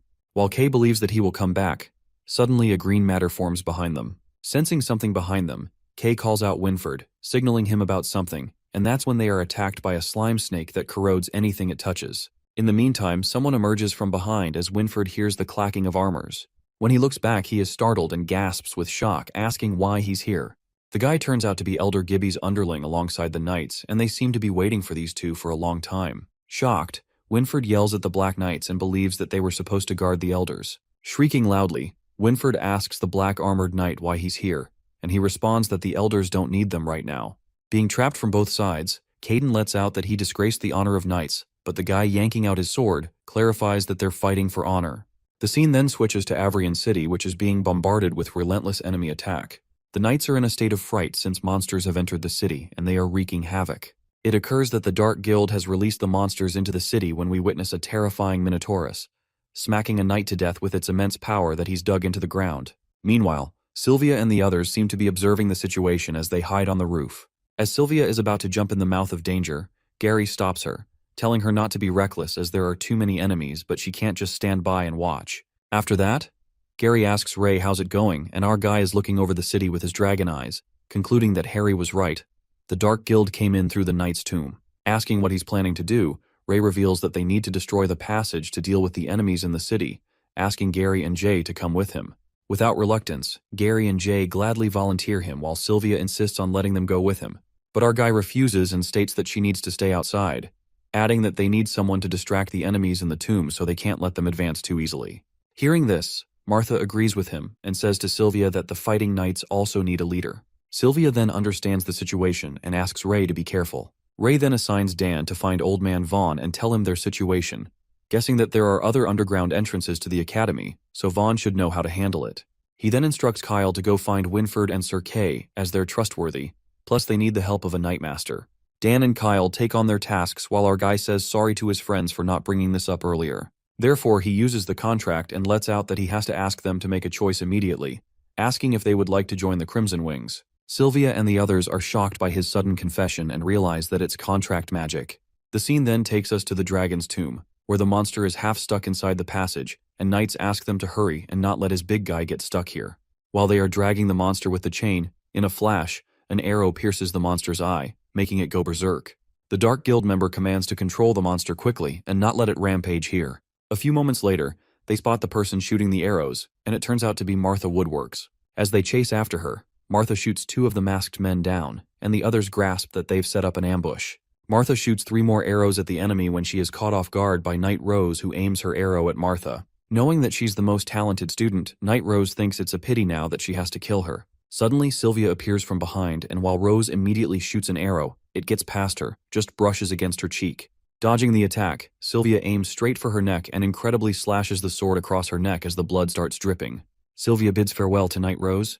Well, at least she did something impressive for once. Finding Martha and Sylvia, the Dark Guild members are unable to find him when Ray and Gary emerge, attacking the guild members. Arriving at the secret passage, Gary suggests that they should just blow up the entrance, but our guy reminds him that they still have a king-level beast and a few rubble pieces won't stop them for long, so they need to block this path completely. Meanwhile, Ray ponders that they wouldn't want them to succeed. Suddenly, more enemies barge out of the passage. That's when Jay, being pumped up, glides in with a bang and attacks the enemy, while Gary wonders why the big guy gets so excited when fighting. That's when Ray and Gary also make a move on the opposite sides to fight the enemy. As their swords clank, Gary lets out that they can't keep fighting like this, as they don't know how many enemies are behind them. At that moment, our guy activates the Dragon Eye and glances that the enemies behind them haven't caught up yet, so now is a good chance. To enter the passage, Ray asks Jay to help them clear the way and lend him his strength. This makes Jay feel like he's over the moon as he feels better and better while the chi is absorbed. Terrified, the Dark Guild minions wonder what even is this thing that looks like a beast, concluding that it's a werewolf. Well, it appears to be the big guy Jay who transforms into a werewolf, physically as the fur appears on his body, and it even scares the shit out of the enemy. While they tremble with fear, the werewolf holds one of the minions by the neck, which strikes fear into others. Calling him a filthy beast, the guy pleads to let go of him while his comrades try not to be afraid, convincing himself that he's just a human-turned-beast. Quivering, the other one lets out that they can't be the werewolf as his fur is thicker than armor. Going ballistic, the werewolf slams the enemy on the ground, and in the meantime, Gary asks where they are chasing them, and Ray assures them that they're almost there. As Jay throws the enemy down the bridge, they both appear, and Gary's eyes widen as he didn't expect such a huge canyon underground. Just then, our guy anticipates that as long as they destroy the bridge, they can stop the enemy from advancing. After that, Ray asks Jay to stop chasing them, and the big guy answers in werewolf language. While he appreciates Jay for his good job, Gary couldn't understand what this guy is even saying. Just as the big guy changes back to human form, he gets unconscious and Gary is surprised that there's no way this big guy fainted. As Ray holds him, he deduces that it might be the side effect of physical change, and asks Gary to take care of him as we'll regain consciousness soon. Using his dragon eyes, our guy could luckily see the people behind them. However, his eyes witness that more people were fighting at a distance. The scene then switches to Caden and Winford, who seem to be fighting with the traitors. While their swords clank, Winford contemplates that it's bad. A war attrition against 3 black-armored knights isn't in their favor, and if they don't come up with something, they will be defeated. To make matter worse, Kay informs Winford that they've been surrounded by more Dark Guild henchmen who emerge and block their way. It appears that Knight Winford and Sir Kay are blocked by the Dark Guild members. One of the guild members tells Winford that he's out of luck and instructs him to take them to the god, so maybe they'll spare their lives. While Sir Kay is convinced that the Dark Guild's target is the academy, Winford mumbles that it looks like they won't make it out alive because he has no plans to lead them where the god is. Suddenly, one of the guild members tries to warn their leader about something, and as he chooses to ignore it, a torrent of fire hits the Dark Guild members. It turns out to be our boy who helps Winford and Kay, telling them to run. Wondering what Ray is doing here, Kay is surprised to see that our red-haired fella can use magic, while the leader of the Dark Guild gang commands his knights to deal with Ray first. Our guy then guides Winford and Sir Kay to run towards the stone bridge, while he himself deals with the Dark Guild knights. As he's fighting them using his fire magic, Ray presumes that these black-armored knights are unexpectedly strong, and they can't go head-to-head. Just like that, our guy, along with Kay and Winford, runs across the stone bridge and meets with Gary, who's holding a red stone. After that, our guy goes back to the bridge to fight the black-armored knights, while Winford insists that they should go help Ray. But Gary stops him and reveals to them that Ray has got a plan, so they better not intrude. On the other hand, our boy uses a magic substitute and his multiple clones fight the knights at once. While Ray's instructors are left surprised to witness his substitute magic, our red-haired fella freezes the armored knight's sword with his magic frost freeze. Just as Ray strategically blocks the black armored knight with his frost magic by freezing their feet, he yells at Gary to pull out the next move. At that moment, Gary flings the red stone he was holding, and the leader of the guild notices that it's an explosive stone with his feet being choked by the frost. As soon as the stone explodes with brute force, even Ray is astonished by such strong energy that even his substitute gets blasted away. Abruptly, our guy gets caught off guard as the Dark Guild guy lands a kick, pushing Ray off the bridge as he plummets.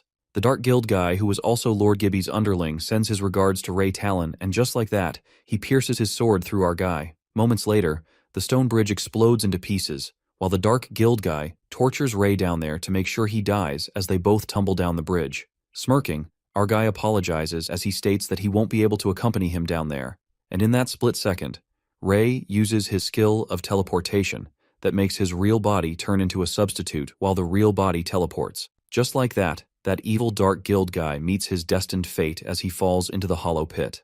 The bridge crumbles due to the explosion, and the Dark Guild knights experience the fearful plummet as they scream. Fortunately, Ray is saved by Winfred and Sir Kay, who interrogate him for being here underground.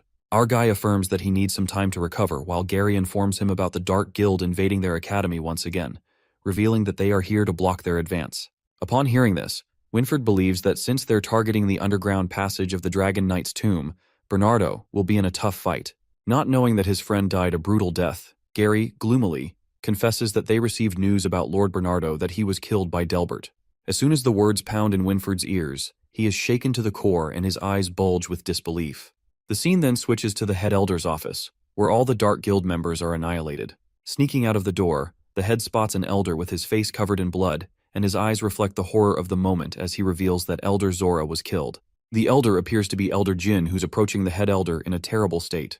While the head asks who did this to him, Elder Jin unveils that it was his Black Knight, following Gibby's orders, adding that Elder Zora was attacked by his own bodyguard, finding it unbelievable. The head elder is appalled to discover that Gibby was a traitor, as he thought he was just a supporter of bloodline theory, but he never expected him to go this far, blaming his oversight.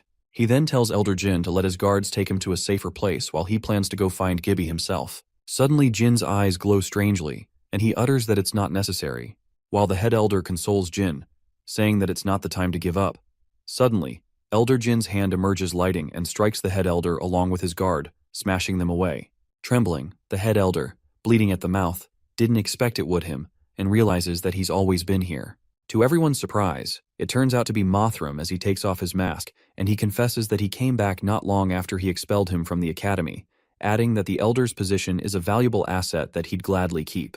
Changing his face into Elder Jin's again, the head, in a state of shock, asks about Elder Jin, and Mothram tells him that the old man was quite insignificant, so he just sent him where he belonged. Traumatized by all the strange turn of events, the head elder is not in a good state as he's also gravely injured. After that, Mothram, using his lighting power, warns the old man that he's running out of time, asking him where he hid the divine artifact, and the head elder makes it clear that he will never get this information from him. Knowing that it's true, it appears that the head elder is now on the brink of his death when Mortham casts his insane lighting attack that even emerges out of the academy. The scene then switches to the secret passage, where Ray and the others are coming out of the passage again. Gary tells Jay that he woke up at the right time while the big guy apologizes, justifying that he can't control himself sometimes.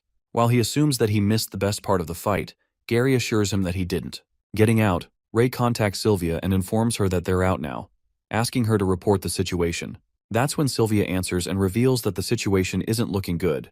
Besides the Dragon Knight's tomb, the Dark Guild also ambushes 2 other underground entrances, concluding that Avrian is about to fall. Hearing this, our guy's eyes widen, revealing a look of pure shock. Acting in a hurry, they all scamper toward the academy, and Ray asks Sylvia about her location, informing her that they're on their way. Rushing, Winfred states that the Black Knight betrayed them, so they need to check on the elder's safety first. After that, Winfred and Caden change their path and assure Ray that they'll find a way to meet up later. Reaching at the academy's entrance, they are welcomed by more Dark Guild henchmen, and Kay asks Winfred not to get tangled up with them. Killing all the hurdles along the way, they arrive to witness something more unexpected.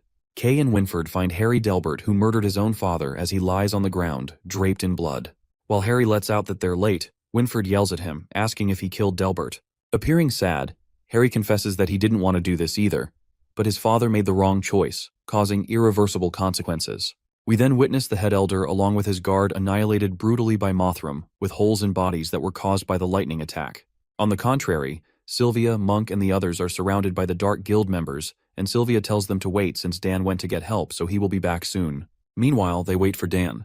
They are disrupted by an explosion in the academy. In a flash, the Minotaurus is about to attack Sylvia from behind when Ray riding on his Wolf Noir arrives just in time, attacking the beast. Sylvia is delighted to see him while Gary and Jay also make their way, slashing the enemy, and are glad to see that no one got hurt. In the meantime, Dan also comes along with Vaughn and the hospital director. Abruptly, a voice commands them to drop their weapons. It turns out to be Elder Gibby, who's standing on top of the academy. He asks everyone to stop the pointless resistance, stating that from today, this academy will be reborn. While the knights are shocked to see that it's Elder Gibby, they are baffled as to why Gibby is asking them to stop. Someone interrupts and reveals that Gibby is from the Pureblood Guild. Gibby gives a speech that the bloodline of knights is noble by birth, and Avrian Academy exists to train knights, not peasants. While the knights are surrounded by so many rebels, the Dark Guild men, Gibby makes it clear that reform always comes with bloodshed, adding that those filthy bloodlines can't exist in his academy. At that moment, Ray commands Jay that he needs him to get him close to that person, referring to Gibby. Laughing hysterically, the evil vibe exudes from Elder Gibby, as announces that things will change from today, commanding to kill those lowlifes. That's when Martha, Monk, and Gary get in action and kill the Dark Guild minions while Jay Gree turns into a werewolf once again, striking fear into his enemies. The werewolf effortlessly kills the enemy, while Sylvia wonders if Jay is a werewolf, and Martha thinks that it's amazing as she's only seen this in books. Monk is also astonished and gets the reason why Jay's strength is extraordinary. Not expecting such a beast in his academy, Gibby freaks out and instructs to kill him immediately. Just then, Jay picks Ray in his big werewolf hand and flings him like a catapult. Witnessing the red-haired boy gliding towards him, Gibby asks his men to stop him, but our guy slashes them with his sword and stands in front of Gibby after making a perfect landing. Shitting his pants, Gibby asks him to stay away, but Ray grabs him by the neck and gets him on the brink of falling as he's about to throw him down. But before that, our guy, giving him a deadly stare, seems to have some questions for him. Scared for his life, Gibby pleads with him to let him go and promises to spare Ray's life. While our guy tells him to save his words for the dead, the elder, teetering on the edge of falling, asks what he can do for him, and even offers an elder's position if he wants one. But our guy cuts to the chase and asks him who's leading the pureblood. Terrified, the elder doesn't seem to know, saying that he's never seen their face. Thinking that it's a waste of time, Ray activates his ability, Magic Dragon's Truth, which uses 20 mana points to make the target reveal true information. Controlled by the ability, Gibby reveals that he's the leader of purebloods. Ray then asks him if he was the one to send the Shadow Warrior to kill him, but Gibby refuses, answering that he follows orders from the Dark Guild. Upon hearing this, our guy realizes that the Dark Guild is involved too. Curious, he then questions if Mothram is the leader of the Dark Guild, and what is their connection to the Shadow Plague. Gibby responds that he's never seen the leader of the Dark Guild, nor does he know what truly the Plague of Shadows is. He adds that it's something far more powerful than humans, and he just follows orders. Ray surmises the pureblood is just a puppet, and seeing that now Elder Gibby is useless to him, he releases the hold of him and Gibby plummets as he screams helplessly. Crashing on the ground, his body is crushed while the knights are flabbergasted to witness that Elder Gibby is taken down by that red-haired boy and dies just like that.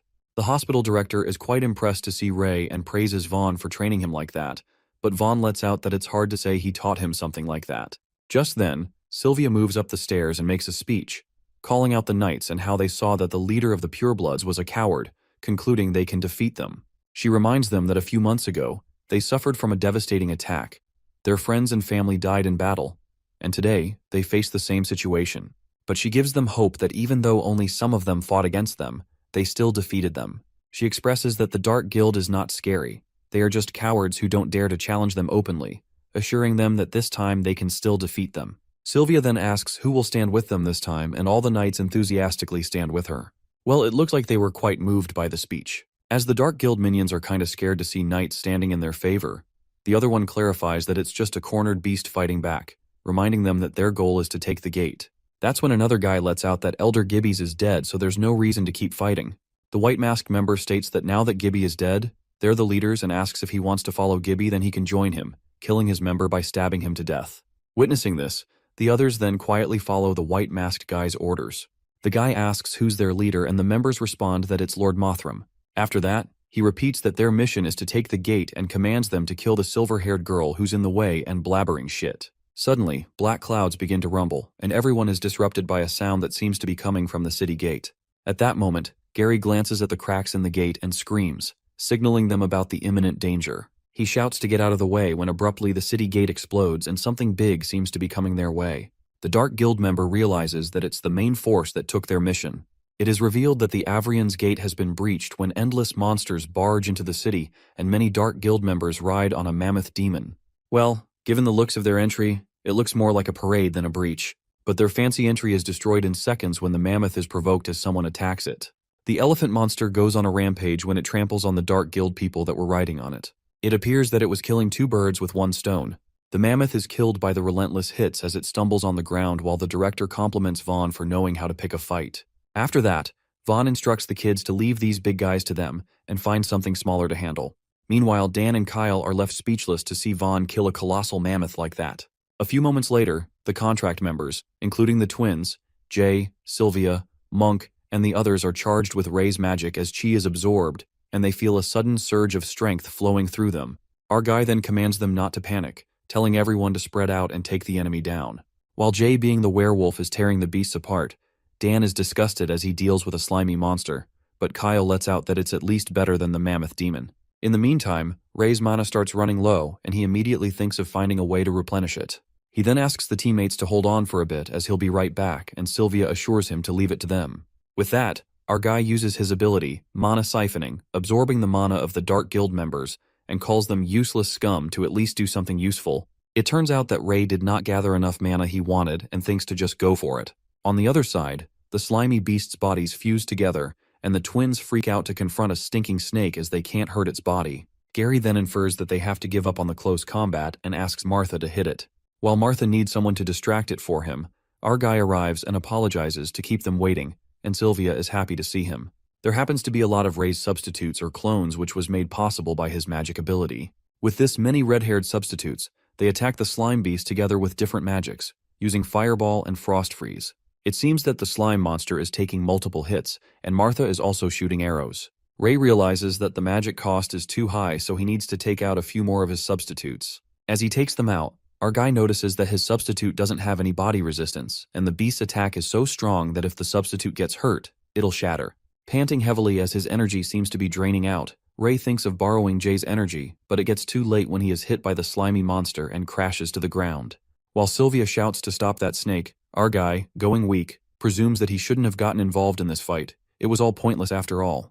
Gasping for air, he lies helplessly on the ground, and the thought crosses his mind that he might as well just leave. However, an unexpected twist takes place, when Ray stares fixedly in the sky and witnesses a miracle. That's when all of them freak out when they peek at the surreal view of a blue dragon gliding in the sky as its roar reverberates. Flipping out, they are frightened to see that it's a dragon and think that it's impossible as they've been gone for hundreds of years, anticipating that it's here to take its revenge on humankind. Slack-jawed, Sylvia thought that dragons were extinct, but Monk tells her to snap out of it. Martha is exasperated, uttering that dealing with a few slime snakes was enough for them, and now there's even a dragon. While snack slimes get frantic as they sense the dragon, suddenly, a storm takes over and everyone alerts them to hold on tight and not to get blown away. As the storm creates a whirlwind, Ray, gaping with astonishment, realizes that this storm is the dragon's doing too. Unable to open their eyes, they warn everyone to lower their center of gravity, back to back, and not to get blown away by the fierce storm. That's when the dragon lets out a roar and spits ice that wipes out the snack slimes. The appearance of the dragon strikes fear into the other beasts as they begin to escape, and the Dark Guild minions call him useless beasts, asking where they are running to. At that moment, those minions are also frozen by the dragon's blue breath. The dragon seems to be wiping out all the enemies and the beasts, while Dan is awestruck as he glances that it's one breath that can wipe them all out. As Kyle suggests that they better run away, Gary hurriedly asks Dan and Kyle to follow them underground. However, Vaughn mumbles and assures the kids not to be afraid as the dragon won't hurt them. The elder then states that he didn't expect Avrian's legend to become reality. Scared to death, Dan asks the old man how he's so certain that the dragon won't go on a rampage, stating that everyone knows dragons are evil creatures. While Kyle freaks out that they should hide with Gary for now, old man Vaughn mentions that it's not a dragon they imagine, and before he can complete his sentence, Ray interrupts him and lets out that it's a wyvern, leaving the old man astounded. It is then revealed to us that a wyvern is like a close relative of dragons, and they mainly differ in two ways: size and limbs. Dragons are usually 2 to 3 times larger than wyverns, and they have separate limbs that can merge with their wings as needed. In addition, the wyvern's forelimbs are naturally connected to its wings. Our guy contemplates that when Dan shouted earlier that it was a dragon, he really thought he'd see his kin again.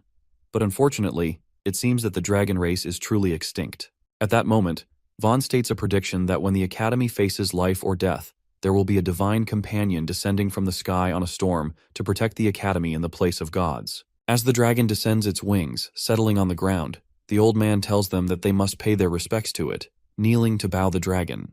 Vaughn then expresses his gratitude to the wyvern and thanks it for saving them. The dragon seems to speak and introduces itself as Glack, unfolding that it's here to fulfill the promise with the gods. Glack concludes that it has completed the mission, so from today, it owes them nothing.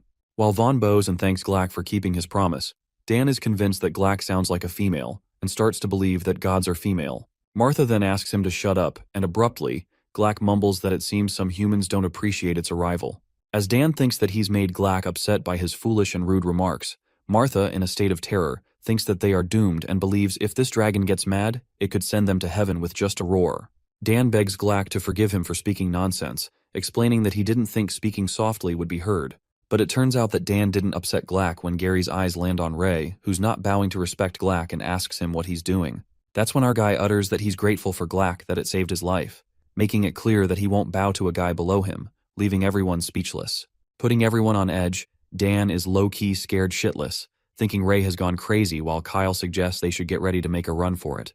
But Monk is certain that Glack won't let them escape easily, and Martha seems so done with him, asking them to keep their voices down. Just then, Glack, enraged after being disrespected, calls them arrogant humans and clarifies that if it were not for the pact with the gods, it could bite him to death in one go. But Ray remains unfazed and tells Glack that it's not his main concern, stating that he wants to know why it is protecting this city.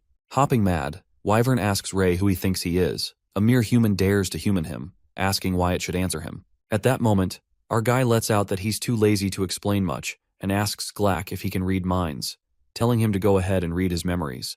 Glack questions him who exactly he is, and Ray tells him to look for himself and he'll know. With a suspicious look, Glack orders him to place his hand on its head and it will enter Ray's body. Placing his hand on Glack's head, it is taken to Ray's memories as a red dragon and gets to know that he was reborn as a human. Glack snaps open its eyes in shock and wonders how it's possible that Ray is a mighty red dragon. Our guy then requests Glack to keep his secret to himself, and the wyvern bows to him, telling him to be rest assured as only they can sense their conversation now. Glack asks forgiveness for earlier rudeness, addressing him as Sen, which was Ray's name as a red dragon. But our guy reveals that he doesn't go by that name anymore and asks him to call him Ray. After that, Ray asks him why he's protecting Avrion City. Glack then unveils that it was a long time ago, when the city was being built. That day it was attacked by other beasts and got severely injured. Glack fell on a mountain near the city, barely clinging to life. However, back then, a god found Glack and brought it a special fruit that takes hundreds of years to grow deep in the forest. That fruit, which looks similar to the skin of a red dragon, extended its life, and in return, Glack promised to protect this city after the god left. Witnessing this, Gary wonders if he's seeing this as he just saw Glack bowing to Ray, but Sylvia corroborates that he isn't imagining things. The wyvern did really bow to him. Meanwhile, Martha is left baffled, thinking why is this happening? Feeling dubious, Old Man Vaughn himself is left in disbelief as he thinks this can't be right. Given the wyvern's status, it should be an equal exchange with the god, leaving him to wonder why it is acting like a servant to Ray. The hospital director anticipates that the red-haired boy could really be a prophesied one. On the other hand, as the sun is about to set soon, Glack informs Ray that scattered beasts will threaten its territory at night, so it must return. Glack reveals that it lives on the mountains not far from the academy, so Ray would be able to find him while our guy thanks the wyvern for its help. Before the wyvern departs, it unravels one more thing about a magician it saw in Ray's memory, the one who defeated him. Glack ascertains that she's the one Ray is looking for. To put it bluntly, she is the god. While our guy appears to be in a state of shock, Wyvern further affirms that he's headed in the right direction, and if Ray meets the goddess, maybe he'll be able to find the answers he's looking for. After Glack soars away with a goodbye, our guy finally fetches some new clues. Recalling that statue in the church, Ray gets why it looked so familiar, and realizes that it was the magician who killed him as a dragon. However, a question flickers in his mind, wondering if that magician saved wyverns, and why she slaughtered their dragon clan. Plus, if she's the god, He wonders what that giant crystal was they saw back in the church passage that almost showed him the future. Well, it looks like it's time to leave Avrian as Ray concludes that there might not be any more clues here. That's when Gary runs to him and asks what he was talking about with Wyvern just now, asking why his attitude towards him is so strange. Overlooking his questions, our guy cuts to the chase and asks Gary if he wants to leave Avrian to check out Roland's Magic Academy with him. It turns out that Gary had been waiting for his moment for too long as the fierce determination flashes through his eyes. It is then narrated by our main character that the cost of the war was enormous as Avrian was on the brink of collapse. The knights suffered heavy casualties. Only 3 elders and half the city turned into ruins, and the once great city of Avrian was no more. The new change was after driving out the Purebloods and the Dark Guild, the Crimson Wings took over the city. As the leader of the Crimson Wings, Ray gave the knights a choice. He kept it simple. He offers them to accept the contract to join the Crimson Wings and stay in Avrian, or they can choose to leave. During the last attack, many witnessed Ness's heroic battle against Mothram, which quickly made him an idol among young people. Moreover, during both attacks, it was the members of the Crimson Wings who led the knights in a fierce counterattack, while the higher-ups did nothing. So when everyone heard that Ness, Ray in disguise, was the leader of the Crimson Wings, nearly half of the knights immediately joined them. Meanwhile, half of the people chose to leave, and this was the result within his expectations. After that, Ray ponders that since upgrading to Dragon Knight experience has become more difficult, even intermediate beast crystals aren't helping much anymore. As Moore awakens to magic, maintaining Ness's image with glamour continuously drains mana, and it's starting to run low. Our guy thinks of finding a breakthrough. Just then, his thoughts are disrupted when Sir Kay along with Vaughn and Winford approaches him. Ray asks them how it went, and Vaughn informs him that after the knight's recommendation, Winford and Kay have been chosen as substitutes for the Council of Elders. Sighing, Kay does not seem so happy as he thinks he's fit to be an elder, but he seems to have no choice in these arduous times. Winford adds that if they refuse, another person like Gibby might appear, and a flash of guilt momentarily marred his expression when he admits that he was unavoidably responsible for Bernardo and the head elder's deaths. Ray then asks him if he found any clues about who killed the head elder, and Winford elucidates that it's strange as the wounds on the head elder and the black-armored knight aren't sword wounds but burn marks. He describes that those wounds were fatal, and there were hardly any injuries on them. Sir Kay further depicts that in the head elder's room, there were bodies of the Dark Guild members everywhere, which clearly indicates that they had a battle, but even those people couldn't inflict any harm on them. That's when Old Man Vaughn mentions that it's not possible unless it was an ambush by someone they trusted, which leads Ray to guess that it might be Gibby. But Vaughn refuses and utters that Gibby isn't capable of that level of power. The injury was a result of magic, and this makes him worried about it as it's a bigger problem. Our guy then suspects that Mothram could be one behind this, and the old man agrees that it's highly probable while the invasion appears to be orchestrated by the Purebloods. Actually, it's the Dark Guild pulling the strings behind the scene. Getting in the right direction, Vaughn infers that the rebellious black-armored knights were sent to track down traces of God. Gibby caused chaos in the city, but Mothram himself never showed up from start to finish. While Winford agrees that it is possible, Sir Kay dwells on the thought that if it was Mothram, how did he get so close to the head elder? Ray then lets out that they should investigate slowly, as the fox will show its tail eventually. Now that Winford and Kay are elders, he assumes that Sylvia can feel a bit more at ease. Our guy then asks the old man if he's going back to his position, convincing him that they can seize this moment to abolish those wretched rules. But Vaughn denies it, saying that he's had enough of being an elder, adding that he wants to do something more interesting. He then assures them that Elder Jin and Humphrey are still around. They've always been neutral. With the assistance of the 3 young elders, Vaughn thinks they should be stable for a while. What they don't know is that Elder Jin is dead, and Mothram has taken over his body, roaming as Jin in disguise. Nonetheless, since Winford, Vaughn, and Kay are the ones he trusts, Ray gets right on point with them, confessing that he hasn't told many people about him being Ness, except them. He then lets out that Avria needs a leader like Ness, and he needs a team to follow him. Ray doesn't expect them to decide now, but he mentions that when he returns to Avrian next time, everyone in the council can voluntarily join the Crimson Wings. Winford thanks him for respecting them, assuring him that they'll consider it carefully while Vaughn is proud of his amazing student and doesn't mind joining right now. After that, Sir Kay asks Ray if he has decided to leave already, and our guy responds that he can't be in Avrian forever, plus he needs to find the truth of the Plague of Shadows and some personal matters. For that reason, he's planning a trip to Roland Magic Academy. As Vaughn guesses that he's going to Roland to meet God, the old man discloses something shocking. Since Kay and Winford have become elders and they would have gotten to know about this sooner or later, Vaughn decides to tell them now. The old man then reveals that most people have heard of the God at Roland Academy, but only a few know there's also a trace of God in Avrian. Pointing to Ray, Vaughn lets out that he's already met the God of Avrian, and as the prophesied one, he needs to meet the remaining gods. Upon hearing this, Winford freaks out as he thought that the god at Roland Magic Academy was just a cover, while Sir Kay curiously asks if there are two gods. But there seems to be more when Vaughn reveals dramatic twists that mention that the gods of Avrion and Roland Academy are both real, adding that besides, there's also a third god in this world. This came in like a bolt from the blue. This jaw-dropping plot twist leaves them slack-jawed, and Kay enunciates that their god is not the only one. As curiosity gets the best of him, Ray impatiently asks Vaughn where the third is, and the old man tells him not to rush, asking him to listen to his story. It is revealed to us that according to the records, it was after the gods led the kingdom's army to defeat the dragons. Years after the war ended, the god prophesied that a disaster would befall the future generations, and the world would be destroyed. To deal with all of this, she divided her power into three so that if one day the god's power is destroyed, the remaining part will be a catalyst for her to lead humanity's counterattack. Furthermore, the god's power was attached to 3 crystal gems, one of which was left in Avrion's underground labyrinth, whereas the other 2 were transported to the magical capital, Roland City.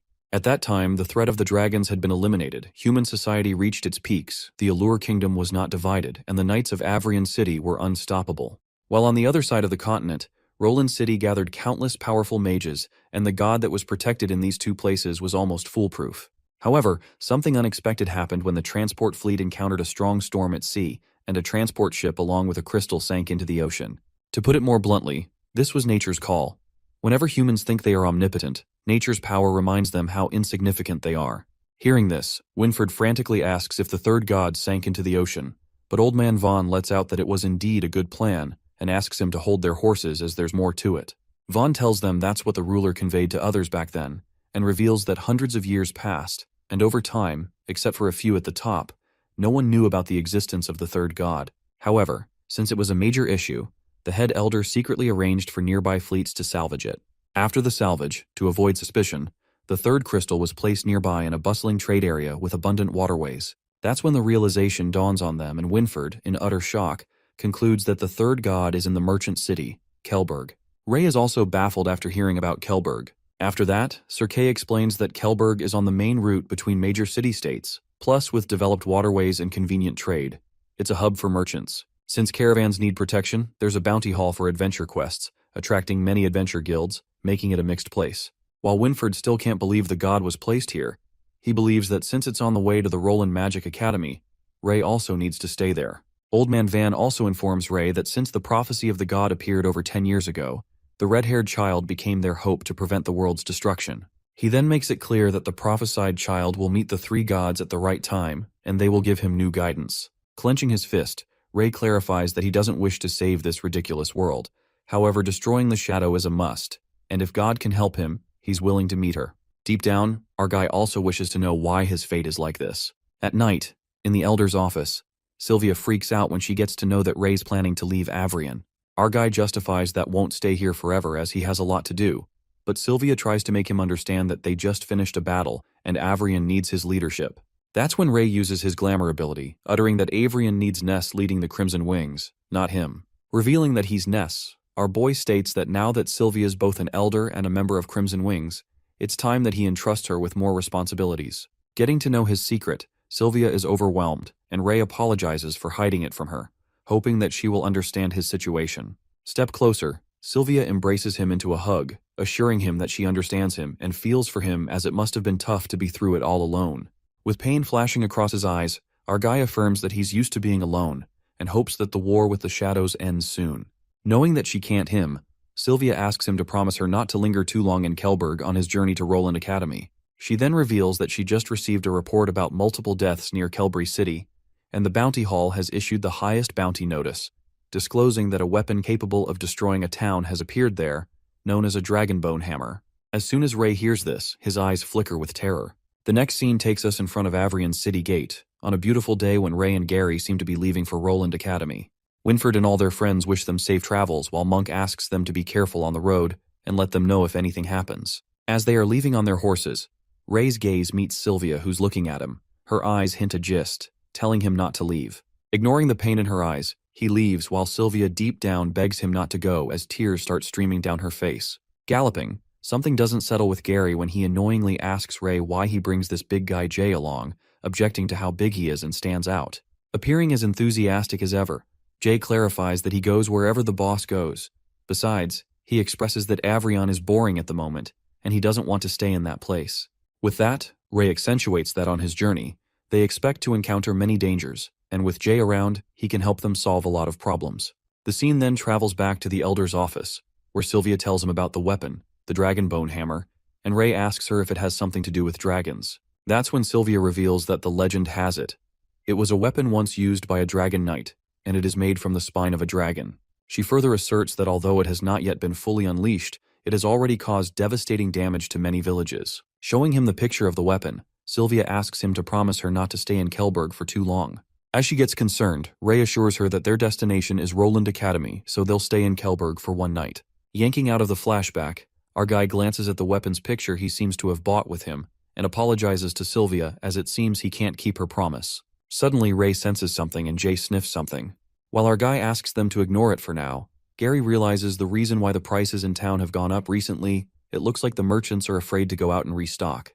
The looters hiding inside the trees think that they're in luck today, but one of them suspects that they might have noticed them, but another member of their team dismisses the thought, saying it's impossible as they have never been spotted from this distance, let alone by 3 kids. The guy then asks his members to get ready as they plan to take out the big guy first, and it looks like he's here as a bodyguard, referring to Jay Gree. On the other hand, Ray and Gary, making a deadpan face, seem to hear all of the looters' talks clearly because of the hearing training. Sighing deeply, our guy suggests that once they settle, they'll let Sylvia know this path needs clearing. A few moments later, the raiders make an ambush attack as they jump from the trees and clang their sword at Jay first. However, this doesn't affect the big guy, as he remains unfazed, and this strikes a fear into the enemies. That's when Jay pulls out his sword that's just like him, and with a swish, he blows all the looters away, beating the crap out of them. While Jay is bored for not getting stronger opponents for once, the other bastards target Gary, mumbling that this kid looks the weakest so they should take him down first. This makes the poor guy pissed and gritting his teeth in fury. Gary utters that these guys are making it hard for him to stay happy. Giving them a deadly stare, he twitches his face as if he would kick their ass right now. Taking the chance, Ray uses his physical strength and lands a powerful kick to one of them and punches the life out of the other bastard, making his nose bleed. Crying out of the pain, the guy is shocked at how this little red-haired boy is so strong. Scared for their life, the whiny bitches run away after getting a good smacking, and Jay asks them to bring someone stronger next time. Later, as the sun is about set, they reach Guburo town and decide to stay there for the night. Entering the tavern, they hear someone talking about the heroic moments and the beast crystal he got from a mid-level monster he killed. Ray pauses for a moment as his eyes land on someone familiar, and it turns out to be Taffy and Candy, the little adventurers he met as Ness at the forest earlier, who are smitten by a beast crystal. Inside the tavern, Ray asks the owner for a room, but with an unsettling gaze, the owner refuses and says that they're full so they can find somewhere else to stay. Lashing out, Gary discloses that the sign outside says that there are rooms available, but the guy makes it clear that they don't welcome redheads, and that will drive away his customers. Slamming his hand on the table, Jay furiously lets out they are being too polite, but our guy calms him down, stating that they can go somewhere else. Suddenly, a guy in the inn recognizes the mark on Jay's hand, realizing that they're from the Crimson Wings. While some of them are confused, the guy reveals that they caused chaos in Avrion before, and even accuses the leader of using black magic, and that he forces knights to sign a contract, adding if anyone disobeys, they're executed. The people are taken aback by how powerful they are, and that's when the guy concludes that the 3 elders have died because of them. Just then, Gary whispers to Ray that it looks like the escaped Pureblood members spread a lot of rumors about him. Abruptly, someone spurts water on Gary's face, making his blood boil as he asks who did this. It turns out to be the boy Taffy who warns them to get out of their town, clarifying that the Crimson Wings aren't welcome here, but Candy asks him not to provoke them. Admitting he's pretty bold, Gary threatens him that he's going to regret it. But Taffy, getting egoistical, lets out that they don't look much older than them, so there's no need to be scared of them. As Gary is very much pissed, Ray insists that they leave and tells him not to mind the kids. However, as they are about to leave, they bump into some bastards in the tavern, and the guy who recognizes Ray and his 2 friends informs his boss that they're the ones he told him about. The boss, with no front teeth, sides with the kids, saying that's a disgrace to him how his team members get beaten by 3 kids, and then comes complaining to him. On the other hand, a guy in the inn asks the customer to be cooperative who refuses to pay, claiming that he already paid yesterday. But the worker lashes out at him, reminding him it was for yesterday, and it's just a silver coin so it won't kill him to pay. The customer then tosses the coins in the bucket. After that, the boss apologizes to Ray on behalf of his men for causing him trouble. Clearing the misunderstanding, the toothless guy gets straight to the point, letting out that his protection isn't expensive, it's just 1 silver coin, and he guarantees no one will touch them in Guburo Town. While the bald guy interrupts and asks if Big Brother is going to let them off like this, one of his mates asks him to shut up and to just listen to him, revealing that Big Brother is with the Crimson Wings, so they have to follow the rules.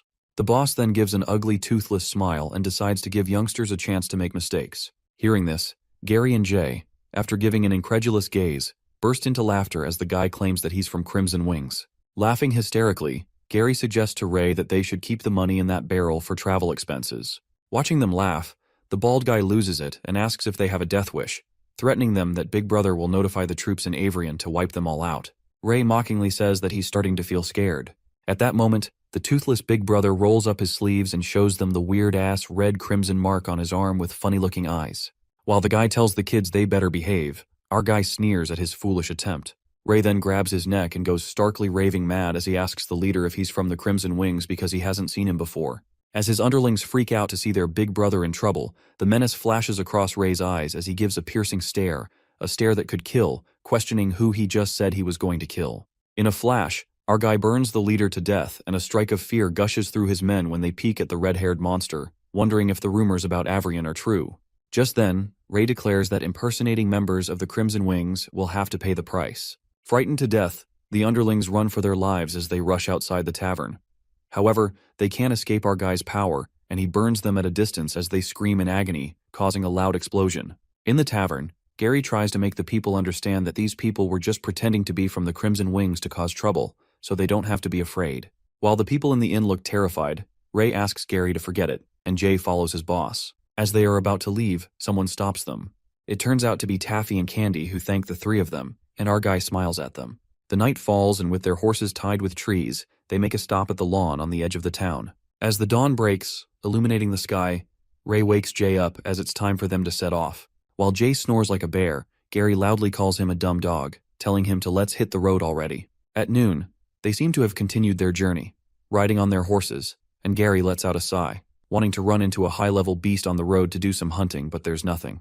Jay thinks a few bandits would be nice too because yesterday's fight didn't quite amuse him. Ray, disguised as Ness, informs them that high-level beasts usually don't appear near the city-states, which means they're almost there. In the meantime, they arrive at Kelberg City as they take a peek at the breathtaking view from the cliff, amazed to see the big city and the ocean. They thought that Avrian was big enough, but their thoughts changed after looking at Kelberg City. Our guy excitedly admits that it's his first time seeing a bustling city, while Jay is thrilled as he's distracted by the smell of food and asks to get something to eat. But Ray tells them to go ahead and explore the city first as he has to check out the guild registration process, handing them some coins. Hearing this, Gary asks him if he's making the Crimson Wings an official guild, and Ray agrees, reasoning that registering as an official guild makes it easier to recruit members and take on higher-level quests. But it turns out that Ray has an ulterior motive as he thinks to himself that he'll have the chance to stop by the guild hall to check on the Dragonbone hammer. Meanwhile, Jay seems to be chanting for his mealtime. Gary, excited to see what weapons are worth picking, waves Ness goodbye and asks to meet at the city gate later. Our guy tells them to take their time as he can find them. Later, Jay at the food market grabs some meat to fill his appetite and finds it scrumptious, asking Gary if he really doesn't want to try it. But the blonde boy clarifies that he doesn't have as big an appetite as Jay and seems to be intrigued and peeking at lustrous weapons. He looks at a beautiful sword with sparkly eyes and asks the price when someone at the same time asks for the cost of the sword. It turns out to be a royal woman in a black cloak, wearing a purple crystal tiara on her head. The girl miserably ignores Gary's presence and the poor boy is low-key pissed. The lady then asks the price for the sword and the vendor, appreciating the lady for having a great eye, lets out that this sword just arrived yesterday and is a rare weapon. The vendor reveals that this sword is called White Falcon and is crafted from a high-level demon bird's beast. Its sword chi can cut stone and slice through iron. Revealing the price to be 1 gold coin, the woman asks the man to wrap the sword for her while Gary immediately interrupts and agrees to pay 5 silver coins along with 1 gold coin. But then the girl offers 2 gold coins, making the blonde boy freak out, and he rushes to Jay to bring the money, shouting that he offers 2 gold coins and 5 silver coins. In haste, Gary asks Jay to borrow some gold coins, exclaiming that he saw an amazing weapon while the big guy, still stuffing food in his mouth, gives him the money. Rushing back to the vendor, poor Gary gets to know from the vendor that the girl took the sword, paying 3 gold coins, which leaves him slack-jawed. Calling her a damn woman, his eyes land on something magical hidden under that woman's cloak and catches up to her, corroborating if she's a mage. While the woman admits that she's a mage, Gary asks her why she needs the sword when she can't use it, and the girl responds that she's giving it to her father for his collection.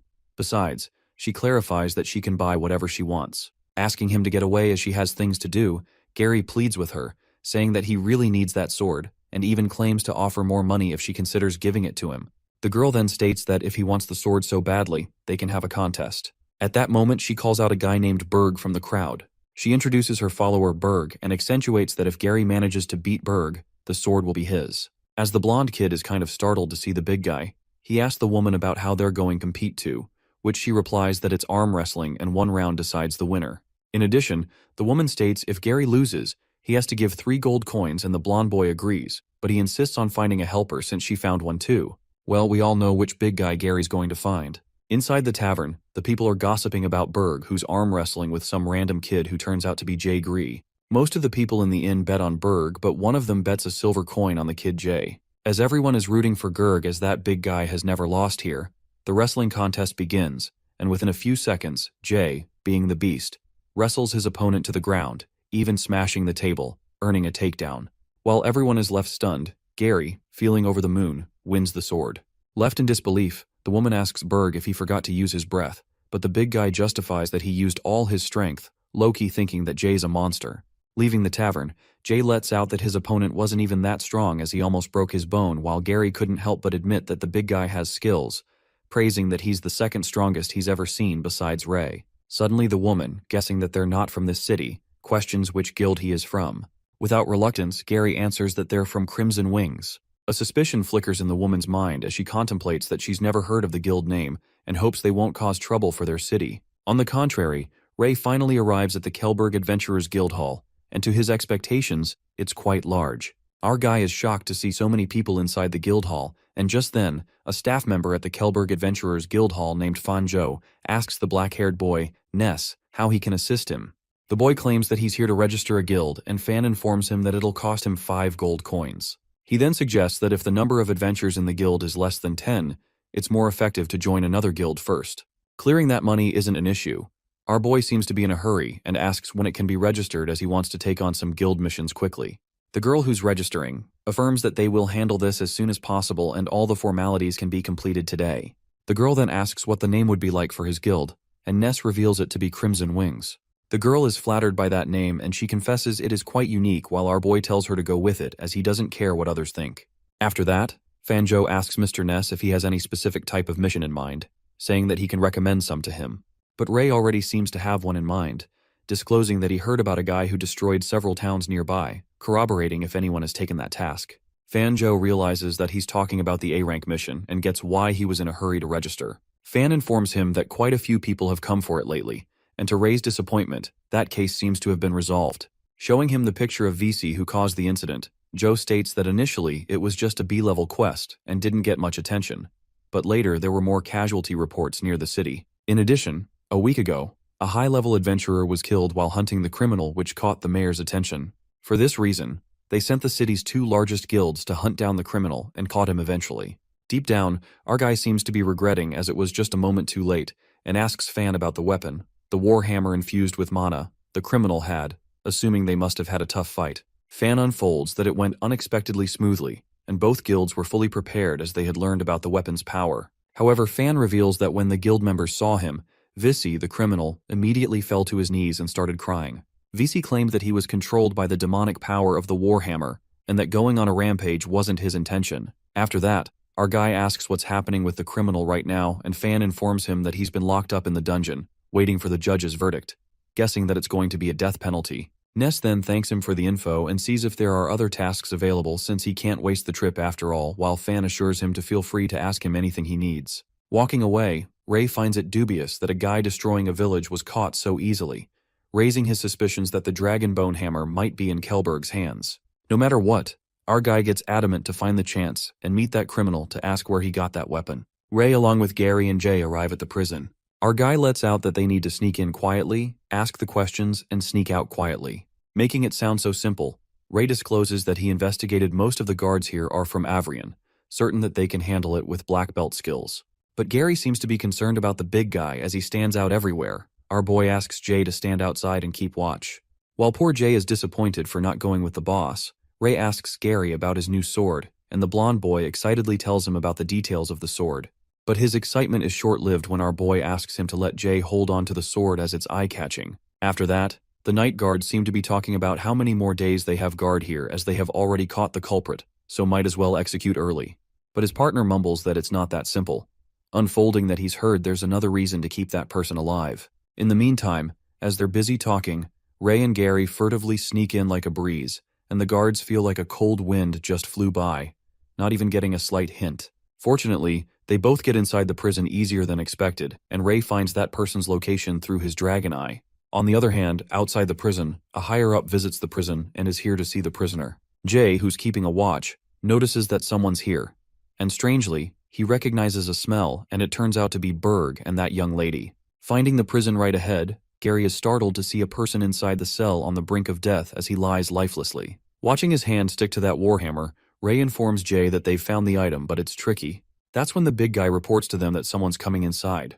He tells this to Gary, who panics as it's a dead end here, believing that they'll run into them if they get out now. But Ray tells him not to rush and suggests that they hide in the cell next door. Tearing the door apart, they both quickly manage to get inside the cell, and Ray assures Gary that they are not here for them, so they just have to keep a low profile. The young lady is escorted to the criminal's prison, and the guards assure her that he won't escape, given that the prisoner is well guarded. She then gets to know that Vissy hasn't said anything yet, and the guards inform her that he seems very weak. Meanwhile, Ray and Gary secretly peek at them, and the blonde boy recognizes that it's the same woman he got his sword from. Suddenly, the woman freaks out and lashes out at the guards for treating the prisoner like this, reminding them that they don't have a tradition of mistreating prisoners. While she gets angry at them for locking him near the furnace as he's about to die, the guard justifies that she has misunderstood this, revealing that it was his own request. The guards further inform her that since the prisoner was captured, his hand has fused with the hammer, some kind of magic is making his condition worse and it looks like he could die any moment.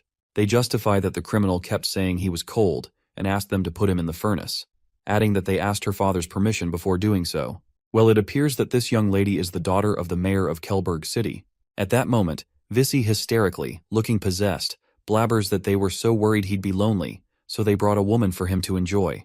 The guards assure the woman that this guy is perfectly fine while Gary senses that it's weird, wondering how someone can survive in such heat. Ray, seeing through the prisoner with his dragon eye, gets afraid that he's becoming less and less human. After that, the young lady is glad that Vissy can still talk and asks him to confess the reason for committing crimes near Kelberg.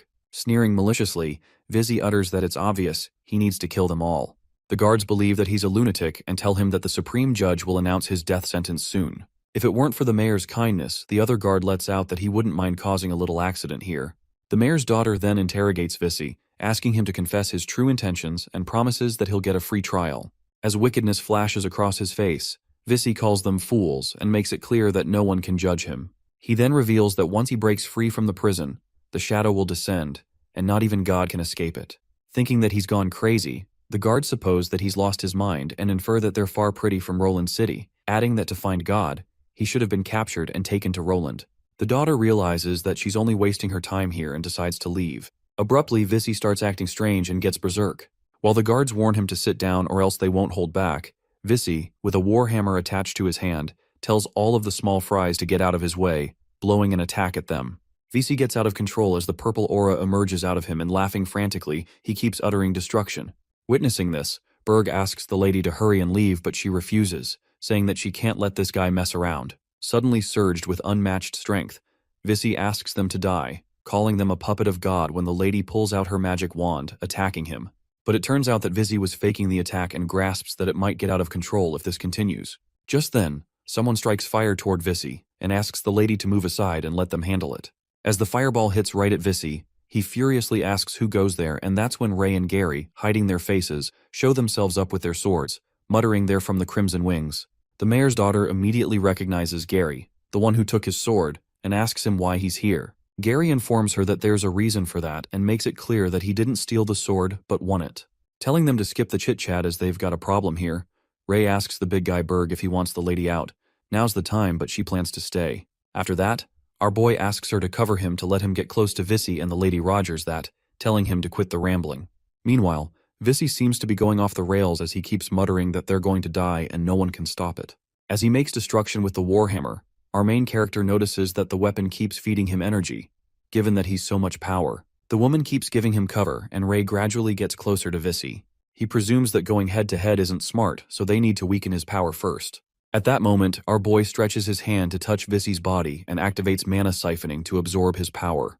Just then, Vissy screams that it's his power, and while Ray keeps absorbing, the lady is surprised to see that he's a mage. Suddenly, our boy witnesses Vissy being held by the shadows and begging him to save him. While the guy is screaming in agony as if he's burning, Ray notices the stuff on him is a plague of shadows when suddenly Vissy turns into a terrifying shadow. Witnessing this bone-chilling sight, our guy tries to convince himself that they're all illusions. Ray keeps absorbing his energy when he witnesses a dragon behind Vissy and blacks out instantly. Our guy then opens his eyes in a fancy room and just as he rolls his sleeves, he witnesses a dragon scale on half of his hand. Suddenly, a deliberate knock on the door alerts him and he hides his hand immediately. Just then, the mayor's daughter along with Gary enters the room and she informs Ray that he'd been unconscious for days, asking him not to move too much yet. Ray then asks about the whereabouts when Gary tells him that they're in the mayor's house and this lady is the mayor's daughter, Lily.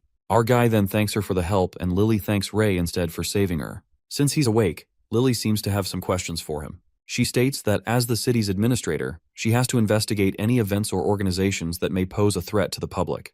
Lily informs him that she looked into Crimson Wings and found out they were the ones who took over Avrion recently, making her curious as to what brings the leader of the Crimson Wings, a person with both mage and knight identities here. Deciding not to explain himself, Ray only assures her that he's not her enemy and lets out that he's tracking that murderer, just interested in his weapon, adding that he heard that weapon originally belonged to the Avrion Dragon Knight.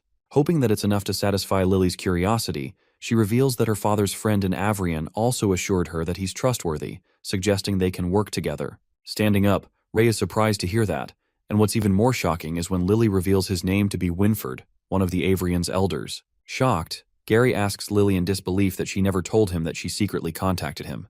Lily justifies that she got the reply this morning and besides, she had to make sure they were really trustworthy, so that's why she kept this secret about Winford. After that, our boy mutters that she mentioned cooperation earlier, suspecting that the person in the prison escaped. Nodding, Lily notifies Ray that the guy, although his magic weakened him, they still couldn't stop him and he slipped away. She speculates that Vissy is infected by the plague of shadows, but they can't determine if it's related to the weapon or not. Since they both want to catch him, Lily thinks they can take action together, but Gary assumes that the guy must have left the city by now, and finding him in such a big city is like a needle in a haystack. But Lily tells him not to worry since they brought in an expert who specializes in shadow plague situations, adding that he was once a knight of Avrion. While Gary supposes that it could be one of the pureblood guys, Lily bursts his assumption and reveals that when he became famous, pureblood was still a small, insignificant guild, unraveling that he was called the Chronicler of History, named Lenny Steele. Later, Ray and Gary call Sylvia to tell her about Lenny Steele. Utterly shocked, Sylvia guesses that if Lenny were still alive, he'd be over 200 years old and corroborates with Ray if Lily's really talking about Lenny Steele himself. Our boy also felt the name was familiar when he first heard it, and Sylvia unveils that his books about dragon knights and magical beasts were written over 100 years ago, so even if there's a way to keep it alive until now, he must be an old man. Sipping on his tea, Ray asks her not to worry so much and they'll get their answers once they meet him. But Sylvia bawls at him for lying to her and breaking her promise, reminding Ray that he told her he wouldn't stay in Kelberg for too long, but now they're after the Warhammer. Freaking out, she mutters that if Lord Winford hadn't received the letter, she would have been unaware of this. While our boy laughs it off, Sylvia gets a little emotional and requests him not to hide things from her in the future. Knowing that she can't change his decisions, she insists to at least let her help when he needs it.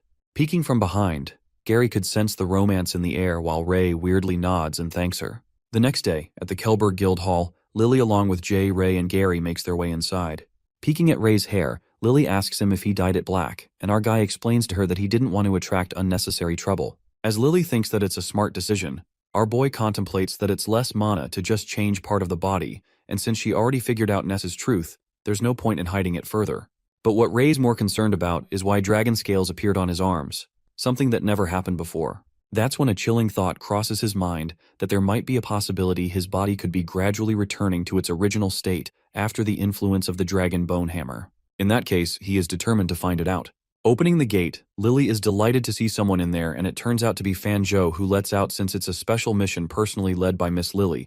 They should be more proactive, While the other Scar guy thought it was just the two guilds, Lily states that it's important to make adjustments. Ray recognizes Fan, the guy who received him before. Just then, Lily introduces Fan Zhou from the Fallen Angels Guild and Kirk from the Shattered Guild. She then introduces Ray, Gary, and Jay from Avrion, who belong to the Crimson Wings Guild, and Fan Zhou, taking it as a coincidence, mumbles that Mr. Ness came to the hall to register a guild recently, and he was the one who received him, requesting them to greet Ness for him. Being a jerk, the scarred guy Kirk seems doubtful when he asks Lily if these kids are up to the task, and if can he expect them not to slow down.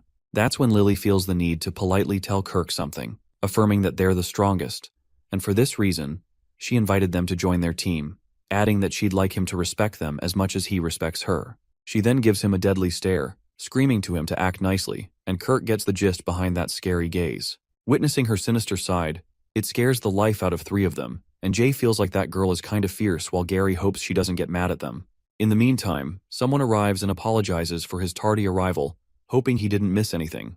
It turns out to be Lenny Steele saying that he got lost as there were so many people in the hall.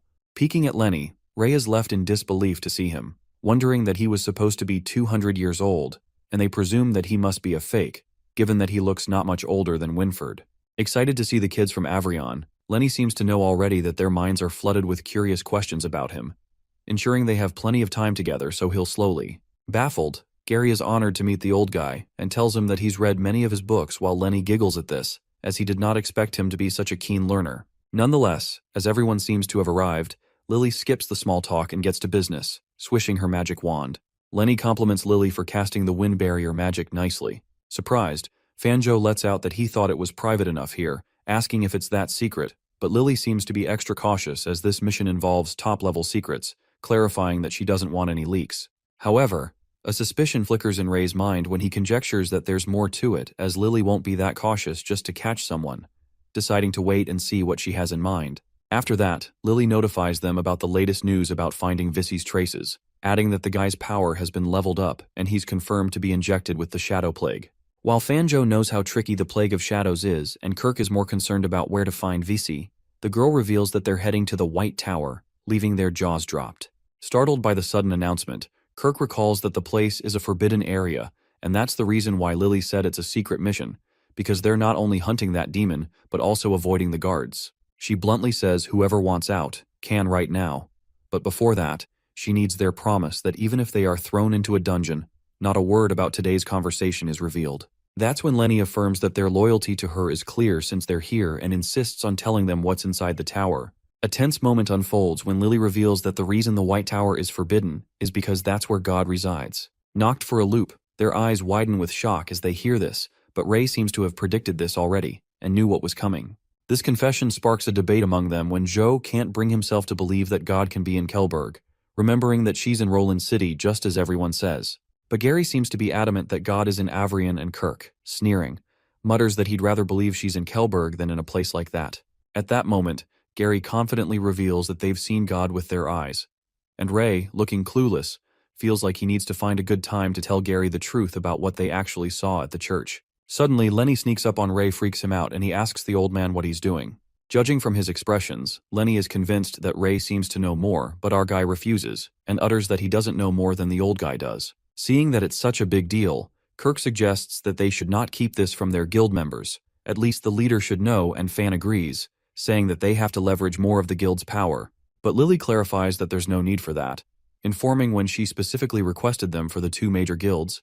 She instructs them to just tell them they're not allowed to ask about the mission details. Lenny adds that dealing with the shadow isn't about having more people, it's like hunting, and scaring the prey won't make it show up easily. He then says if someone sets a big trap first, it's hard to say who the prey is. Feeling rebellious, Kirk asks if they don't trust their guild members, but Lenny just clears it up that he doesn't trust human nature. After that, Lily further discloses that based on the current info, they suspect Vissy plans to act against the god, but with the White Tower heavily guarded, let alone how he learned the god's location, they believe even if he wants to enter the White Tower, he'd need someone inside. She then expresses that from now on, they'll move together, and they shall infiltrate the White Tower tonight whether they end up catching Vissy or whoever's behind it. Feeling dubious, Gary presumes that she's really just planning to keep an eye on them, covering it up by saying they'll act together while Ray feels something off about the last-minute notice to avoid leaks. At night, they leave for the mission and Gary asks why they're at the front yard when they're supposed to the White Tower. Just then, Lily reminds him that she mentioned earlier that since the White Tower is heavily guarded, they need another way in. Reaching the garden of her place, Berg bows to her and Lily asks him if her father has already left. Berg reports to her that he went to attend the business dinner as per his schedule and has also sent the servants away as she instructed. As their eyes land on the statue, Gary feels like it looks familiar, and Ray, knowing that this mage killed him as a dragon, lets out that it's a bonus find. Entering the garden, Fanjo concerningly asks Lily if the mayor knows about this plan, but Lily suggests the fewer people know, the better. Besides, her father is stubborn. Upon hearing this, Jay and Kirk already seem done with her and how outspoken she is. After that, Lily calls out Big Guy Jay and asks him to lend a hand in pushing the statue. As the secret path unravels beneath the statue, she states that this tunnel leads directly to the warehouse under the White Tower, warning them to keep quiet so the guards won't notice. Entering the path, Lenny reminds them that being a part of the privileged class has its perks, and comes with strict rules, yet always leaves a back door for themselves. Lily thanks him for the reminder and agrees that without a back door, they'd be at the mercy of threats and unable to protect people. Walking underground, Gary expresses that he's not a fan, and Fan guesses that he must have had some unpleasant memories underground. Having traumatizing experiences, the guy doesn't wish to relive those. Suddenly, Jay starts sniffing and creeped out. Kirk, getting rude again, asks the big guy whose pet he is and why he is always twitching his silly nose. Being a werewolf, Jay responds that he'll never understand, saying that he smells something different. Alert, Ray asks him if something is wrong, and the big guy signals that there's something ahead. While our guy uses his dragon eye to scan the area, one of them lets out that the warehouse mainly stores grains, so no one usually comes in except for rats. And Kirk, making fun of Jay, thinks that it's great since they have got a dog to help catch rats. After Ray scans the underground granary, Gary is surprised to know that he didn't find any suspicious training, assuming that Jay is just too sensitive. Ray says that he didn't see anything, but he knows that Jay is always right, so they better be careful. Later, they halt at the big door, and Lily calls out for a friend who's good at picking locks, stating that her father always got the keys on him, so she'd rather not leave a sign of forced entry. Just then, Gary decides to volunteer, and Lenny is quite impressed to see the black belt skills, saying that it's quite rare indeed. While Kirk jokes around that they're now rice-stealing rats, as soon as the gates open, suddenly they are welcomed by a deadly attack.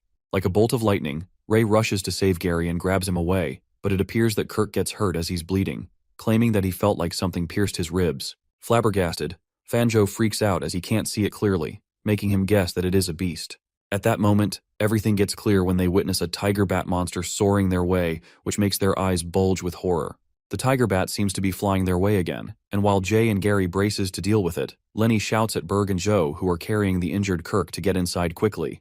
The beast with its colossal claws holds off their swords, and just as Ray is about to attack, Lenny at a fiery speed strikes the beast, making it bleed. Watching him fight so impressively, Gary is amazed to see that the old man can fight so well, and our guy is left in disbelief as Lenny seems to be handling it barehanded. Beating the crap out of the tiger bat, Lenny jerks his hand, saying that it's more painful than he thought. I mean, the old man fights off this big tiger bat barehanded and complains after feeling a little pain. Appearing in pain, Kirk finds himself lucky for not getting hurt badly, and Joe asks Lily how serious the wound is. As Lily assures him that the wound looks all right, she lets out that she has never seen that kind of beast, not knowing whether it's poisonous or not.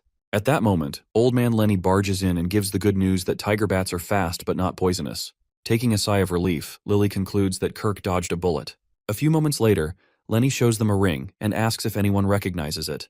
Glancing at the ring, Fan recognizes it immediately and shockingly reveals that this is a token from their Fallen Angels Guild, asking where he got it. The old guy then lets out that he found this ring on the tiger bat, and it seems like they found a clue to the traitor. Looking mad, Gary accuses Fan of letting the beast in. But Fan tries to reason with him that they've been together since daytime and even shows that he has his token ring with him. Plus, Joe lets out that if he was the one to let the beast in, there's no way he would leave his stuff on that monster. Getting more suspicious, Gary corners him, mumbling he must possess many rings and maybe prepared it to clear his name. That's when the old man comes to Fan's defense and makes it clear that he's not the traitor.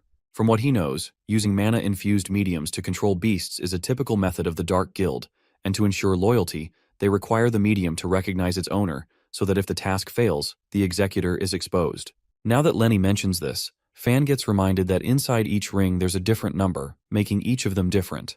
The number of Joe's ring appears to be 2806, and Fan reveals that it's the area code, representing the East Tower district in Kelberg City, same as him. While Lily seems to suspect the number 0001, Fan says that they can't say for all the numbers, but this one, he seems to know who it is. Suddenly, Someone starts clapping from behind and emerges from behind the rock. In an unexpected turn of events, the traitor turns out to be the Angel Fallen guild leader, Mark. Surprised that they know this much about the Dark Guild, Mark was planning to play along a bit more, but it seems unnecessary now. Watching his leader, Fanjo can't seem to believe his eyes, and Lily is also appalled to think that Mark would betray them.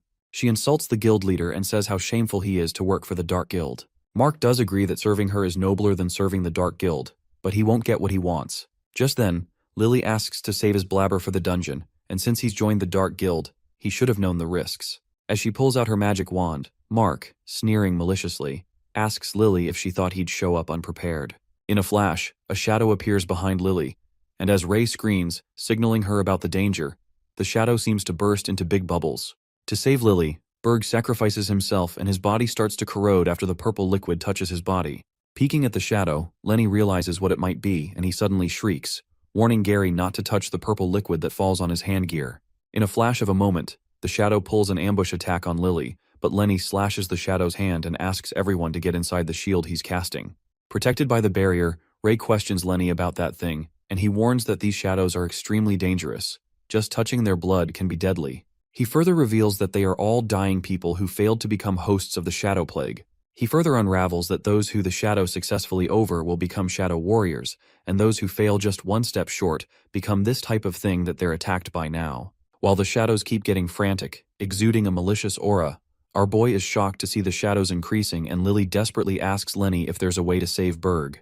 With a look of disappointment etched on his face, Lenny replies that he can't bring the dead back to life. As Lily mourns Berg's death and her eyes filled with tears, suddenly, a shadow attempts a frantic attack on them. However, with vengeance flashing across her eyes, she grips the shadow with her magic and smashes her on the ground. She fiercely makes it clear to Mark that she'll make him pay for this, while Mark, smirking, says to her that he'll be waiting so she doesn't need to rush. Deep down, Mark seems to notice that Lily's spell range ends there, but Lenny's the real trouble. He surrounds them with multiple deadly shadows, so as long as he can't move freely, the others aren't a threat. Peeking at the shadows who are trying to get in through that shield, Fanjo assumes that Mark is aiming for a long fight with them, and Jay thinks how disgusting these guys are, asking the boss to deal with them.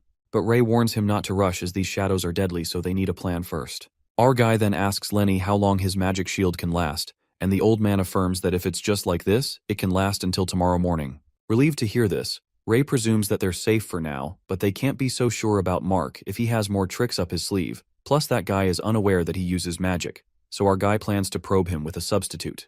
That's when a voice comes from behind, asking why aren't these people dead yet, and says that if he can't do the job, he'll do it.